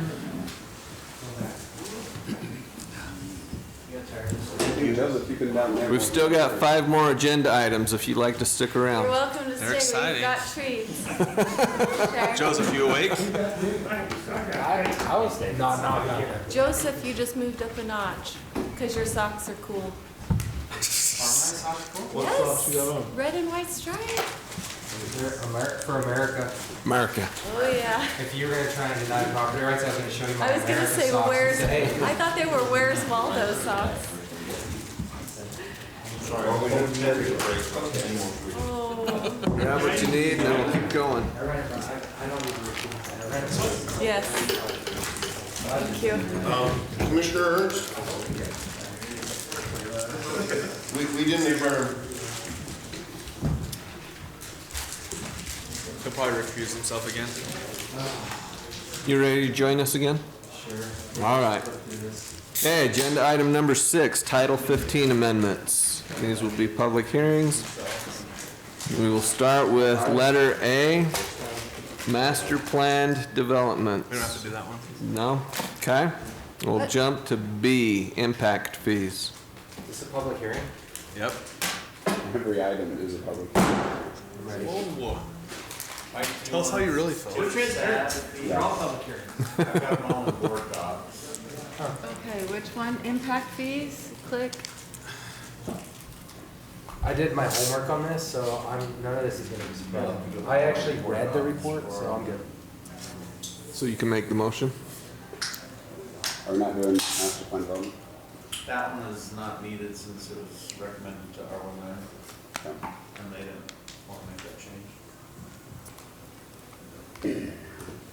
Move my microphone on. Oh, it's on the floor because they have feedback?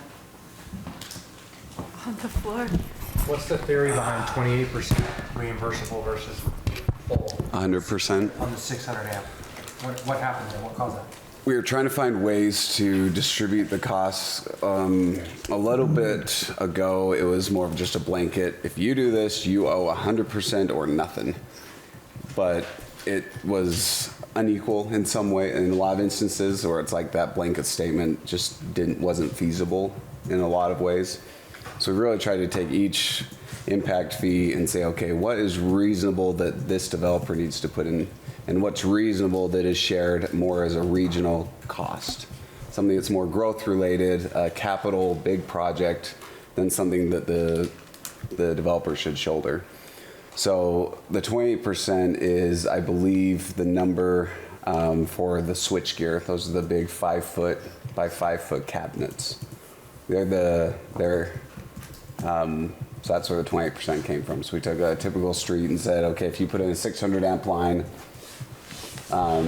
that's regional and all these different things, but the switchgear is really what breaks it down for the subdivisions, which is what they, anyway. So that's, the 20% is the switchgear cost.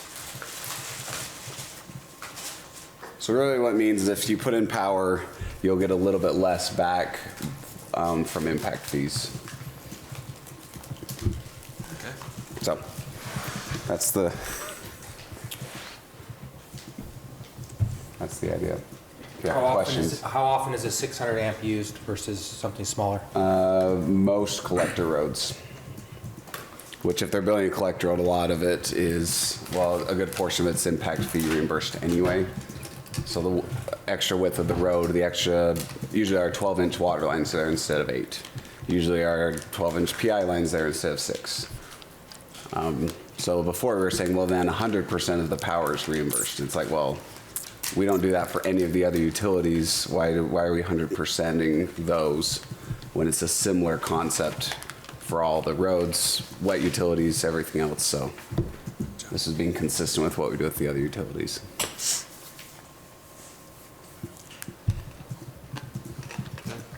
Any And that's it. questions? All right, let's move into public hearing on this one. Is there anyone from the public that would like to address us? All right, seeing none, we'll move out of public hearing.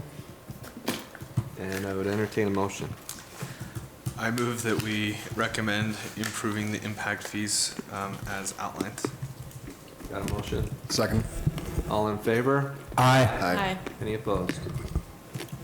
Okay, next item, addressing.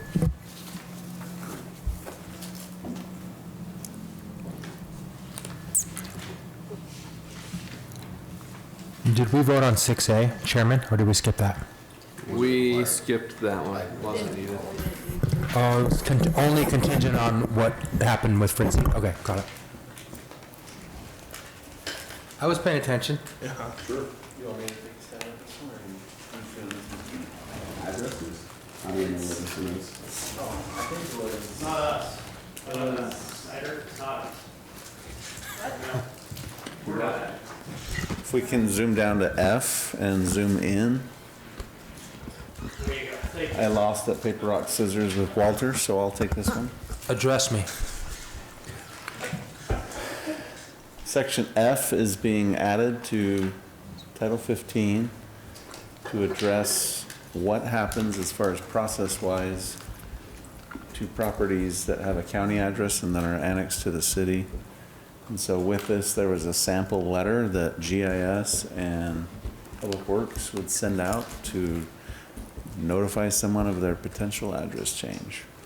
So it says property owners shall change the address marker on the property and mailbox. Yes. If you came to me and said, hey, you gotta change it, it says, I know, but I know, it doesn't say when, I'll get to it. Someday I'll do it. It's whenever they want to get their mail delivered. Now it says No, just the first sentence says. I like it. I'm just messing with you. But He's That's taking a too many good breaks. catch. if I wanted to be a punk about it, That's a good I catch. could say that, and it wouldn't be wrong. And the response would be how fast you want your mail to be. And that's a great response. Yeah. And then maybe the letter addresses it. There is a sample letter. What is the most important part of the letter? Right here. You notice who that isn't? If they have That's a the most call, important part of the letter. who do they go to? Some people are gonna say pound sand. I like it. Love the letter. Especially when you have mortgage documents and things like that. Oh, man, Christmas cards, I like the letter. all kinds of help. I like it. People that have had that address for 40 years, can you imagine? Oh, yeah. Well, Oh, yeah. why can't they just pick their own address, Dave? Pick their own address. Yeah, like 42 Wallaby Way. 42 Wallaby Way, Chaz, Country of Chaz. I agree. Country of Chaz in the block of Seattle. Done. He's taking a 2-hour break. Yeah, I just took a break. I feel energized. Took a nap back there. All right, anything additional with this one?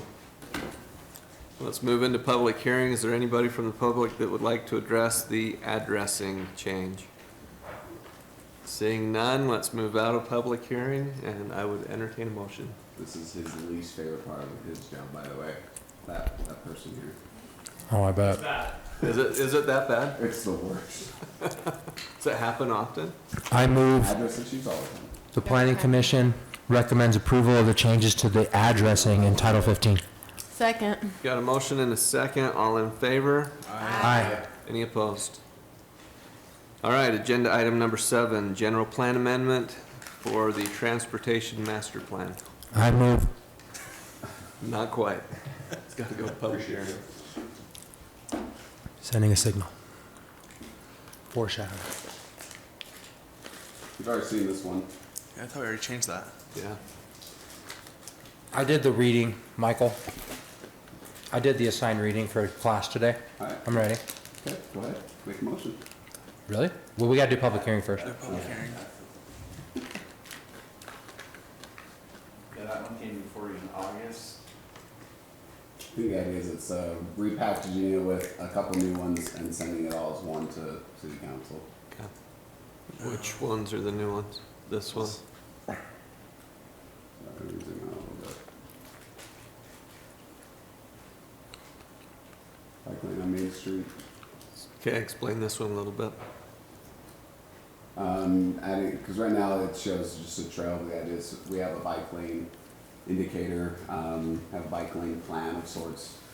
And this is just adding it on Main Street as part of the cross section as we move towards the islands down Main Street and more of a walkable type downtown, then adding lanes and adding more traffic like State Street norm. So making it walkable and more bikeable, slower traffic. Just tell me it's not gonna be like Bulldog and Provo. Or Center Street in Provo. Just, There's an Annie Street. well, they have those dedicated, they have actual Yeah. raised medians and dedicated bike lanes. It's a No. disaster. No. It is difficult. Well, I It's can't the wor- promise that. I'm not. It should be our example on how not to do it. Yeah. How far out I'm is dead this? serious. Don't those You little, don't ask me how I feel about it. Ballers all Let's around. never do something like that. Right. How far out is something like this? We're doing bits and pieces of it. So we have is it 1000 North to, or 9th to 4th? Yeah. 9th to 4th is in 2 or 3 years, so we're just gonna gradually go south. It was getting UDOT to buy off on improving their own road, but took a little bit of convincing, but we couldn't get them to do the whole thing. Anyway, so we're doing pieces of it at a time. So we're If you creating, parked your car along Is Main UDOT Street and high centered, that's part of the rebuild too. Is UDOT not paying? They don't want a biking lane? They don't? No, just any improvements there. They're hesitant to improve our road, but It's a green lane initiative. We should go ahead with it. Yeah. I've had a standard mic rollout on Main Street out here where the pavement's like this and then it goes into the curb. I don't know if you noticed that into the gutter. Places. I like the idea of making Main Street more walkable, but where are all those people gonna park and then walk? So they have to park somewhere to get there, because there aren't enough humans near Main Street to actually accommodate the walking that's gonna happen on Main Street, unless there's a lot of parking spots along Main Street. Totally agree. So is this Do we have a take- plan for that? We'll only need Yes and bike no. parking after we install these lanes that are really helpful to attract people to areas like town. Where are these bikers gonna bike from? All these bikers all of a sudden? See, this is a trail plan, so all those are trails. We all- So Joseph, We all That buy- I could see. If you're like within a mile, maybe. I that will makes say, sense. I will say They're not gonna load it this. on their car and like drive to Main Street and then bike along. During the campaign, this actually came up quite a bit from residents as to the city needs more active commuting options. I love the idea of it happening. I just don't think it's gonna happen as much as everyone in America in small government plans on it happening. That's all I'm saying. It's really amazing. Like, Bike Utah is the organization. I'm gonna be off on my numbers. I admit that. But if they hit the highest note that they would aspire to in terms of the percentage of people that rode bicycles to work, that commuted by bike, for example, on a regular basis, it would still be single digits. Like, really. So, Well, it's also in in Utah. terms of it It's like being- the weather is adverse a lot of times. But So you hear that, but there are some communities in other states. I actually live it Still too. get- Like I don't only hear it, I live it. You're right. The adverse weather We're also at talking times. to the Keep guy who going. hasn't been on the river trail. I'm just saying. Hey, I'm not knocking it. I'm just saying let's not go to the extreme of Provo Bulldog. That's all I'm saying. Just going to change our voting on this topic. No, good job, Todd. All right, thank you. Way to bring it back. But I do know that there's people that live in at least the east part of Spanish Fork that that work in Provo that would bike more if there were more friendly lanes who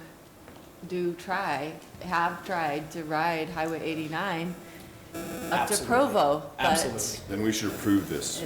anyway. Do you want to make a motion? But, okay, can we go back to the first one? I'm not anti-pedestrians and biking. I'm just saying let's not go Okay. Provo Bulldog style. Okay, on so this thing. this is where it's gonna connect over to the Mapleton Trail eventually? Is this where? No, that's down by the windmills. Down under's the connection. But I thought they can't do that now, across Highway 6. We're Oh. still working on it. Oh, I thought that was canceled and it was moved to this. No, this one is, I don't know why it was even on there. It shows it going straight over the tracks, there's no road there. The road is actually up here, and that's Right. where people keep getting hit. Yeah. So Well- this is just erroneous, I don't know where the line came from, but it's on the plan, so we just had to officially get rid of it. And we took away the Highway 6 run here, because I didn't see it happening until those railroad tracks go away. Well, I've ridden that tons of times. That's the main way I get to Mapleton is to come out on Canyon right along Highway 6 and then go across there. Does Mapleton So let it's us nice, connect? because there is gonna be a light there eventually. Yes, right That's there. where the There'll light's be a gonna be. light. That's why I'm asking. Like, how Right. do The we crossing get that that you in? take across State Route 89 is going away. Right. Sorry, different issue. Don't need to be bigger, guys. Has Mapleton let us connect to the trail system, or is that they're gonna allow it? Yeah, it's the railroad that's the issue. Okay. Our favorite people, the railroad. Oh yeah, we like the railroad. Everything. Someone should call Warren Buffett, Hose. Berkshire Hathaway. Call them. They own a lot of the railroad. I think we should do a public hearing on Santa this. Fe, whatever. All right. Okay. What else have you got, Mike? Alright, I move. Wait, we need a public hearing still, Chairman. There's still more pages on this. I've See, seen we're it on all. 5. I did the reading. this is, I believe it was extending this line down to this light. I don't think it extended the whole way, but this is the same, it is today, and we leave it the same way. Now, whether left turns are restricted or other things, that's not in the master plan scope at this level. We do have additional studies saying where left turns should be restricted, where signals, but What's this? the road over the river And through the go woods. to South Grandmother's Lane. house. Not When- built, it's not built yet. I know it's not, When but- MAG gives us money to do it. Wait, are the yellow circles roundabouts? Yes. Yes. What's the blue one? The bigger roundabout? It's blue. Oh, Existing. existing, okay. So that's Bradford Lane, Annie's Acres, roundabout right there. Huh. That's interesting. Are we expecting that much traffic longer? You think the landowner will give us multiple lanes right Are there? you expecting this to come up and do this? That's the plan, right? Yes. Well, there'll be a plan over it.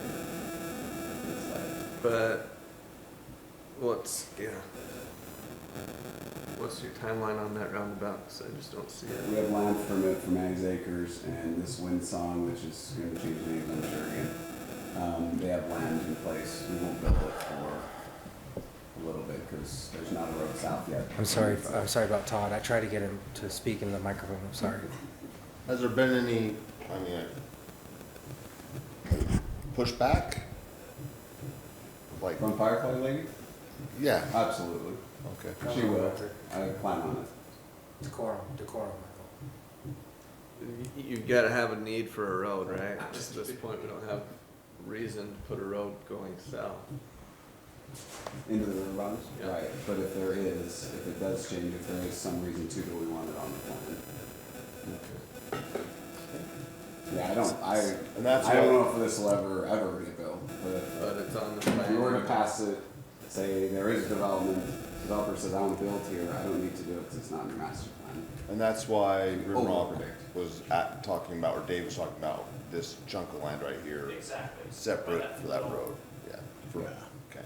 So UDOT wants us to really get rid of South Lane. We can't right now until volunteer goes in. And then, anyway, UDOT's in favor of this as well. Getting things to signals rather than these mid-block things. All right. What's this? The extra one, Yeah. I have to pull up the, It's a yellow snowman laying down.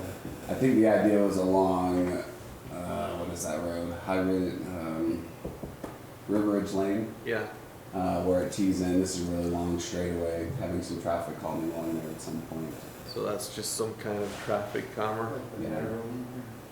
We're narrowing, or a mini traffic circle, we call it. There's a bunch in Provo, which I know Joseph has issues with Provo. No. Just they're. Just the right thing. Okay, just hold up. Oh, and they're the people that boot everybody in Provo. Oh, them too. Parking enforcement in Provo. But Wow. wait, go back. Sorry. That's brutal. Well, And are it's you like guys, University. so this is Del Monte. I don't mind. You're actually considering or on your plans for a roundabout on Del If Monte? it's needed, yeah, At the end of the by ALA. ALA. Yeah, that's good. So, and we determined that with the hill on the other side, you'd still be able to put a roundabout there? Again, it might be a small one. We've overpopulated roundabouts because they are more expensive. And then a study can be done saying, okay, it doesn't make sense, maybe we do a signal instead, it's cheaper, maybe it makes sense. Okay. If you go in saying. You go to max budget and then you move down if you need to. Because in most cases, roundabout works, it just costs a lot more. And in some cases, it is the best solution. So I'm gonna start at the highest and best, and then we can always pull it to a signal if it makes sense. And just like by the high school, right here, this roundabout is no longer a roundabout, it's gonna be a signal because the cost is 10x doing a signal versus a roundabout because of site conditions. So. it's Oh, going to be a really? signal. Oh. So, Okay. anyway, that's kind of the idea there.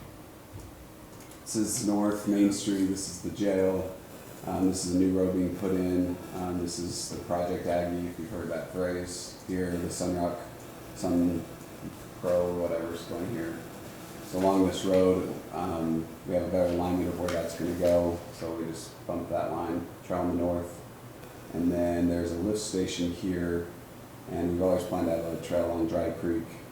And there's a little, the alignment wasn't correct, so we know right where it's gonna go now. So we just fixed where it's going, what side of the Dry Creek it's on. So it's more roads, or trail than roads.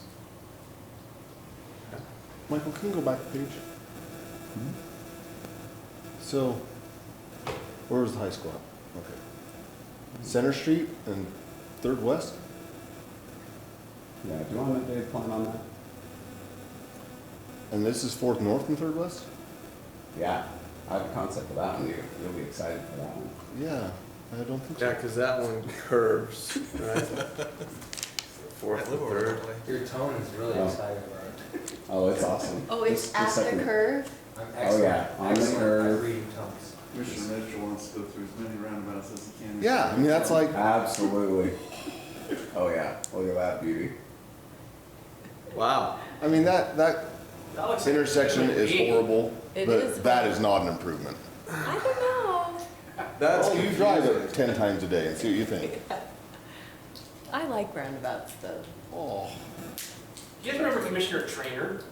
Yeah. What? Commissioner Trainer. Uh-huh. He was the public works director in Grand Junction, right? Oh, yeah, Before he yeah. retired. I was in Grand Yeah. Junction last month. I really think they're pulling out the majority of their signals at most intersections, and they're replacing them with roundabouts. Are they? I've never seen anything like it. Like, I drove through 10 that were under construction last month. Well, you gotta Where spend that was taxpayer happening. money somehow, Dave. You gotta do something. They're rich. Use No it doubt or about lose it, that. right? No Use doubt it or about lose it. that. Dang it. So a few I some, like roundabouts. so a few I summers also like ago, roundabouts. I lived in Sydney and I hate that place has I no don't know. four-way stops. They don't I have don't know any what stop one signs. for. They have tons of roundabouts. And it's real, it just, traffic flows really well. You can't make, Survive So, somehow, you're my saying? question is, Right. It's work. And on I the other- on learned Center to go Street? around them left. Yeah. how do you put a roundabout on Center Street? Anyway, yeah. Good one, right? No, they're all gonna be signals.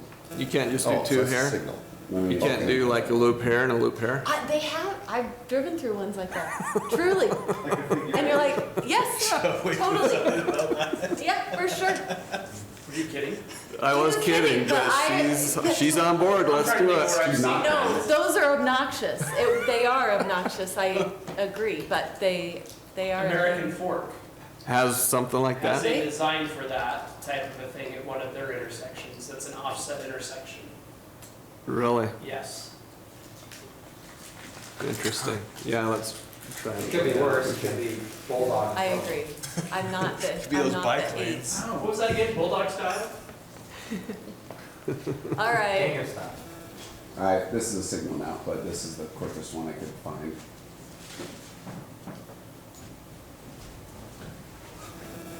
That's the new high school? Yep.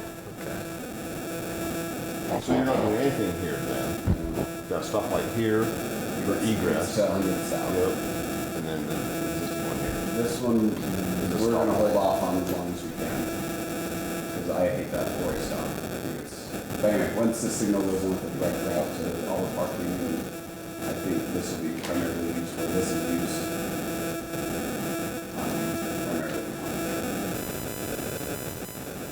Make a motion, we change the name of Maple Mountain High School to Spanish Mountain High School.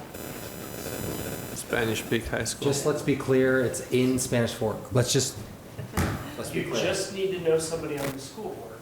Sierra That's how most Bonita things High happen. School. So, Better, Mountain. better. That would work. do you guys, this is the empty field right now, right? Mm-hmm. Next to the seminary. What's the school planning with that? Oh, you know what? This is an old plan.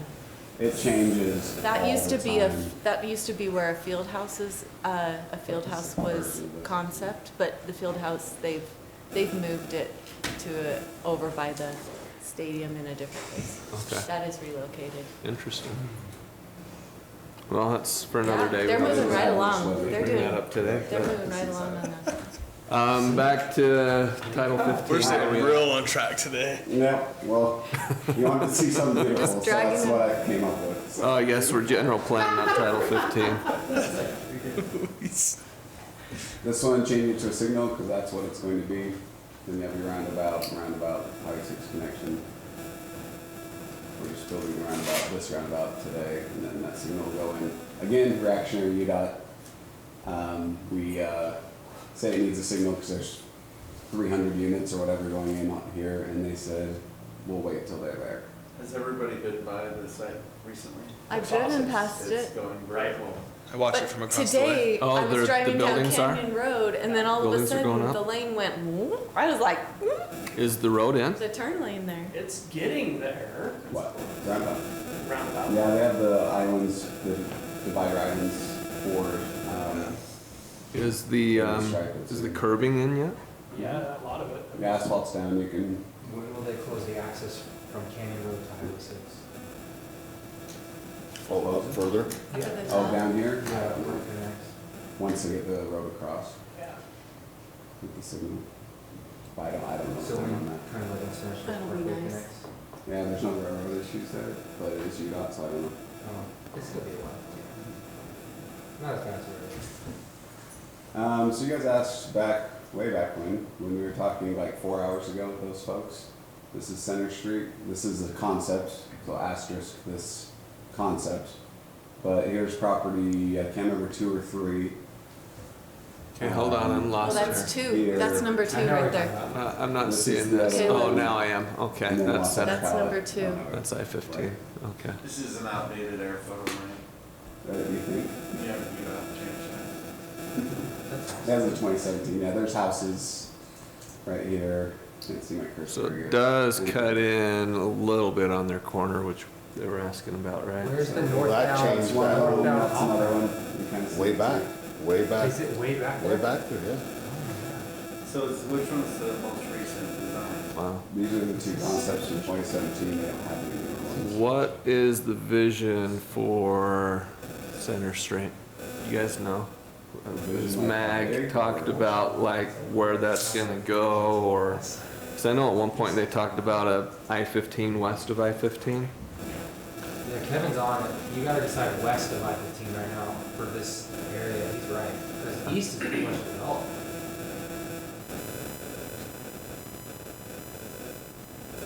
That's crazy. I think your vision exceeds UDOT and Utah County's vision at this point. They've got You're their, talking another freeway kind of. well, they've got, facility. yeah, they've got their 50-year plan, right? Yeah. I don't think I don't have it anymore. It's at home, but It's more across. yeah, I'd assume that this, being as big as this is, it's gonna go somewhere. It's a planned. It was planned Honestly, I think today. it's basically just the two west. Really? When's 27? Well, depending on When's the what they north? decide to do with islands and stuff with Utah Lake legislature. I don't know what happens, I mean, that, See. the land west of Spanish Fork, that's like the biggest undeveloped land. And I know they've got the north, Alberta and stuff. they've got the north-south where they're looking at doing a bridge over Right. west of I-15 in Provo that would tie into the, that would tie into Lake, what's that road? Lakeview Parkway. Lakeview Parkway. Yeah.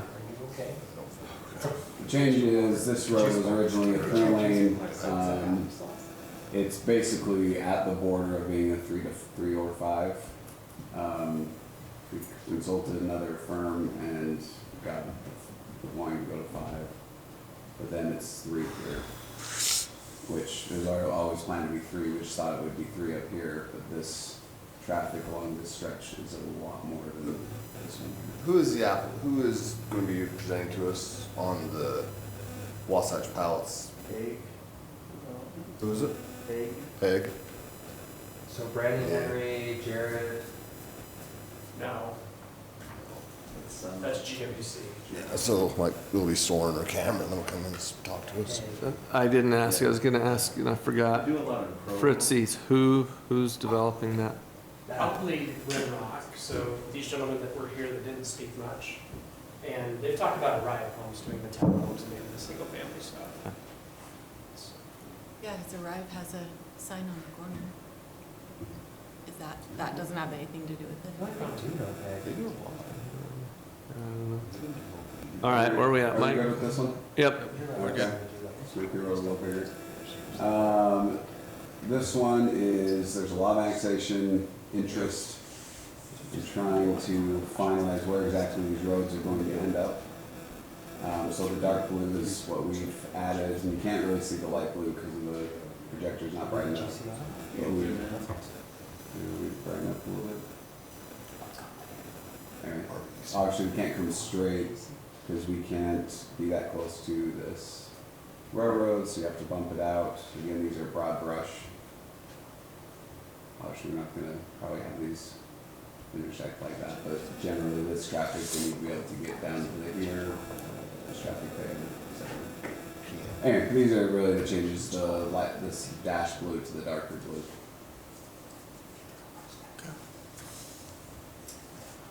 And that's it.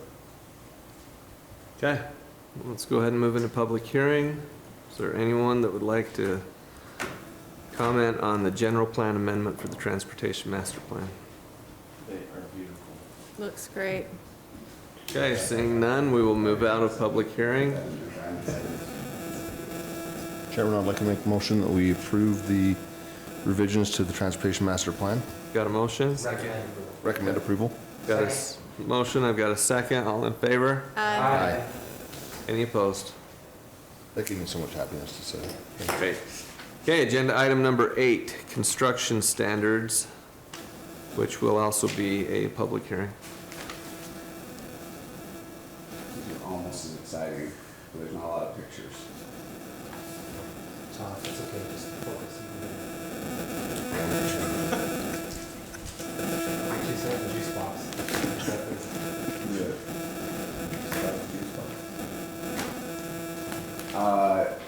I will go as fast as I possibly can. You stop me if you. I did the reading. You're incentivizing me not to read. Okay, perfect. Just kidding, keep going.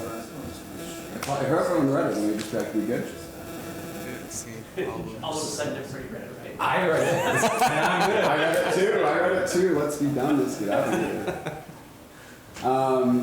So first one, clarifying, we it's been a little while ago, but changing from calling PUEs to MUEs, being very specific. The municipal easements is for city use. Has legal reviewed this? Walt? Not me personally. Somebody at legal? Bond. I'm sure, gone, labored over this. I just want to make sure, you know. Intensely. It's always important to. This is actually back from previous. these things. And we don't Very have a important.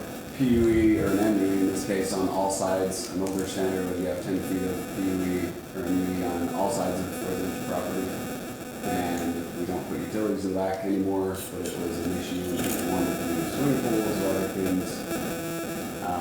So this kind of updates that.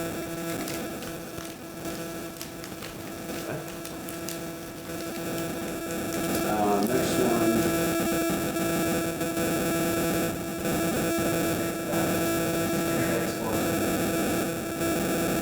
It's not like AOL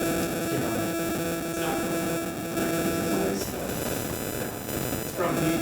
We've been trying this. Spirits? Yes, there's a third. The scheme thing is interesting to love it. Mike, are you adding on? I don't know. What do you want? Are there any Oh, we items had that the highlights? planning commission would like? Well, I just did. Yeah, that's the calcium chloride Maybe change, hit- that was smart. Maybe hit the bullet items, cold weather concrete. The ones up here? You There's you there's got bullet 'em. items up here. What would you say the top 3 most important of these are? I did the reading. Just do bullets, do bullets. We'll just go to bullets are pictures. fine. Those I are want the to bullets. keep my position as the king of sharing information nobody cares about. I don't want You don't want to To subject jump into in that? Come on, let's talk about macrofiber and concrete. Let's Well, the do calcium this. chloride, that was just intelligent, making that move with that. Yeah, Great. right? You like that? That was good. So What do just you think about the 1.5%? Okay. fly over the That was bullet smart. points real quick and we'll All call right. it good. This standard makes it so we have less collapses. It's more stable. Putting sand around them. Right now, it's a little Wild West, even though we try and not have it be Wild West. So there you go. Okay. Is that funny? I was thinking, just read the bullet points. You just want me to read them? Yes. Oh my. Okay, everyone read the bullet points. There we Any go! questions? I read the whole This thing. is the executive summary you were waiting for. What do you want? Okay, go ahead. Whatever you want. I would I like, prefer that you just say, we'll approve these. well, I'd like a little more information about grease traps. Do you? They can get greasy. We get asked all the time, what's your standard? Well, what need? Well, what do you think we need? It's ridiculous. So we just came up with standards, and I mean, My favorite. Of all the topics we discussed tonight, this is probably the one I'm most interested in. I'll just let that go. so I'm getting harassed by some other people. We're talking about it, and then I'm being told to talk a little more about it. Mike's only waited 5 hours. I know. This moment.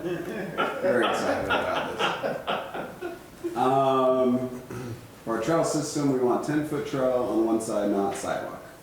Any questions? Nope. Okay. Yeah, that's not worth mentioning. And do you guys want to talk about electrical standards? Probably not. All right. We already did, One right? point, Dave, along with this, just talking about construction standards, the comment that was made about if we are gonna keep pushing to 2.8, Right. we You might as know, well modify that so to 2.8. I have thought about that a lot, and just maybe to plant a seed, something to think about. Every time we bring up 2.5 or 2.25 as the city's requirement, I'm not gonna say that people get combative by way of wanting to argue it with us, but that is always an argument. That our standards are too Or high. 1.8.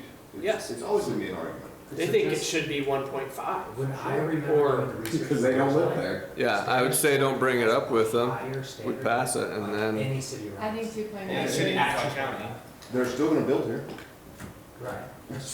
My thing back, if we drive around to any of ours right now and say any of them are under. But that meeting we Here's- went to, there was one thing that North Salt Lake guy said that I still remember that was actually interesting. He said if you require too much parking, you're now you're forcing the cost of that land to increase, which means now you're forcing the cost of rent to increase on everything. I think they'll charge rent regardless of how much it If costs. 2.8 is like everyone's convinced, they've driven these sites, and 2.8 is what it needs to be, then hey, 2.8 is what it needs to be. But I caution us to be sure, just to be sure, because it raises rent. If the cost of entry for a development increases, then they have to get their money back by raising rent. So, just The be market's gonna drive their rent. careful. Yeah, I get it, you don't regardless of care, cost. I get you don't care, but. I just think be we need a I public do care, hearing that's on the what I last want. item and a motion. okay. If you'd like, we can dust Research off it. the last research that we did. We have a really competent researcher that's always looking for stuff to work on. And we could bring something back in here So in the January. R4 was just switched to 0.6 garages per unit in R4. And it's 2.5 parking spots per unit total, but 0.6. Up to 2.5. Yeah. So it's interesting. Yeah. I'm just saying, I see that's inconsistent. Yeah. And it just, it seems like it streamlines it. And It's every time always- they're coming at 2.5 and we always are trying to increase. Yep, I agree. One thing we don't have that other cities have is bike parking standards.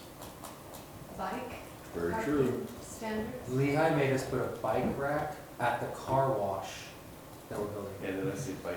Oh yeah, we want to encourage bikes here. Yeah, that makes sense. You should they apply have your it code for- blanket. Yeah, don't apply any common sense. Just Brandon? let's put some bikes here. Is that for residential and commercial and everything? Just commercial. That's Yeah. crazy. How about this? Provo City will grant a parking reduction, they call it. This If again you is have People's Republic of. Parking reduction if you provide bicycle parking as a development. Maybe something we'll throw into our Yeah, research. something to think. Yeah, definitely guys- look at it. Particularly Joseph can study that, we can get his opinion on that. Okay, let's, if it's all right, let's go ahead and move into public hearing for the construction standards. Anyone? Now's your moment, Mike. Any, Comment. is there I got stopped anyone? midway through the first line item, so. Is there anybody that wants to address this? Anybody? All right. Seeing none, we'll move out of public hearing and I would entertain a motion. I move that we recommend the construction standards as presented. Got a motion? Second. And a second. All in favor? Aye. Other business? Anything else for us tonight? Just thank you, appreciate your patience on the zone changes, that was a little bit tricky. And Thank Kevin too last night. happy holidays, happy new year. Yeah, That's Kevin. been fun. Kevin, you were awesome. Well, I'll go ahead and go now. It's been a lot of fun. Thank you.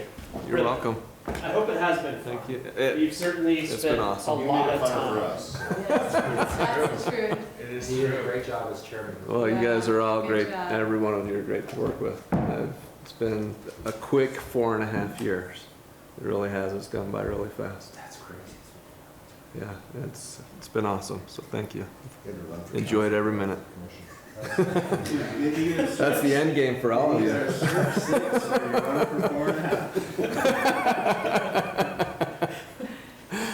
Yeah, no, thank you. Well, honestly, thank you. In light of Kevin's departure, we're gonna take a minute to talk about chair, vice chair. It's for you guys to I decide. nominate Jesse for chair. So we've got an open nomination. Any discussion before you guys? Does Jesse accept the nomination? Sure, I guess. Yeah. Any questions? Any comments? Is there a vice chair now, and what does the vice chair do? John basically fills in when I'm not, when the chair's not around. That's the main The thing. vice chair has No- to recuse himself every other item. Take